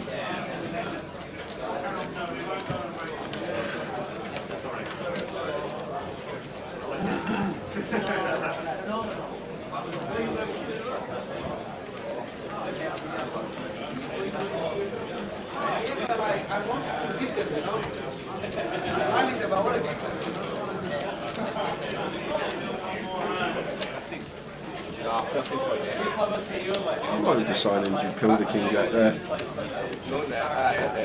Just check folding on the ace high board.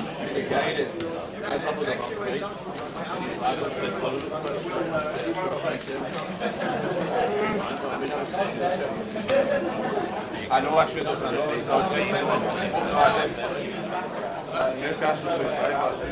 No, definitely should have done that. I know, Dave. It was perfect on it. It was a nice little shot, but it was like trip leader wanted the deal, so I should have squeezed him. So about half an hour to go tonight. About half an hour to go. Mark degree dealing on the final event in Dublin, the Hyper Turbo, at the end of the festival. Hyper Turbo? It was a Hyper Turbo. It was like 10-minute blinds and you got 10,000 stacked on a 2-minute clock. It was unbelievable. It was amazing.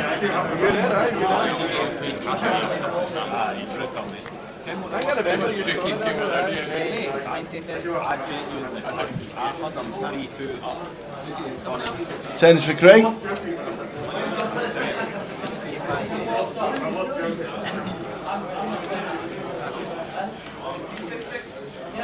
And then 3-bet here. Oh wow, and Mark's got ace king, and Mark with 37 bigs just going to rip this tower. Yeah. Off to the races. Could well be. Nah. You don't think tens are calling? Nah, I don't think Craig's going to call. Mark's been fairly snug here. Yeah. Oh, he hasn't even shoved yet. It's still on him. No, no. Oh. But these should be in. I thought the chips in front of him. Well, he's calling. No, he's not. He has to shove this spot. There's He so has to much shove. dead money in there with 37 bigs. I'm really hoping Mark shoves the ace king suited tower. Come on, the kebabs. Get the kahunas in. And I think Craig will. No, he's just called. No, no, no, no, no. This is going to bring along everybody. And then where's your ace king sit? Yeah, well, Craig's not folding now. He would have folded to the 37 big blind rib, I can assure you of that. But he's definitely not folding the pocket tens now in this situation. He may even be thinking about 4-bet ripping himself, Tower. If he thinks Scott's at it, he may even 4-bet rip himself for 45 big blinds here with the tens.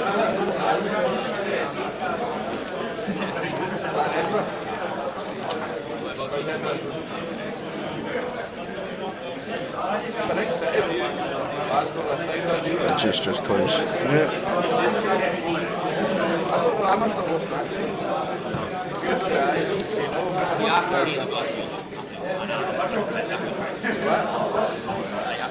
Ace, 4, 5. It's going to hit maximum now, though. Yeah, Mark.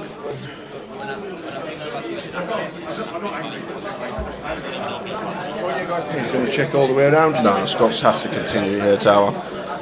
Like the thing is, like a lot of the time, like 9s, 10s, jacks, like ace queen for Mark's going to fold, like, or you think it's going to fold or rip. It's like, and same with ace king. You don't expect there to be too much ace hex in Mark's range. It's Craig that's probably going to have more ace hex because getting that price is going to peel all the suited ace hex and probably ace queen, ace jack might be the line. Mark just calling, like to see it. And the thing is, if this is like a 10 of diamonds turn, Tower, but it's nice, a deuce of clubs, but if there was like a diamond on the turn, could have seen Scott just potentially rip and Mark snap it off. So go check over to the aggressor again. Yep. All in. And a snap. And a snap call. Think that has worked. We didn't think it was the right play at the time, but it's worked out perfectly, worked Tower. out absolutely perfect. We're just chopping with 3. Worked out beautifully here for Mark. Wow. And Scott, maybe a bit of a misstep from him. I prefer a shove on a diamond. Yeah, the way he's played, he's got away with it, but that time it worked perfectly. Absolutely. Got absolute maximum. Yeah, he did, Tower. And that's the thing. Played it in this manner this time, and it's worked to perfection. Yeah. And going to leave Scott with 200. Mark Roberts is up to 860,000. Well, Ricky Kebabs has just got the chili sauce.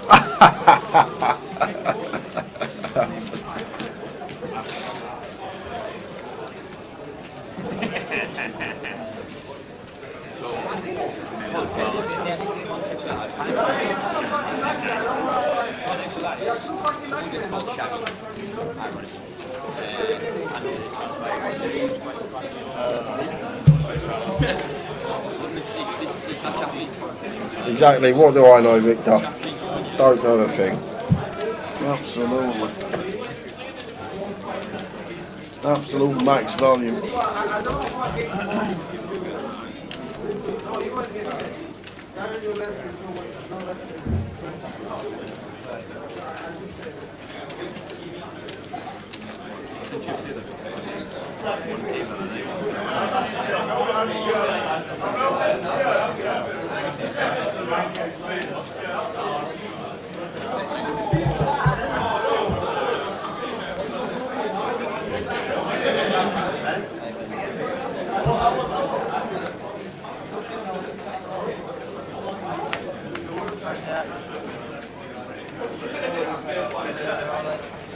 Yeah, it was a little bit of a donation from Scott, but oh, and it could.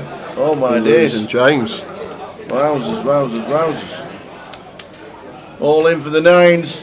Mo's asked for a count. He is never ever folding. If he folds, I'm turning stream off. He's not folding. I know. I'm just saying. Okay. He's asked for a count. It's whether to ISO or just call. Probably just going to call tower. I love it. I love doing it. I'm just flat in here.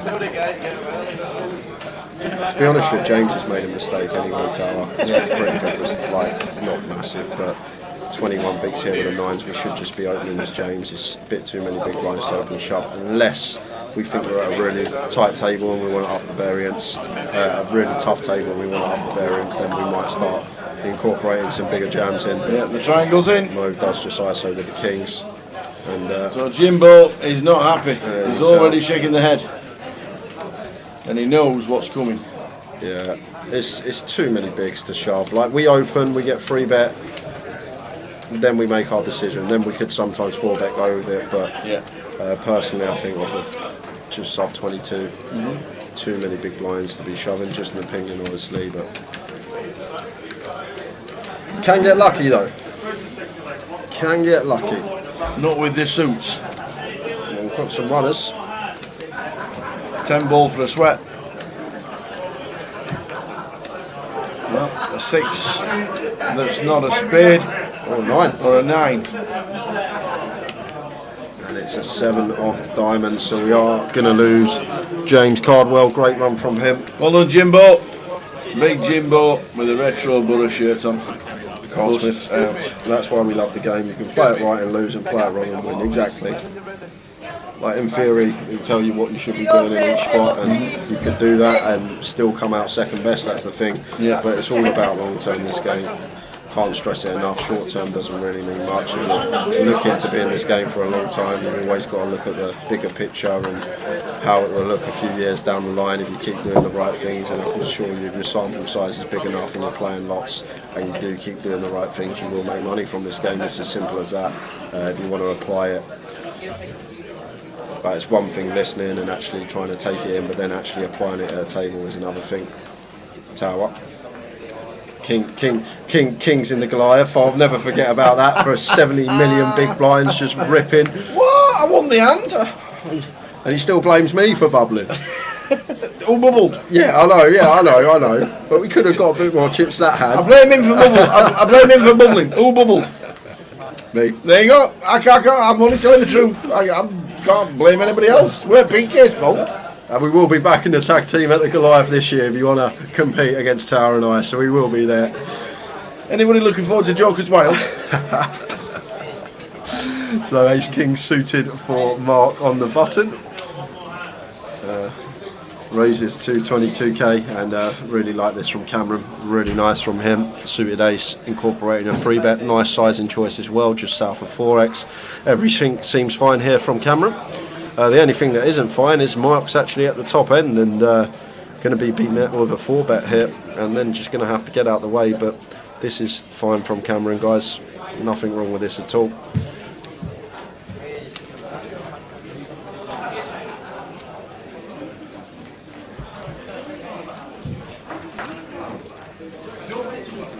How many are left? There are 15 and... Sorry, there are 14 players left, because we've just lost James. James Cardwell finished in 15th at 2,820, which means they're down to 14. Question 25 tournament. What are the blinds that start at day 2? Wondering how many PBs you get when you're going into the tournament start at day 2. PK's just going to check that for you. Poker 3-5, 21 big eye standard with 9-9. Maybe going back 10 years when like Snapshot and that come up, but it's different now. The game's changed. Better to open these hands. You want to get value from them, especially from big blind defend range. The only time that we're going to shove them for more big blinds nowadays. Like, you're correct that we're speaking like 10 years ago, but so much more. There we go. Tools, if you like, around now. Like the solvers and everything are just so complex nowadays. I remember when it was just Flopzilla and stuff like that, and now it's just crazy. The amount of work that must go into making them must take forever.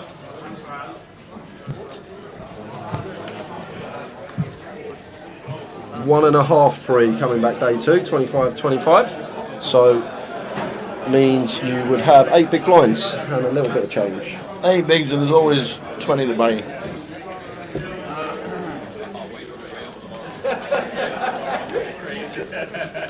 Do we think people play a lot more loose now? Different stages of the game, yes. I think it depends. Like, you still get your solid players. You'll get like, let's find someone, your Masood of the tour. Like, they will sit there and just be solid and just play like his premium hold'em, see that once and then give up. And he doesn't usually have many final tables or deep runs, but he usually cashes quite a lot. Like, and then you have got your loose players that will be more loose aggressive. You've got your loose passive players. It's still the same. You're still going to get that pool of players where you've got all different types of playing types, and I wouldn't say people play more loose. I say people are more clued up, if you like, now in the game. There's a lot more academical work that goes into poker. People study a lot off the thing. They run sims and see what they should be doing in each spot, and then they try and apply it at the table. But the game's just changed so much. Like, you look how much it's changed from 2004 to like 2012, and then from like 2012 to now, and it's just a completely different game now with all these solvers about. But what I always say when you are looking at solving and stuff, the solvers are assuming that your opponent's playing this specific range, and that's not always the case, especially in live poker, because you get players that aren't even going to be playing close to the range that the solver recommends, and then the solver's basing its decision on that range, so it's not so clear cut as you like. There's the 20 with the threes. But keep the questions coming, guys. We do like them. As we reach the back end of the day. We raise to 57, 65. And more with ace 8. Let's see a flop. 1-3 has folded.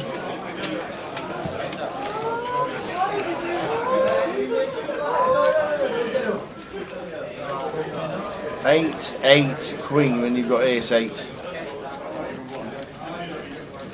I stopped waiting, I pulled it just free. This time Molly does choose to check back the trips. Yeah, let's check.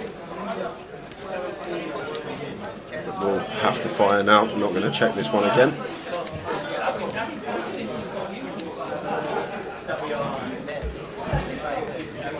Just a quick fold from the freeze of Gary.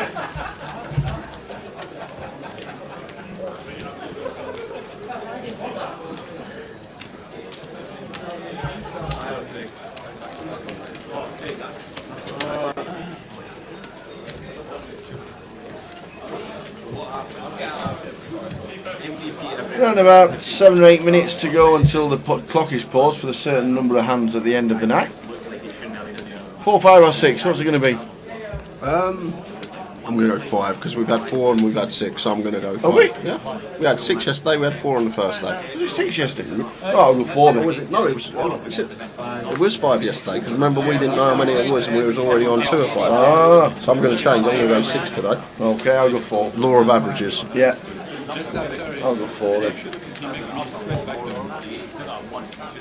I went to he wasn't even trying to advance position or anything, just hold the legs. 7 or 8 minutes to go till the clock is paused.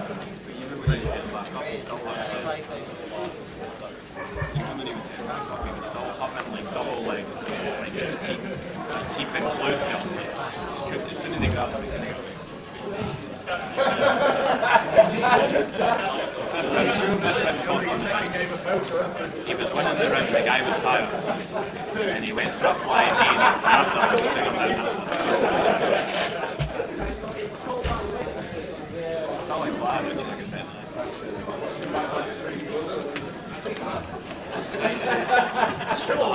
that Robert White put in my treble, he got banged in like 25 seconds.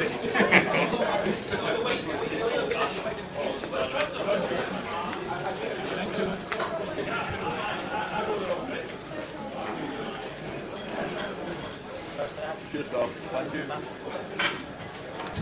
Just off. Imagine any two Malou or Terry Jordan looking at solvers. Did you hear how Ali Malou won his last tournament? Heads up against Matt Davenport at Didsbury in Manchester. They're deeps.com.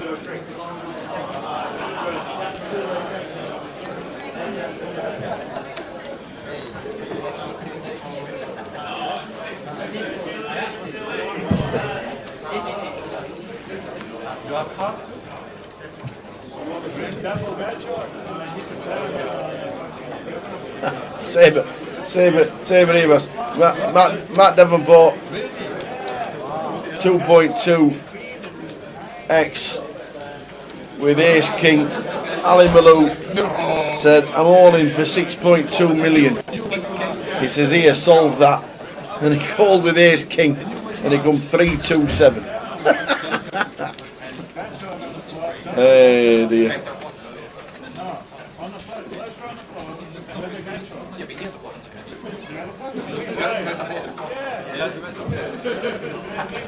Couple of cycles. Almost game over. Couple of cycles. I would be so mad if I called it.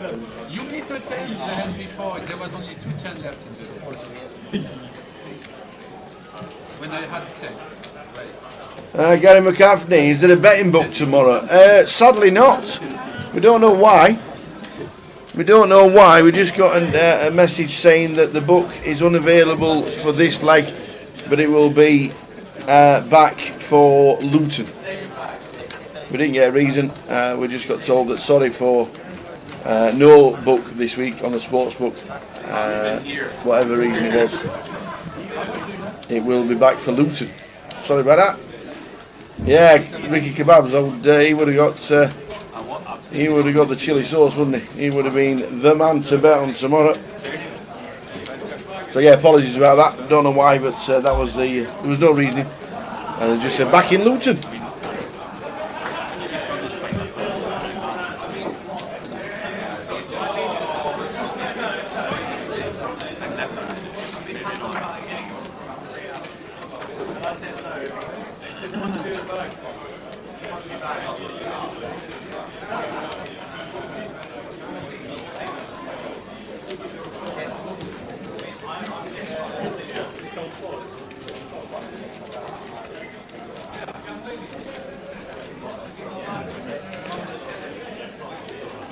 Maybe you'll find somebody running a book. A gully math. Flicks it on day 2, yeah, and ends up with about 800,000.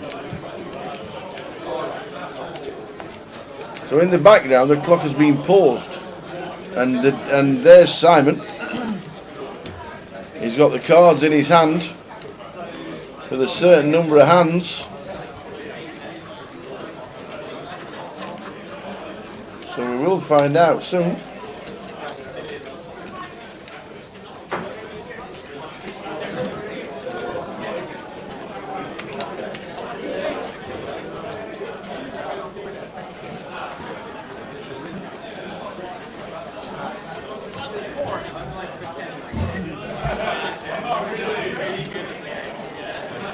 Ladies and dealers in Maine, after the hand in progress, you are dealing your last 5 hands.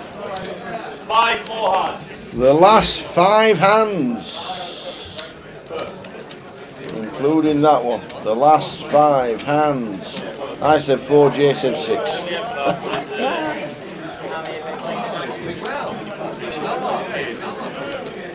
Hard for her to come if you have all the autographs.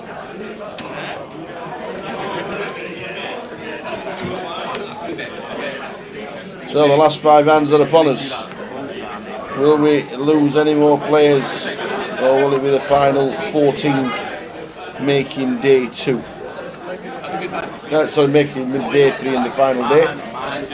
Yeah, the bubble's gone, Keith.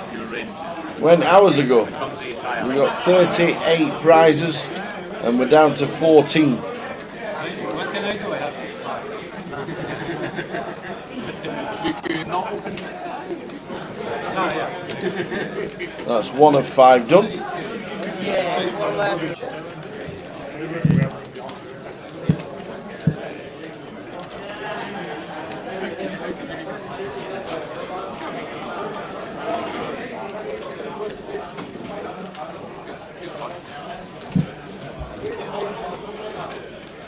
So just dealt 1 of 5. You went 6, I went 4.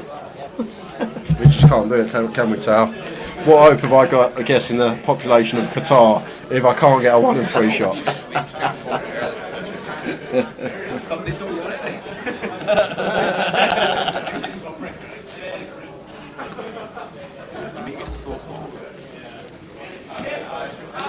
So this is 2 of 5. Yeah, and we're actually down to 14, guys. Two tables of 7. Yeah, take that.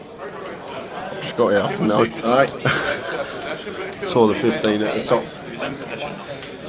So Mark on the button, raises to 21 with the King Queen. And Mo over the million chip mark now. Played very well today, I must say. Been very impressed by the man in seat 1. And we have one more chance for the £110 closer ticket tomorrow. Don't even have to look at Twitch anymore, Tower. Now the Mick's involved, don't even have to bother. Yeah, good old Mick.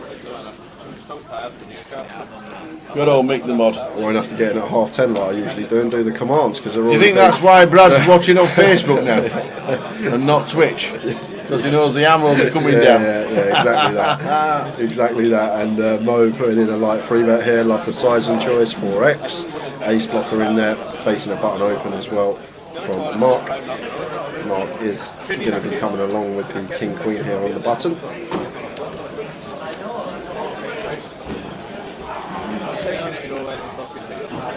Going to the flop. Wow, wow, wow. You peel a 3-bet with King Queen and you get the Jack 10-9 rainbow board. Does it get any better than that? Back end of a big day too. And Mark is loving to see that and puts in a little sneaky check behind and it comes an ace on the turn. So this check is going to work to perfection. Mo now turning top pair. Still would like to see Mo check this one personally. And there is the check from Mo. Oh my god! Oh my god! Oh my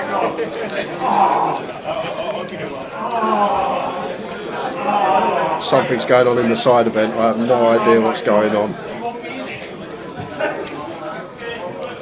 Mark firing 450 and Mo going to have to check call. Check to call.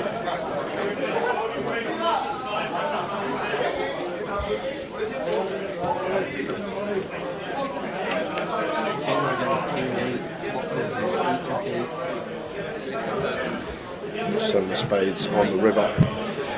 Mo checking once more. No better feeling sitting there on the river when there's 300k in the middle and you've got the nuts. And Mark going to be firing once more. His rail on the rail there, Mr. P-Man. Gary, I can see him rooting for their man. P-Man! That looks like you. Me? With a hat on. That looks like you without the hat on. What's happening here? Is it a J looking like here? So fires for 185.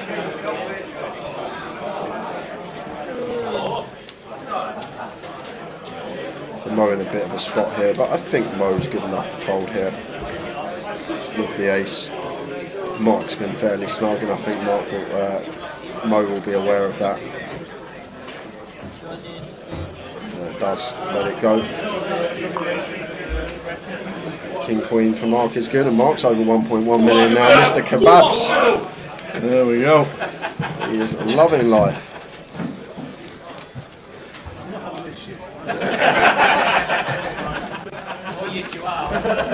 So, you have a choice.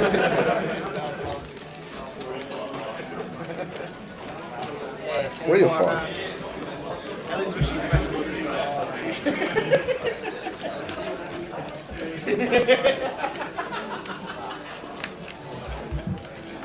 3 of 5.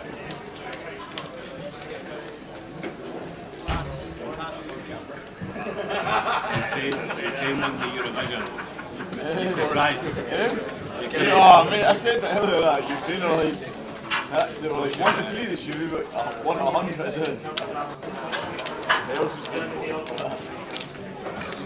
Gary makes it 22 with the ace 5 suited. And Cameron on the button here with the 7s. We're going to be getting involved. Both options available. Veers or flat, it looks like. Just flat in with position. Nose out the way.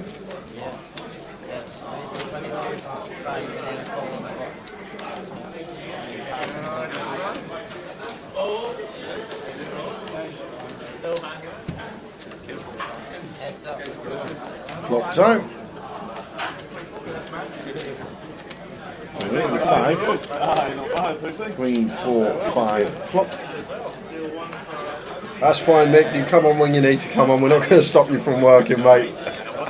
You don't need to put in the old note that you've got work tomorrow and you're not going to be on most of the day. You help us out enough. We'll see you whenever you get time to come and watch the live stream tomorrow. The ace on the turn. For the ace, 5 for Gary. Beautiful sight for Gary, unfortunately for him. Cameron not going to be able to call a double barrel here on this turn with 7s, just going to have to fold. There's the fold, so 2 more hands and that will be it for the day for us. 2 more hands.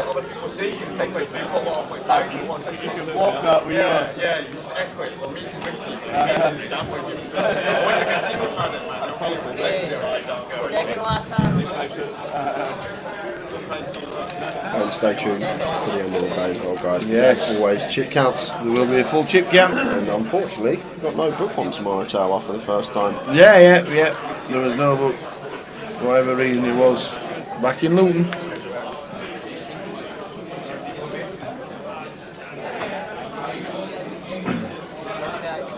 Strange fact about the Eurovision Song Contest is that the United Kingdom actually subsidise it for 3/4 of Europe. We pay for the privilege of being in the Eurovision Song Contest. Google it. We actually pay for the privilege of being in the Eurovision Song Contest. I think it's there's one of 4 or one of 5 countries that actually subsidise it all, and we're one of them. So you've got to know where your money's going. There we go. That's it. How are we doing then before I get into my pit tonight? We're doing my stretches and my lunges.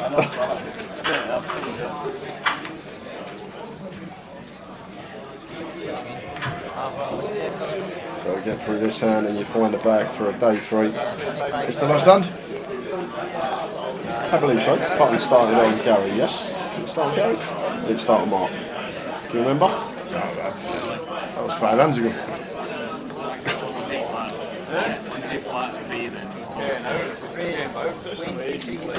He's 10 suited, last hand of the day, we think. Exit 23. Very care. Potential 3-bet bluff spot. Mo with the chip lead. Going to be opening a lot of hands, especially back into the day, but Mark happy to bag up, and this is the last hand. Cheers, Sabria. Glad you enjoyed the coverage. Everybody of us. Thank you very much. Back on from 12:30 tomorrow. Cheers, Chris. This is the last hand. We'll all up this time now. Lawless flat in with the King Jack suited in the small, and these two have been at it this session, and they're going to end the session battling it out for the pot. Mo with ace-10 suited, Lawrence with the King Jack of diamonds. Oh, let's have a flop, shall we? Oh, what a dream! What a dream! Last hand of the day, and Mo just checking this one back pretty promptly, and the King on the turn. Mo was flopped dead.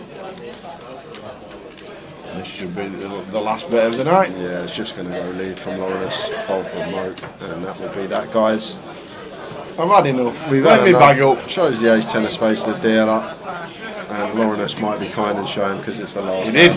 The big smile. So that is it from us, guys. Here are the chip counts to end the day. We'll start at the top. Mocha Kearney 900,000, Mark Roberts 876, Eunice Barakat 688, Lawrence Jakutis 676, Chris Welsh at 636, Cameron Williamson 585, Eddie Swales 571. That's a story. Sonny Rahiliu 525, Gary Armstrong 504, and Craig Smith on 4.53. And then the man, Dave Doherty, spinning up 5,000 chips to 341k. 5k, one chip out the door. Oi, Doherty, come back! Come here, you've got a chip left. And he span it back up. Jared Thatcher below him. Radislav Iliev on 256 in our short stack. For tomorrow is Scott Finlayson, and they are the final 14 for GUKPT Edinburgh 2022. 14 for 124. Not bad. Pretty good.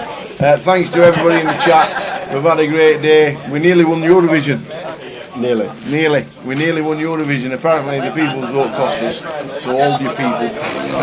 Anyway, join us tomorrow for the final day in Edinburgh from 12:30. It is going to be a cracker. It is. Looking forward to it. We will see you then. See you then, guys. Thanks for watching. Cheers, guys. Thank you very much and good night.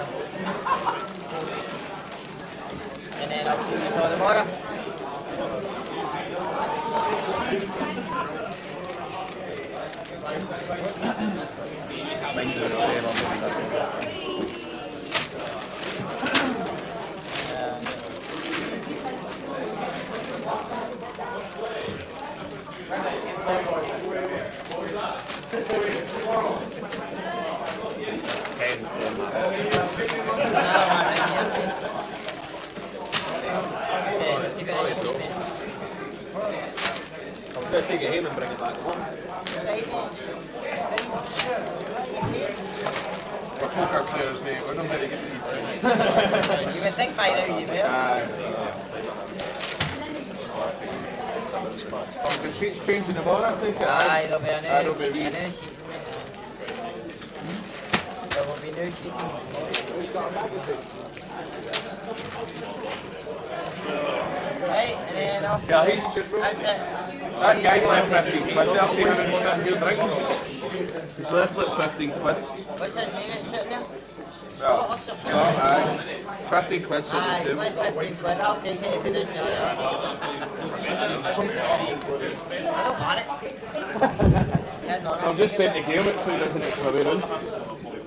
Cheers, mate. Get yourself a pint. How do you see that?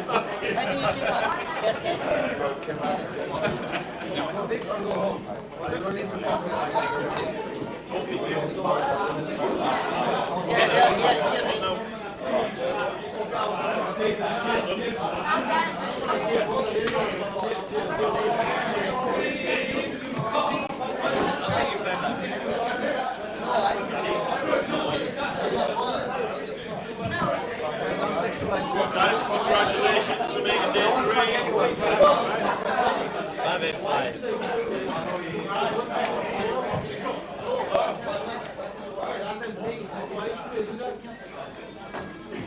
On front of back, guys, I need a chip count with your name nice and clear so I can read it. Seal it up and we'll see you tomorrow midday for day 3. Congratulations. Congratulations, you have won new big catch.